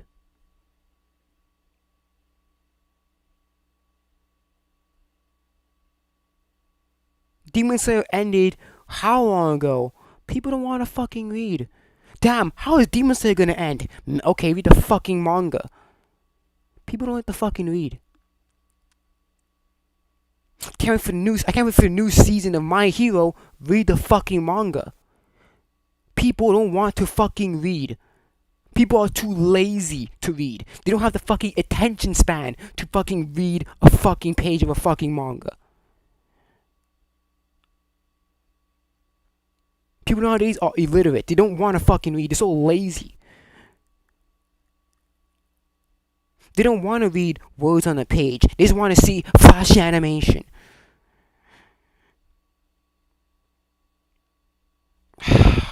Even enjoy the process. This is not that. This is easy to read. It's fun. It's not like on the Hunter x Hunter where, you know, you're reading the Bible because Oh yeah, true. Yeah, the power system. Samurai 8 is also, it just dumps so much shit on you all at once. No wonder it got canceled so quickly. You fucking hack Kishimoto. the freaking verses and bubbles are this long. And when they Oh yeah, that too. There's literally panels of just thought speeches and dialogue tags. It's fucking crazy. It's a whole meme at this fucking point. anime drops, you will be a fan. How old is this manga? How old is? It started Shonen Jump 2020. Oh, it's a new one. Yeah. Oh, okay, because I was gonna on it, but never mind. What makes this different from other spy shows like Spy Family? And Because it's not, the premise isn't about like the spy situation. It's more about Sakamoto trying to live a normal life. Like he's not faking living a normal life. It's not like Spy Family where they're like undercover. He's literally retired. Yeah. Yes, he's retired. He's literally retired. He's old dude, wanna chill with his fam. But nah, some put this hit on this nigga, so that nigga gotta get out of retirement and be like, I don't know who you are, but I got skills, a very special skills that I acquired over a long period of time. Creator is One Punch Man. No, it is. No, it's not. I think Marshall is the same creator. No, not Marshall. No, it's not. It is Yuto Suzuki, but the art is pretty good. I'm gonna tell you right now, if you could spell that without looking at it. Yuto Suzuki? Spell it, I'll give you $10. Y-U-T-U-S. I can't even spell. I can't even spell Ichiro. Wait, actually, Ichiro. ECHIJIRO. Oh, I can't spell Ichiro Oda. Spelling that. Masashi Kishimoto. I can do that.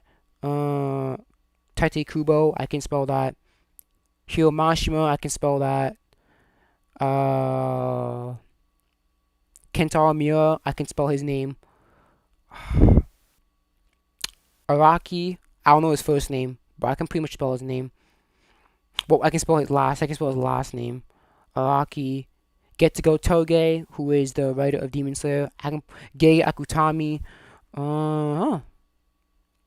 Akira Toriyama. I actually can spell some. I actually can spell some of their names, because they're pretty easy. They're pretty easy to break down into as syllables. U-Z-U-K-I. What does the main character look like? He's an old man. He's an old. Oh no! No, because you know what also happened? She's not gonna give her the money because Sakamoto is not attractive. Because Sakamoto is just an old fat man with glasses. Shit! Shit, you lost. You don't have any. You can't make your bread anymore. Because all she cares about is fucking attractiveness. You got $10. Thank you. Are there any dark-haired, sad boy type? Oh my god. Oh my gosh, man. How will you ask about the fucking story instead of asking about, oh, is there any attractive ones? Go read some like swim mangas or some shit, bro. Fuck out of here, Yes, man. there is quite a few actually. Once you get to the And on a level of Looking for the fan service? Yeah, she had. You figured it out just now. She gave the girl before $20 because Aizen's attractive. She gave the second guy $10 because Ace is attractive. She gave the first girl $10 because Eren is attractive. You're saying that now? And on a level of Oh man, yeah. like say Itachi, Byakuya, like where Yeah. See. Oh god. scale in terms of Sakamoto himself is up there when he does a special super thing that I won't. How about you? Well, Sakamoto in his prime was pretty. I heard Sakamoto in his prime was pretty. When he was younger, he was pretty good looking. but not be giving. So he glows up. It's like One Punch Man where you glow up when you're doing the ability. It's more like My Hero, where All Might is scrawny, and then when he's not scrawny, but it's reversed with Sakamoto. But his scrawny is hot. It's not scrawny. He's just hot. Okay. What are we talking about? I don't know what we're talking about. Cause she just picked. So many other hot assassins that come after this guy, so I'm gonna put in 20. thank you so much. Told you. I will say, one of the first Dark Trade characters. Shit, I can. She hasn't read Sakamoto. I can fucking lie to her. I can lie to her and get $20 off her, bitch. I'm gonna lie. I can go in here with Sakamoto. I can just fucking lie. Characters you were introduced to is a really good sniper if you're into that too. And I love a sharpshooter. So I have. What? You sharpshooter? What do you mean by that? Whoa, relax. You know. You're not even invested in the story. Like, what are we Yeah, she's not. She has not been invested in the stories for the past. Well, because this is edited, so this part you probably been here for like a couple hours. So you like, yeah, she hasn't been here since the beginning, dude. Where have you been? What are we investing That in? is a part of the story. The characters are a part of the story. This is. Yeah, but you're focusing on the appearance of a character, not the development, not the writing, not the dynamics between other characters. You're focusing on just the appearance alone. That's being extremely shallow. You're just focusing on the character design. Crazy. What are you putting in this? I'm giving it 10 just for doing the author's name. So you're caught up on everything with One Piece, right? Oh, Yes, I am. Yo, this guy Okay, will hold bring on. it back to One Piece every. Hold on. She brought up One Piece, so he's allowed to bring it up. Shut up. See, just like how he talks about it and praise it, you always talk about and bitch about it. Come on. Hold on. Yo, can you read something else? It's a staple base. I completely. Can you read something else? Your favorite is JJK, and you even said for now. You said your favorite is JJK. You need to watch something else, pal. People who read One Piece can't read anything else. Thank you. Hold on. Nah, what is this? I am a One Piece fan reading something else. This is Right. the way. And hold on. Go ahead. But no, she just said it, right? She's a One Piece fan reading something And I else. started- Yes, I'm a One Piece fan, and I'm reading a lot of other shit. Some Berserk, some Claymore, Vagabond, 20th Century Boys, Pluto. I'm trying to get in my Evangelion. I got a lot of shit, bro. I watched a lot of shit. One Piece is not even the first anime I ever watched. I watched way anime before One Piece. I've watched Slice of Life. I watched some Slice of Life. I watched like High School DxD before One Piece. I watched a lot of anime before I went to One Piece. So it doesn't matter which anime is your first. I watched Dragon Ball first, but Dragon Ball is far from my favorite anime. Started reading manga with One Piece. Right, and she started with One Piece, right? So that's me already thinking that if you were able to do, because it's something you can do. You can't even finish One Piece, but you're talking crazy about it. But you've read all of One Piece. I can't hear this here. And you think this is a great manga Yes. for One Piece And if fans you to would like- also check out. I mean, I know he left, but I got my money. I could put 40 on there. I like that. Thank you. I'm gonna check out Sakamoto. I Days. appreciate. I'm gonna put that 40 toward the Read Sakamoto agenda. Okay, let's do it. I could do that. I could do that. I don't know what he's got going on. Thank you so much. I fucking hate you so much. Thank you. I hate you so much, bro. This next contestant has some choice. Oh, not this nigga. Ah, fuck, not this nigga. Words for the One Piece community. Whew. Just when I thought this is gonna be a cool breeze, we're on fucking One Piece again. What's next? Frauds and hot takes. No, this is the results. And this is the frauds. So this is the second to last one. Okay, let's hear it.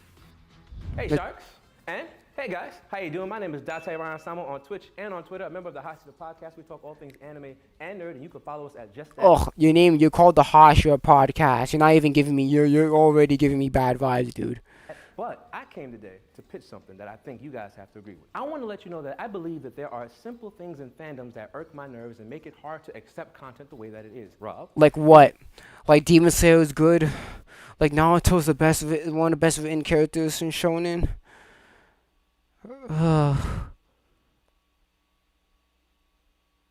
Like how how Dragon Ball is the best anime because it influenced so many others. Oh, the Dragon Ball fans piss me off too with that shit. Dragon Ball fans piss me off too with that shit, man. Oh, our series is more popular. It influenced this series, therefore this. No, Dragon Ball is average at best. Okay. Because of people like you. There are One Piece fans and then there are One Piecers. And there are a difference between what they bring to the table and what they allow me to accept with the content and what I see. Now, What? One Piece fans are people that can have actual dialogue and discourse and talk about the anime as a whole and where it sits. When we talk about its pacing being bad. You could this literally. There are people like that for every fucking anime fan. Not just anime, video games too, shows.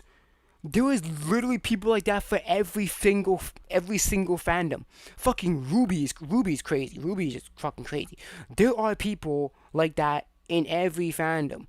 Like there are people that, like, if you criticize one thing and one in the show, they're gonna jump on your ass. One Piece is not special doing that. A lot of fandoms in a variety of different shows do the exact same thing, not just One Piece. For example, in Water 7, they walked up those steps for 5 episodes. These things are facts. Now, if we have these conversations with measurable facts, there's nothing wrong with being able to debate them and talk about them. But One Piecers will never do that. They just say it's the greatest thing ever without giving me any... Oh my gosh, every other Dragon Ball people are like that. Fucking Dragon Ball people are like that. Every fandom does that. There's a bunch of people in the fandom that do that. Not just One Piece. Any reason that it is. And when it's so hard... Dragon Ball does that. Bleach does that. Fucking AOT does that. What the fuck are we talking about here, bud? For me to get past that, it annoys me. And I want to start this by saying I've been watching One Piece since I was a child. Don't care. To an adult. And the thing was, when I was a child, I thought and spake as a child. And when I became an adult, I put away childish things. I realized that I can now look at things with a measurable eye and lens. How about you say to the Dragon Ball fans? The Dragon Ball fans cannot see Dragon Ball critically. It's always nostalgia. Every time for Dragon Ball fans. This is more on he's more on Dragon Ball fans than fucking One Piece fans. Dragon Ball fans have to stop. Dragon Ball fans do that a lot. And see what can be taken from it and added to it. And the Dragon Ball fans, Dragon Ball. Is when I go down my Twitter feeds and my Instagram feeds. Oh my God, this is already bad because Twitter aligns with your time. It aligns with your algorithm. So it basically you like to see. I get a lot of Chainsaw Man fan art now because I like Chainsaw Man. So, and I like and repost a lot of Chainsaw Man fan art. So a lot of my timeline will focus either on sports, or it was focused on anime and fan art. That's the problem. The entire timeline algorithms to you based on what you search and based on who you follow and based on what you like and repost and comment on. So this is just you. This is what you have experienced. And plus, there is people like that for every other manga series. I see a bunch of Demon Slayer, JJK, One Piece too, but Dragon Ball, AOT, I see that a lot. Hunter x Hunter, I see that a lot. JJK, I see that a lot. There are people in fandoms that would be like, you criticize this one point, you're a jerk or some shit. There are people like that for every fandom, not just One Piece. Especially Dragon Ball. You can't criticize Dragon Ball for nothing, bro. They'll jump on your ass just for saying Dragon Ball is not good. Stupid. There are One Piecers who just say it's the greatest and don't tell me why. There are people like that for every fandom. You are not saying anything different. Can't give me a reason against it.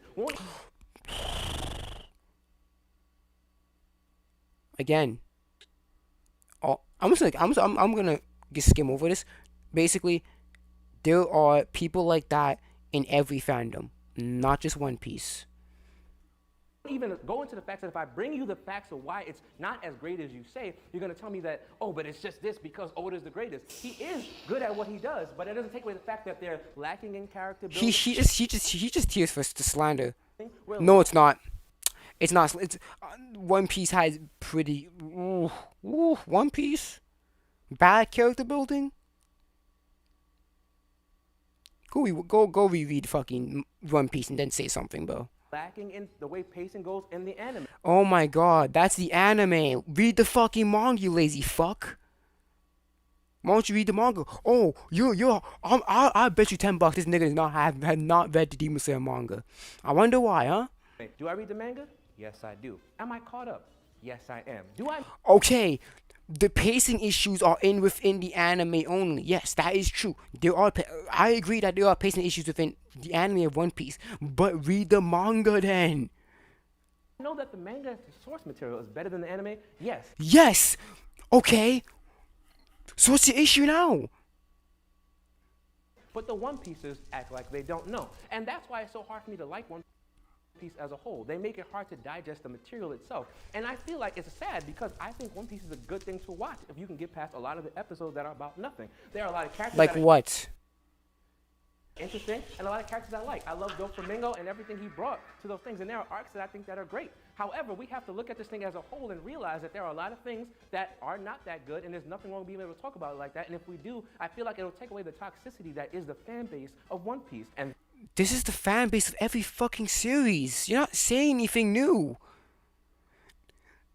Talk to the Dragon Ball fans. Literally every series has those type of people.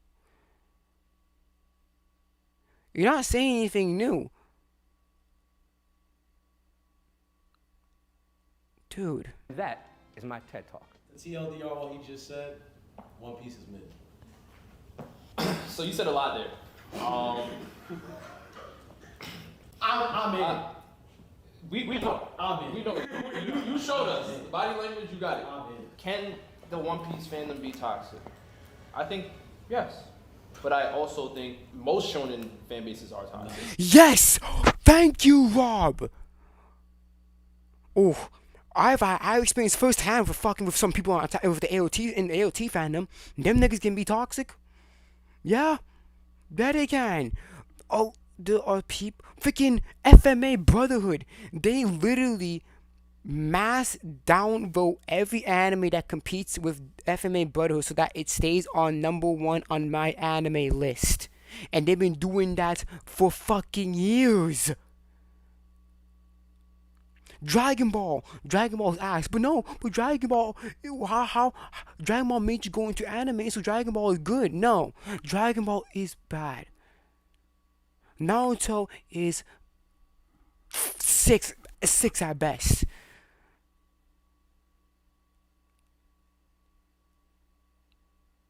Demon Slayer is terrible. That's not a lot of, well, obviously a lot of fandoms have people like that. You're not saying anything new. You're acting like One Piece is like the special case. No, every shonen anime fandom has that.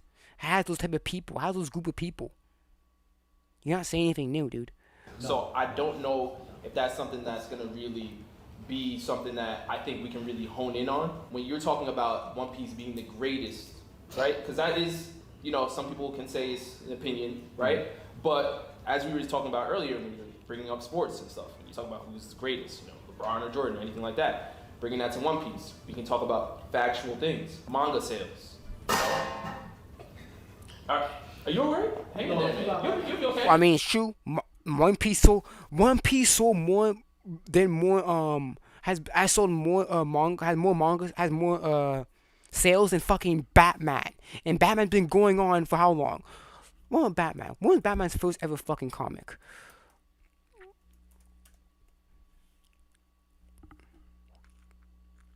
First appearance, 1939. Batman has been going on for years. Right, that's like World War II. That's around World War. That started just before World War II. let's do some math here. Let's do some quick maths, right? Batman has been going on. Literally, Batman has been going on 60 more years, or almost 58 more years than One Piece. And Batman and One Piece sold more than that. Top comics of all time sales. No, that's wrong.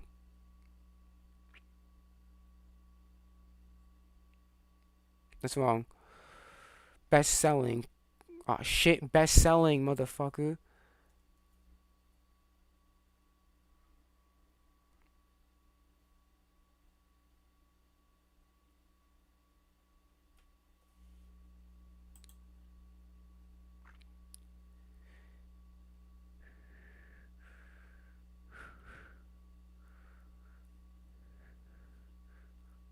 This is not.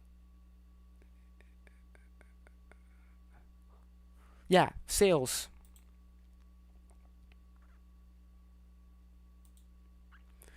Almost over half a billion in sales, which is more than Batman actually. Let me see.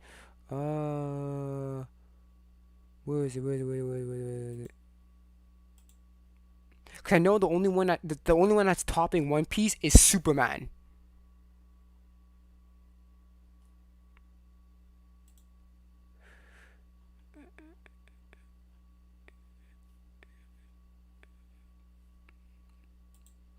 That's the only one that's the only one that's topping right now. The only one that's better than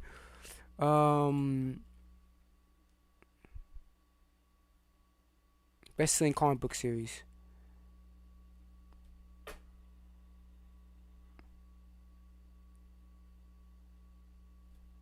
One Piece has the most.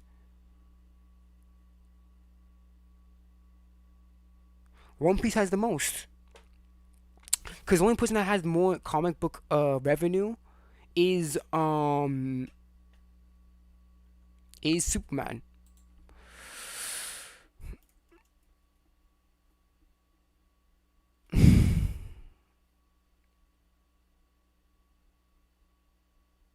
Yeah. Superman has 600 million copies. One Piece is 500 million copies, and it's still growing.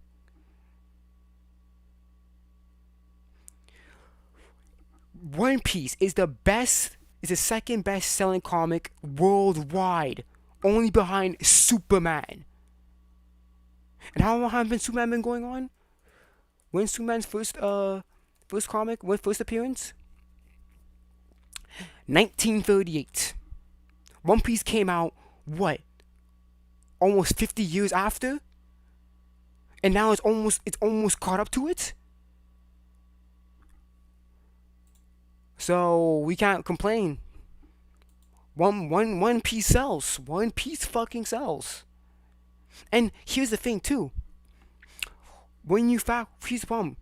For Superman, there's so many different Supermans. There's different timelines and different writers and different shit. For One Piece, it's just Oda.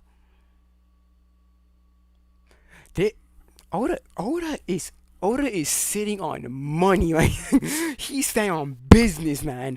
Manga sales is something that people measure. You can look at. Yes, manga sales a lot of people measure, and that's the undeniable fact. One Piece has sold the most manga sales of all time, and I don't think any other manga will catch up to One Piece as of right now. You know, things like shutting down Times Square, which you said One Piece could. Oh yeah, yep. It shut down Times Square. It shut down Crunchyroll servers. It also has the club. It was also one of the ambassadors of the Olympic Games. One Piece. One Piece is about to get. You know what I'm saying?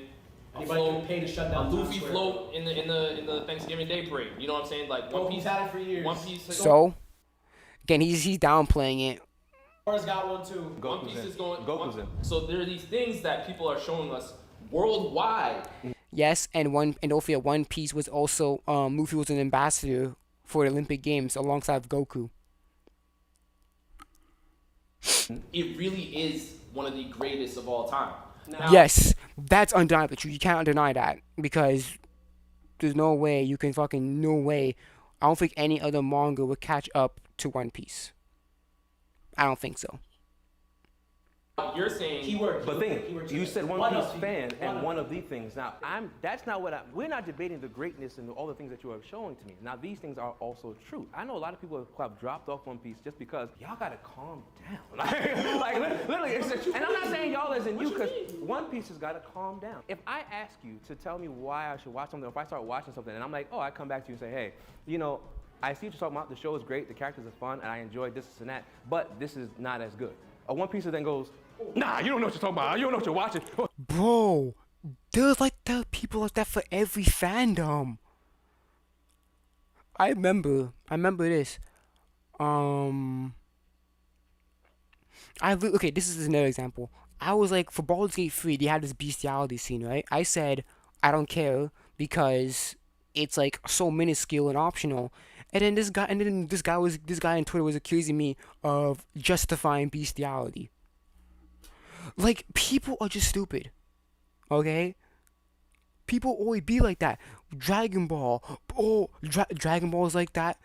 I really said, I don't like any AOT because of these things. Oh, you don't understand the story. There's people like that in every fandom. Regardless of the medium. Whether that be video games, whether it be books, whether it be comics, whether it be manga. There are people like that in a bunch of series. Fucking Ruby or Bumblebee is so underdeveloped. Oh no, it's not, because this and it's crazy. People be like that, man. It's not just One Piece. A lot of series are like that. JJK, people be like that. Demon Slayer people be like that. It's not. You're not saying anything that is unique to the fandom of One Piece. Because what you're saying is all over every fandom. Particularly shonen, but it's all over a lot of fandoms. You know what you're reading. How do you read this? How do you watch? But relax. Like, you gotta call. Just keep watching, bro. Just keep watching. It gets good, I promise. Keep watching, bro. We've been watching for 5 years in real time. especially you, because you're not caught up. I'm at episode 700 and you're not caught up. I'm done. That's not caught up. I'm done. It's not worth catching up. 700 is not caught up. I know all the major plot 700 points. is not caught up. It's boring. All right. From my perspective, Why the fuck you watching 700 episodes? What's pushing you to keep on going? a lot of people that do not like One Piece, right, who I've seen, are either only dipped their little baby pinky toe in there and said, oh, the whole anime. No. It's either that they read little. It's either that they don't want to because it's too long. That is the biggest excuse ever. I don't want to read it because it's too long. I don't give a shit the length of a series. As long as it's good, I'll read it. Shit, man, it's like there's like 300 something chapters of Berserk. I blew through literally over 150 of them because Berserk is just that good. Stop it. Just stop it. Trash. 700 episodes. The whole anime is trash because I saw. Bro, that's like a third of your life. As a One Piece fan, I'm not trying to hear The delusion. I'm not trying to hear that. If you do not watch the story, if you're not caught to episode 1105, you're not gonna come on. You know what I'm saying? So, yeah, we get it. You're not buying in. Fans are saying, all right, you don't understand what's going on, and it's frustrating, right? But it's also frustrating on the other side because if you don't know what's going on and you say the story's bad, I'm cool with people saying, you know what, One Piece is too long for me, I can't get into it, whatever. But if you say One Piece is bad, and then I ask, yes, that's also true. I hear that so much times. I can't get. I don't want to. One Piece is bad because it's so long. Like, end already. I hear that so many times. You will unbelievable how much times I hear that shit. I ask you, okay, why do you think it's bad? And you say, well, I mean, I didn't really even watch it. It's just kind of long. Like, I only saw one episode. I'm not trying to hear that. Yeah, don't listen to those people because they're not gonna have any constructive criticism. They're just gonna say it's too long and that's it. That's the only excuse that they have. Don't listen to those people. That's not That's not a fair assessment. And exactly. But I agree with that. There are, Right. and that's what I'm saying. There's nothing wrong with being able to like see what it is. And one of the big things I said to you when you was on my podcast is the big thing I said, yo, the fact that you can at least admit to these faults means I can have conversation with you about. Yeah, but there are people like that in all fandoms. I tried to explain why the flashback in 130 with Zeke talking about the love of Mikasa and the Historia thing. I said how that makes no sense. I told him why do this? This guy comes tells me, oh, this is Isayama's writing style. I didn't ask him. I replied to him, any examples? He's like, oh, and then the guy replies to me, oh, it's all over the manga. If you pay attention to the manga, the instance is there. Man does not even elaborate, and I'm like, okay, if it's so easy to find examples, then it should be easy to give me an example of it. Man comes in, calls me an R word, the retard word, and then starts insulting me. I'm like, there's no point in talking to you because clearly you're not just gonna resort. I'm trying to put actual legitimate criticism. You're gonna resort to insulting people. People are like that for every fandom. It's just, especially on Twitter, but people like that for every fandom. It's just how it is. It's just how it is. So you love. So you're buying in? Because you agree? No, I'm only giving like $10 because sure, people in One Piece do that, but also people in not every single, but a lot of people in most fandoms have that. They don't want to see their favorite series getting any sort of slander or criticism, so that way they're gonna attack them. People be crazy, man. People fucking dox people over their opinion on anime. People do that. People actually, yeah, doxing. People do that. People will try to dox people over stupid opinion. It's so stupid. It's honestly so stupid. Freaking people are so petty.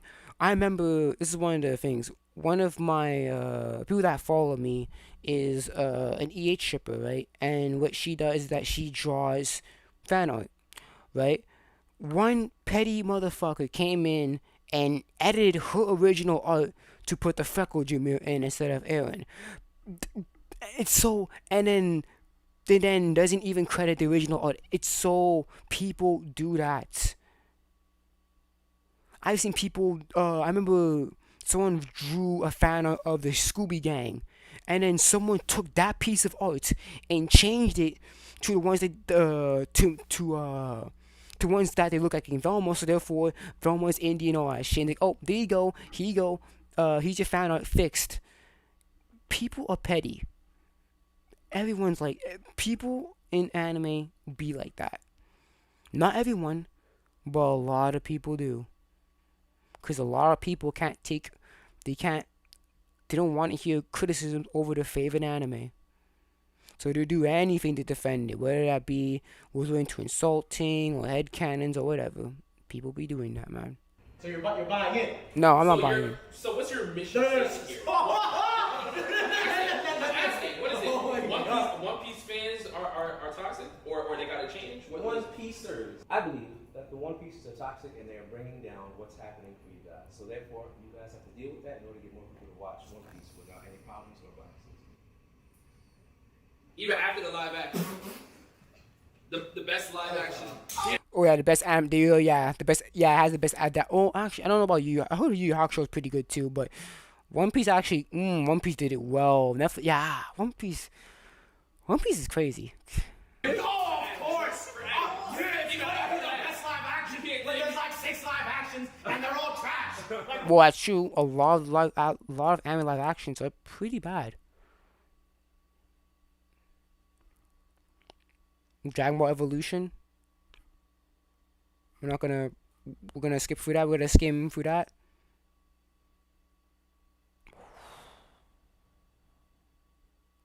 Even the AOT live action was shit as well. So Cowboy Bebop live action, I bombed.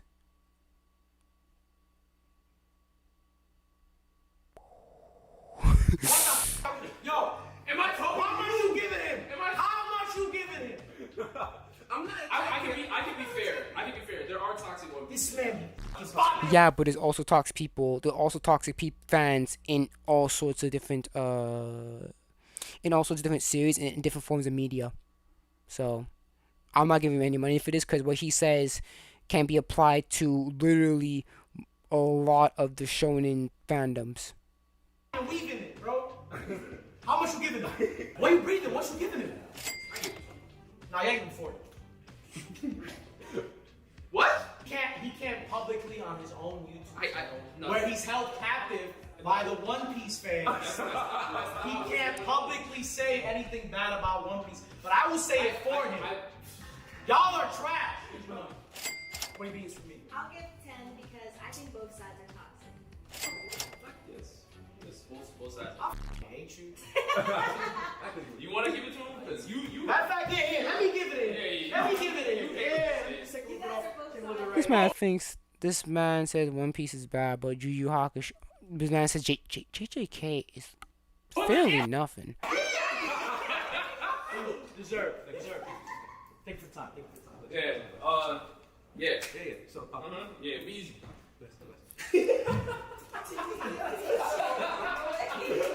Lastly, He shouldn't have gotten. I wouldn't have given him any money because there's so many. There is people like that in literally every fandom. Tank is He someone didn't who say has anything a new. very interesting top 5 to discuss. Hello, Sharks. I am Jasiri_GQ. You already know Jasiri_GQ for every RIP platform. who? Join the Discord. First off, I wanted to come out here and show y'all my credentials. Yeah, hand that around. Okay, He's got it. What's this? He's got his hunting license. Yeah. That's Oh, he's a Hunter x Hunter fan. Fuck. that's legit. What is that? That's real. Let me see this. Oh, wow. What is this? It's his credentials. Credentials. It's our hunting license. Okay. Oh my God. Well, time to call Chimera Ants. All right. Yo. Got you right now. Yo. I'm so sorry. Oh no, that's completely okay. Pito gonna be here in like right. I mean, don't. So we all have those characters. On. Top 5 frauds of anime. Okay. So we all have those characters. We're like, oh my God, they're so good. Oh my God, they're so bad. Big 3, this, that, and the third. But everybody fails to talk about how the frauds carry the show. The number 1 fraud on the list is Reagan from Psycho Mob 100. So pretty much he I can't say I haven't watched Mob Psycho 100, so I can't say anything about Reagan. manipulates a kid and have him do his dirty work of not being able to see spirits, going around the town, taking people's money, especially exploiting this young child that's probably underage, probably somewhere in between child. The Mob is underage. This man's in high school. Have you watched Mob Psycho? Because I don't know how do you not know if Mob is underage or not? He's in high school. Clearly he is. What the fuck? Because he's like in high school, so. But what do you mean he's a fraud? Yeah, what do you mean by? Oh, I think he means by they think they're all that, but they're. Oh, that means Top 5 has Buggy is a fraud. Buggy is a fraud. This man has the most insane. Man has Mihawk on this. Buggy's a fraud. But he's a funny fraud though. Fraud in terms of he does nothing to help because. No, I think what it means by fraud is that it's like on the surface, people think that they're all that. But when you get to know them, when you get to know the tricks of them, they're fucking pathetic.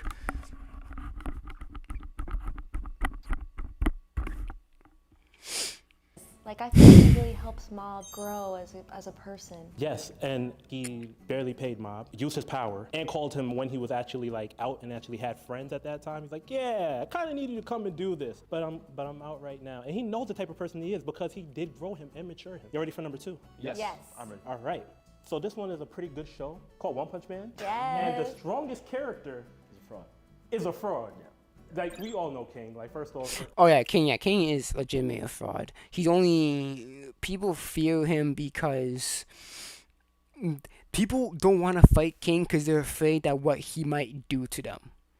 Yes, King is an actual fraud, but he also impacts Saitama's character though, for Saitama to be much more open emotionally. So yeah. Yeah, I agree. King is a fraud. He, he could even stand up to the cat in the bodega store. Let's keep it a stack. He actually goes around and he just claims it. And sometimes, I'm not gonna lie, I'm gonna give it to him. No, the issue is that King is always at the wrong place. Well, for him, at his he's always at the wrong place at the wrong time. So when shit hits the fan, people say, "Hey, you did it. Hey, look, King, he's dipped. He like drowned in the enemy's blood. Oh shit, he did it. He has insane luck. He's always at the wrong place at the wrong time. So basically, that's what makes that. And obviously, people are scared of what he might do because on the surface he's so mysterious. Like, oh shit, he's top 1, but he has so many feats, and this man doesn't really do anything. It's basically people are afraid of King.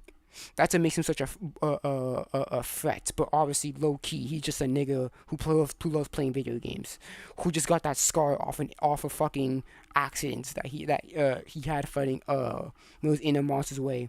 So One time that, he just happened to be at the right place at the right time, and they were like, oh my God, you killed yes, and that always happens with King. He's always at the wrong place at the wrong time, and then people would have like, oh shit, he's so strong. He doesn't need to fight. He already has like a minion. He already has like Saitama to fight for him.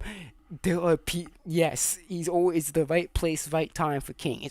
For him, he's gonna be at the wrong place because he doesn't like it, but it's always there for King. Yeah, no, he didn't. He didn't. Going to the store or whatever. You also agree with that one too? Definitely agree. Definitely agree. King is a fraud. King is a fraud. All right, so are y'all ready for number 3? Yes. Now this one is a little breather, but I know a lot of people haven't heard of Berserk, but Griffith, I'm not going front. He is a pretty boy. I ain't going front. He was over here like uptown vibes, all that, walking around with the white hair. But honestly, it was a conversation that went on earlier. He did not have to like take somebody's girl after he said that he didn't want the girl. Yes. But he had the risk to do it the whole time. Did he not have the risk to do it? He walked in, all you heard was the doom. These are the top 5. But he's not a fraud. Because Griffith actually has like feats behind what he does. Like he's a very good leader. He's not really a fraud. I would say because Griffith is petty. I would admit that Griffith is sort of petty in a way. And many people see him as this upstanding guy, but we do know that he is very you do anything to get his stuff, right? This man, yeah, I do see what he's going with, but I don't really count Griffith as a fraud. Because the shit that he does it mostly on his own. Right? Oh, this guy, Guts, I need you to do this off suspicion. This man, and plus he tricks people too. No, I wouldn't say Griffith is really a fraud.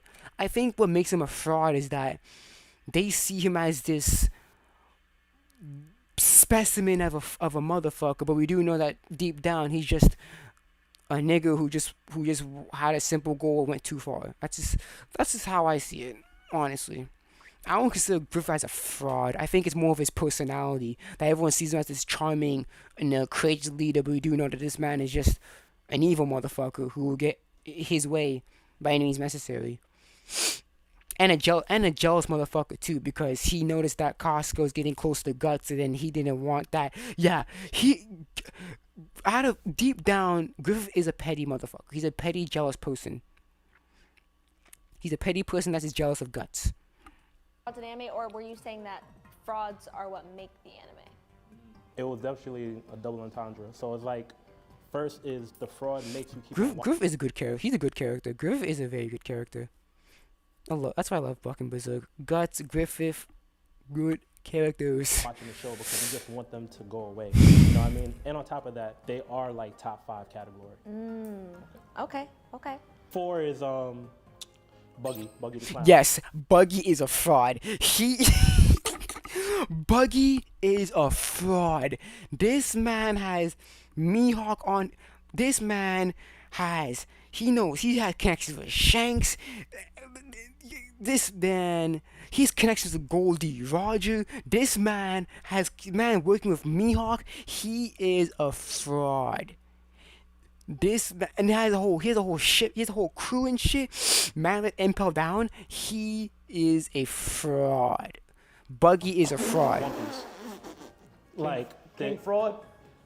Bro, I'm not gonna front. He carried. I'm not gonna lie. That's true. This is your last fraud. This is the last fraud. Mr. Satan, Hercule. Yes, Hercule is a big ass fraud.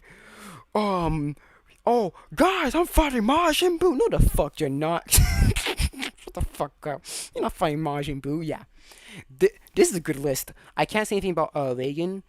Griffith is kind of like, I kind of see where you're getting from, but you haven't explained it properly. But Buggy, King, and Hercule, them niggas are frauds. Them niggas are. I thought he was gonna say Seto Kaiba too. Yeah. Yeah. Oh, that was a hard Kaiba's one. not a fraud, though. Kaiba, no, he actually stood on everything he said. Yeah. That man is from the South Bronx and Brownsville, Brooklyn. Whichever one you want to pick, he stands on it. Yeah. I mean, this is a solid top 5. I think the only one I'm really kind of iffy on is Reagan, and that's because even though he did do. No, I'm kind of iffy on Griffith. I understand why you chose Griffith as a fraud. I can't say about Reagan. I can understand. I'm only iffy on Griffith. I'm only iffy on Griffith because he does do things like himself. Like, you know, how his man was able to collect an army on his own. He does things like on his own, which is good. But I think what makes him a fraud is more of his personality, that people look at him as a courageous, glorious leader, but deep down he's just a jealous, petty person. Yeah, I can see Griffith as a fraud, but he does have feats to back himself up. Yeah, I can't really say This Buggy's fucking lucky. If Buggy's lucky, Hercule, this nigga is the biggest fraud ever. Hercule and King are the biggest frauds out of this whole list. I guess quote unquote dirty at times. Like, he still did a lot. And fun fact, guys, did you know that Hercule is the only human that hasn't died in Dragon Ball? Fun fact. In Dragon Ball Z, out of all the humans in Dragon Ball Z, Hercule is the only one that has never died. Good. There's your trivia. Mob too, like Mob transformed like after, like even down to the last episode. Like Reagan was the one that came through. That was like the most beautifully written. When he was flying through the buildings. Yeah, like so good. I wasn't gonna give you any money, but then during this time, this whole situation, I thought of something that just came to mind. You know, someone made me feel like I was only 1/4% a second ago. So if you were in her positions, what percent would you give me? This is crazy. All right, do the quick math. All right, Google math. All right, let me see the percentage. Okay. All right. That's worth 20. What was the percent? Don't worry about that. It's between me and him. You threw away his hunter license. Where's the switch up now? All right. Either way, it's about the storyline. I mean, I see what you're saying. But I can give 10 for this. I think the full 5. I'm cool with that. I can also give 10. I think. I'm just giving you a petty 20. I'm just being real. A petty 20? I'm just giving you a petty 20. I'm just giving you a petty 20. Oh, all right. You know, because I don't really understand the concept, but I just want to say that's why you give 20. You know what? All right, I'll take it. There you go. Take petty 20. Appreciate it. Yes, sir. And it was 78.69%. You know, just letting you Oh, just let you know. Wow. Don't go to your car at 6:30. Oh, you snitching. Good looks. All right. So, All right, so we decided to bring back all the contestants from earlier to do one final lightning round pitch. They have the opportunity to win $240 because I was cheap and they were not, so it could have been a little bit more. We're gonna have 45 seconds to pitch us yet again. It could be a spicy take, fun take, whatever it may be, and one person will win $240. So, let's get it. Good to see you again, Sharks. My lightning round hot take is that the One Piece anime is not as good as everyone thinks it is too long. It's such... You just proved Rob's point on one of the most shallow issues. It's too long. You already proved Rob's point here.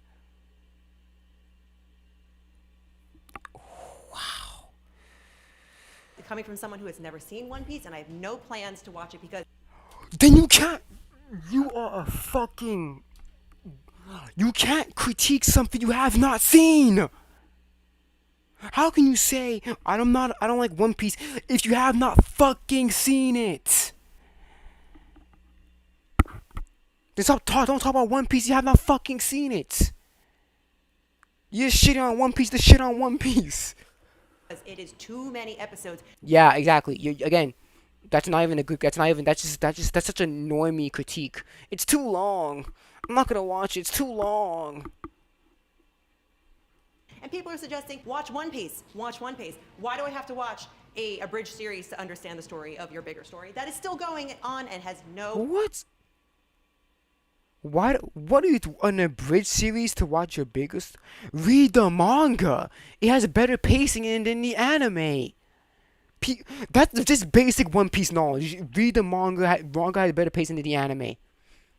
Sign of ending. And also, first of all, she didn't make any takes to back up her. Okay, it's a lightning round. So basically, okay. Hello, judges. Once again, my lightning round hot take is that Yoshihiro Togashi should be considered the best mangaka of all time. Who's Yoshihiro? That's Hunter. No, nope. No. Togashi? Nope. I'll give that to Kentaro Miura right now. As for right now, no, that's way wrong. And that is simply because when you look at any other great mangaka, you look at the Narutos, the Bleaches, the One Pieces, they all got one thing to their resume. Togashi has two things. Okay, first of all, it's so funny. Sure, Oda got one thing to his name, but his is sword more than both of your shits, Togashi. Give me a break. Togashi got 2 top 10 series. Okay, but what about no, I can't say Hiro Mashima because Hiro Mashima got so many different things. Hiro Mashima's Rave Master, Fairy Tail, Eden Zero. I think that one's called Black Rock, some shit like that. No, quality over quantity. Sure, Oda may have one story behind his belt, but it's sold more than both of the Togashi shits combined, and Togashi's been doing manga way longer than Oda. So his resume, and no other mangaka can post that. Yeah. The writer of fucking Monster.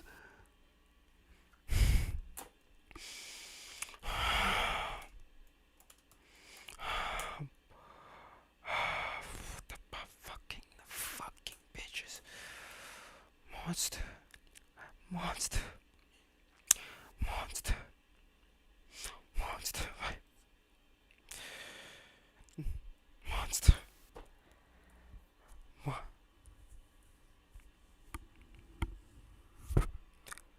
Monster? Pluto? 20th Century Boys? Monster? Naoki Urasawa? The writer of Monster? The writer of 20th Century Boys and Pluto?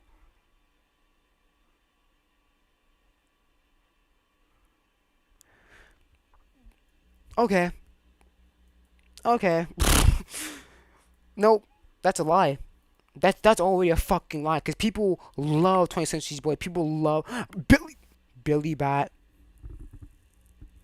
Tatsuki Fujimoto. Tatsuki Fujimoto.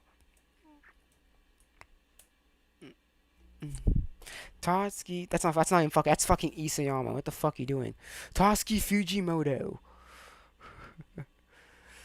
Tatsuki Fujimoto. Fire Punch. Chainsaw Man. Good. You are a liar. You just lied, bro. You just lied. This nigga got 3 things under his belt. Possibly even 4, because I heard Billy Bat's very good too. You lied. You just lied here. 20th Century Boys, Monster, Pluto, Billy Bat. You just lied. That's not true. And one of them series not even that good. And that's Hunter x Hunter. I can't say for Yu Hakusho because I haven't seen it. But Hunter x Hunter it's pretty average at best. Hunter x Hunter. He has Yu Yu Hakusho. He has a broad cast of characters. He's got some fine-ass men for you. He's got everything you want in both series. And that's my hot take. Can you explain? Fine ass men, don't describe them. So you're just gonna try to get the money. Hello, judges. I'm back again. My hot take is Sakura is not useless. Yes, that's true. Sakura is not useless, but she is a bad character. That's what I wanted to say. Sakura is not useless, because let's be honest, if it wasn't for Sakura, Naruto and Sasuke would be fucked. Because she got that healing on deck. No, Sakura is not useless, but she is a bad character because of the Sasuke shit. The Sasuke shit ruined her character. She's not useless, but she is a bad character. She is not useless. I'm tired of everybody saying that she's useless. If you hate her, just say that. But there's definitely some factors that prove that she is not useless. And the final thing I'm end on is, who was the first person in Shippuden to take down an Akatsuki member? Watch Shippuden from the beginning. Hello, Sharks. My lightning take is that if you're a person who spoils anime, you fall into two categories. One, you're an attention-seeking little whose parents didn't love them enough, or two, a dumbass. If you fall into category one, you are suffering. Okay, here's an issue here. So, is that the person's fault for talking about the latest shit, or is that the other person's fault for not catching up? Now, if the guy says no spoilers, then I can understand that. And then if the guy says no spoilers and the other guy spoils it, I can understand that. But if you're trying to compare series and shit, and you haven't caught up to the series that you're gonna compare it to, you can't really discuss anything really about it, can you? Because your parents didn't love you enough, you didn't get enough attention, so you want to spoil the fun for everyone else and make sure they suffer along with you. If you fall into category number two, you think you're sly and trying to be subtle, but just because you wouldn't get that hint doesn't mean I'm dumb enough not to get the hint. And that's my take. Your take is nothing. Bro, like, you don't want to get spoiled? Then read the manga, prick. That's all I gotta say. Read the fucking manga. If you don't want to get spoiled, read the manga. What the fuck? Hello, I'm back. Yes, I'm back. You serious? Okay, anyways. So my hot take for you guys is fan service is a positive factor towards anime. A lot of people complain. No. Actually, here's the issue. What defines fan service? Is that a character getting undressed? Is that a character getting dripped out in some Nike text or some shit? Fan service can be a lot of things. It can be from showing some tatas, or it can be I wish this character was wearing some more modern outfits. That's fan service. Fan service is a very broad perspective, but many people really call it to just tatas and abs and shit. And why doesn't women do things? But I then. So like Sakura is useless. So what if she's useless? Women can be useless in anime. We need the boobas. And I don't care. Again, for me personally, I don't care if you have boobas and shit. Cause I fucking slogged through high school DxD, so that boobas were everywhere. But again, I don't care if you got titties and shit. If your story ain't good, it ain't good, jog. That's all I gotta say. in High School of the Dead, he shot a gun through her boobs and people thought it was a useless scene. It was a useful scene. It got me interested in the show. I was like, wait, let me rewind and actually pay attention to why he did this. Fan service is needed. Thank you. But let's be honest, it was luck. It was luck. It was lucky that bullet did not touch any of her breast. And also, no, that's not true because Villain Saga doesn't have much fan service. Death Note doesn't have really much fan service. Let me think of another one. No, I can't say Chainsaw Man. Chainsaw Man does have fan service. What else? Yeah.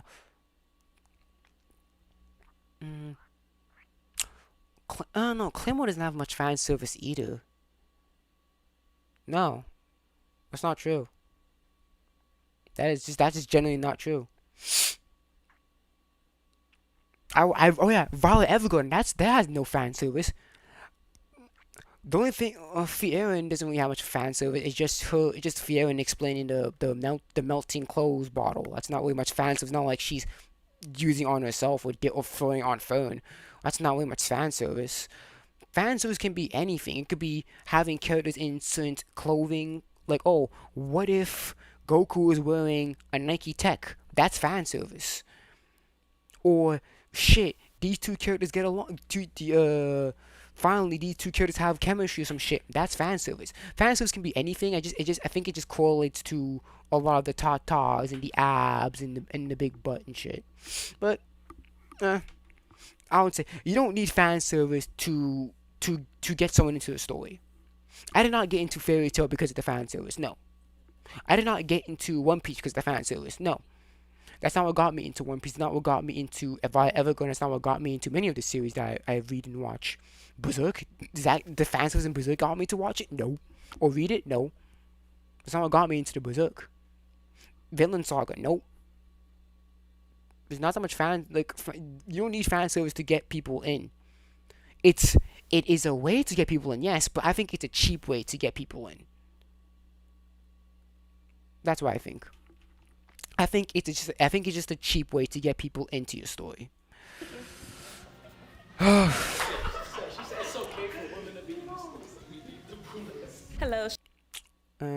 It's okay for women to be useless. Well, you gotta say it for the men as well. It's okay for male characters to be useless. Look at fucking King. King is pretty much practically useless in a fight, but he helps Saitama a lot. He helps Saitama in his development. Right? Why I say Buggy's not useless, but he's weak as shit. But no, Buggy has a good power, but him as a person, oof. No. Hercule is useless as fuck. The only thing you can really have Hercule for is to just convince Earthlings. Besides that, he's useless in a fight. Sharks, I am back, and I'm here to say from my hot take that Griffith could have had everything he wanted if he did not fall to the princess's punani. Thank you. Well, my hot take is 3 characters are automatic. Well, I don't think that's really true because the king did not like Griffith at all. Even before Griffith slept with Charlotte, the king was not fond of Griffith at all, and neither was the queen. So no, I wouldn't really say so. I wouldn't really say about that. No, I would say he could have gotten what he wanted. Well, no, because he did tore off his tendons. His tendons did get cut off. But no, even before then, the king was not gonna let him get his own kingdom. Yeah, so either way, he was not getting what he wants from that. So that's not true. Over as soon as they stepped on the scene. 1 is Miracle, 2 is Levi Ackerman, and 3 is Nanami. Argue me. What? Because 3 characters are automatically simped over as soon as they stepped on the scene. 1 is Miracle. Facts. I like Miracle. 2 is Levi Ackerman, and True. 3 is Nanami. True. Yeah, that's true. Actually, no, I would say Gojo. I would say definitely no, not Nanami. I would say Gojo. Or Toji. Oh, Toji. Oh, Toji. People, niggas simp on Toji. Bitches be simping on Toji a lot. But I can't agree with the first two, Levi and Mirko. Especially Mirko. I like Mirko. She's a badass, but bitch had her leg and arm removed. She's still fighting, bruh. I would say yeah, I can agree on the 3 takes. But I would place Nanami of Gojo. Every bitch loves fucking Gojo with the blue eyes, white hair, bruh. Argue me. No, I would say Gojo. I agree with 2 of your takes. I would say Gojo over Nanami. Or Toji. It's either Toji or Gojo. People simp over both of them. I would definitely say... No, I would say Gojo more because Gojo's been longer with the audience, but I would say Gojo. Especially with the blue eyes. Gojo. Gojo or Toji. It's either one of them. I will switch Nanami with Toji or Gojo. Thanks again to War Thunder for sponsoring today's video. Is that it, nigga? Shut up. I don't care. Go back to back 2 animes, top 10s. We have Sakura is not useless. Right. Okay. We have She's not. She's factually not. She's a bad character. It's the Sasuke that makes her a bad character. He hates JJK fans, which is valid. He hates anybody who spoilers. I hate spoilers. Spoilers. Yeah, Spoilers. like spoilers. Right. We have women can be That's like all the other that's all the other series. Demon Slayer, oh my god, Demon Slayer, JJK, One Piece, Bleach, Tokyo Ghoul.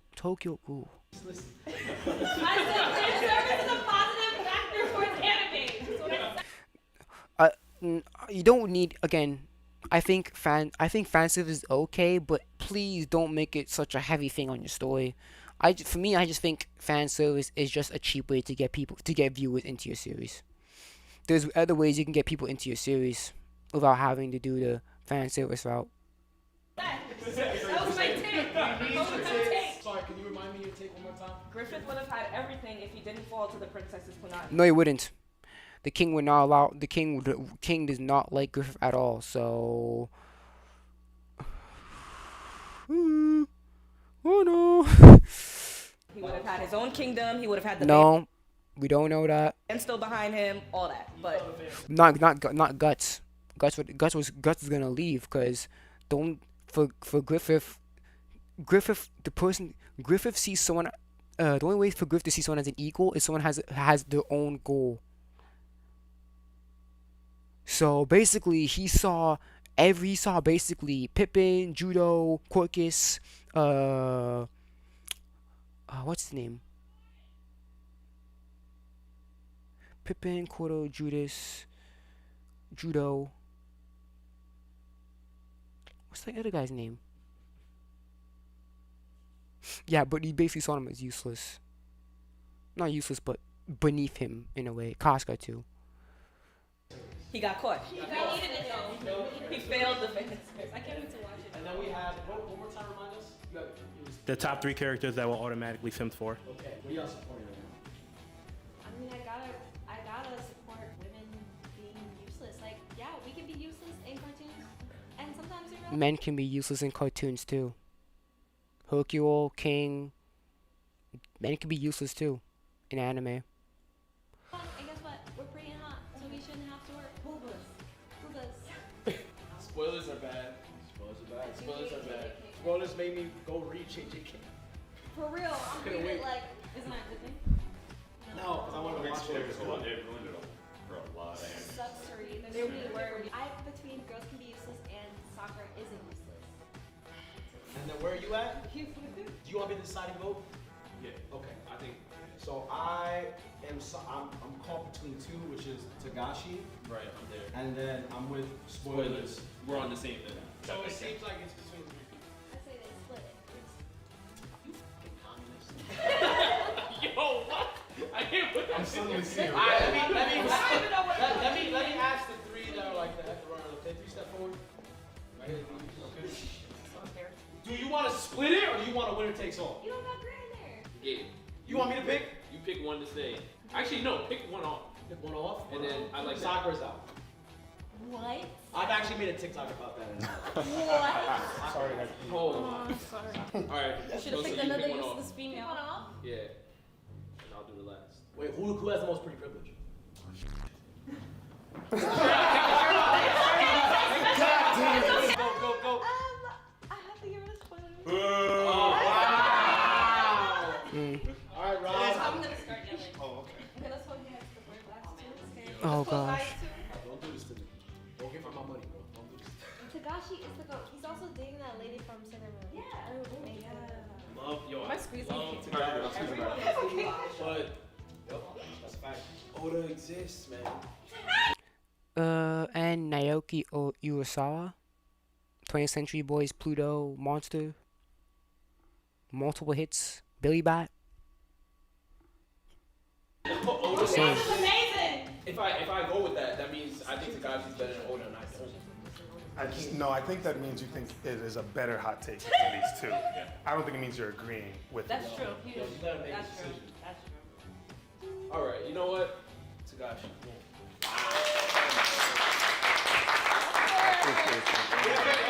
Thank you so much. I know that was hard to say. I know that was hard to say. Thank you guys so much for watching Anime Shark Tank. If you guys want to see more of this, please. This was actually not that bad. That's pretty good Shark Tank. Which one was the worst one? Out of the section here, I think the worst one is... okay, Grants was talking about the big three, so that's not really anything. It's just the big three. It's just the most popular things in Shonen right now. Oh, Demon Slayer was terrible. Bleach, don't remember much of Bleach, but might get back into it. Chibi was Sakamoto Days. I might get into Sakamoto Days. These was terrible. His was terrible because you can say that for any other fandom in anime, manga, web novels, web series. Then his was Frauds. The best one, I would say the Frauds. The Frauds are the best one. But the hardest take though, what was the hardest anime take? And when I mean hardest, I mean pretty bad. The hardest anime take for me would be... Cause these was terrible because you can literally say that for any series. His was not really hot takes because all of his list is pretty true. Buggy, King, Hercule, Griffith, they're pretty fraud. They're like frauds. So, Bleach was like the best villains. That's extremely hot take because I don't agree with that for one bit. Demon Slayer, it's not a hot take. So many people say that's a good entry level. His was if there was a big three. His wasn't really a hot take because most people would say MHA, Demon Slayer, and Jujutsu Kaisen. Hers was nothing. I give it the hot take to BR Pump or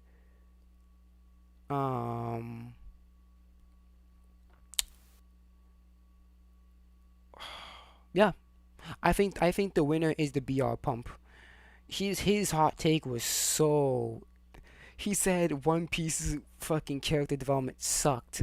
And so, yeah, I would say his was the hardest take. Yeah. I agree with... Okay, yeah, I would say that's the hardest take. I'm gonna clip this and then put it as like a YouTube video because this shit's been going on for what? How long have I been streaming for? 5 hours? What the fuck? Okay, yeah, I'm trying to get as much sleep as I can. Yeah, I'm gonna end it right here, guys. No music. I went on for way too long. I should split this up into 2-parters. But yeah, I think that's it. I've been streaming for now for 5.5 hours. I'm gonna end it here, guys. I gotta make sure you go to the oh shit. Shout out to Phil Horn for showing me the first video. The second video that I thought was actually gonna be something was just nothing. It was comparing Gear 5 to climactic scenes, and again, that's a poor comparison. You can't really compare that at all. Thank you for him for showing me the community tab, and make sure you guys check out the little fanfic that I made. Got mad collections and shit. 13 collections so far. Yeah, that's it. This one's a chunky monkey. I'm definitely gonna piece this up as a reaction. Alright guys, I am out of here.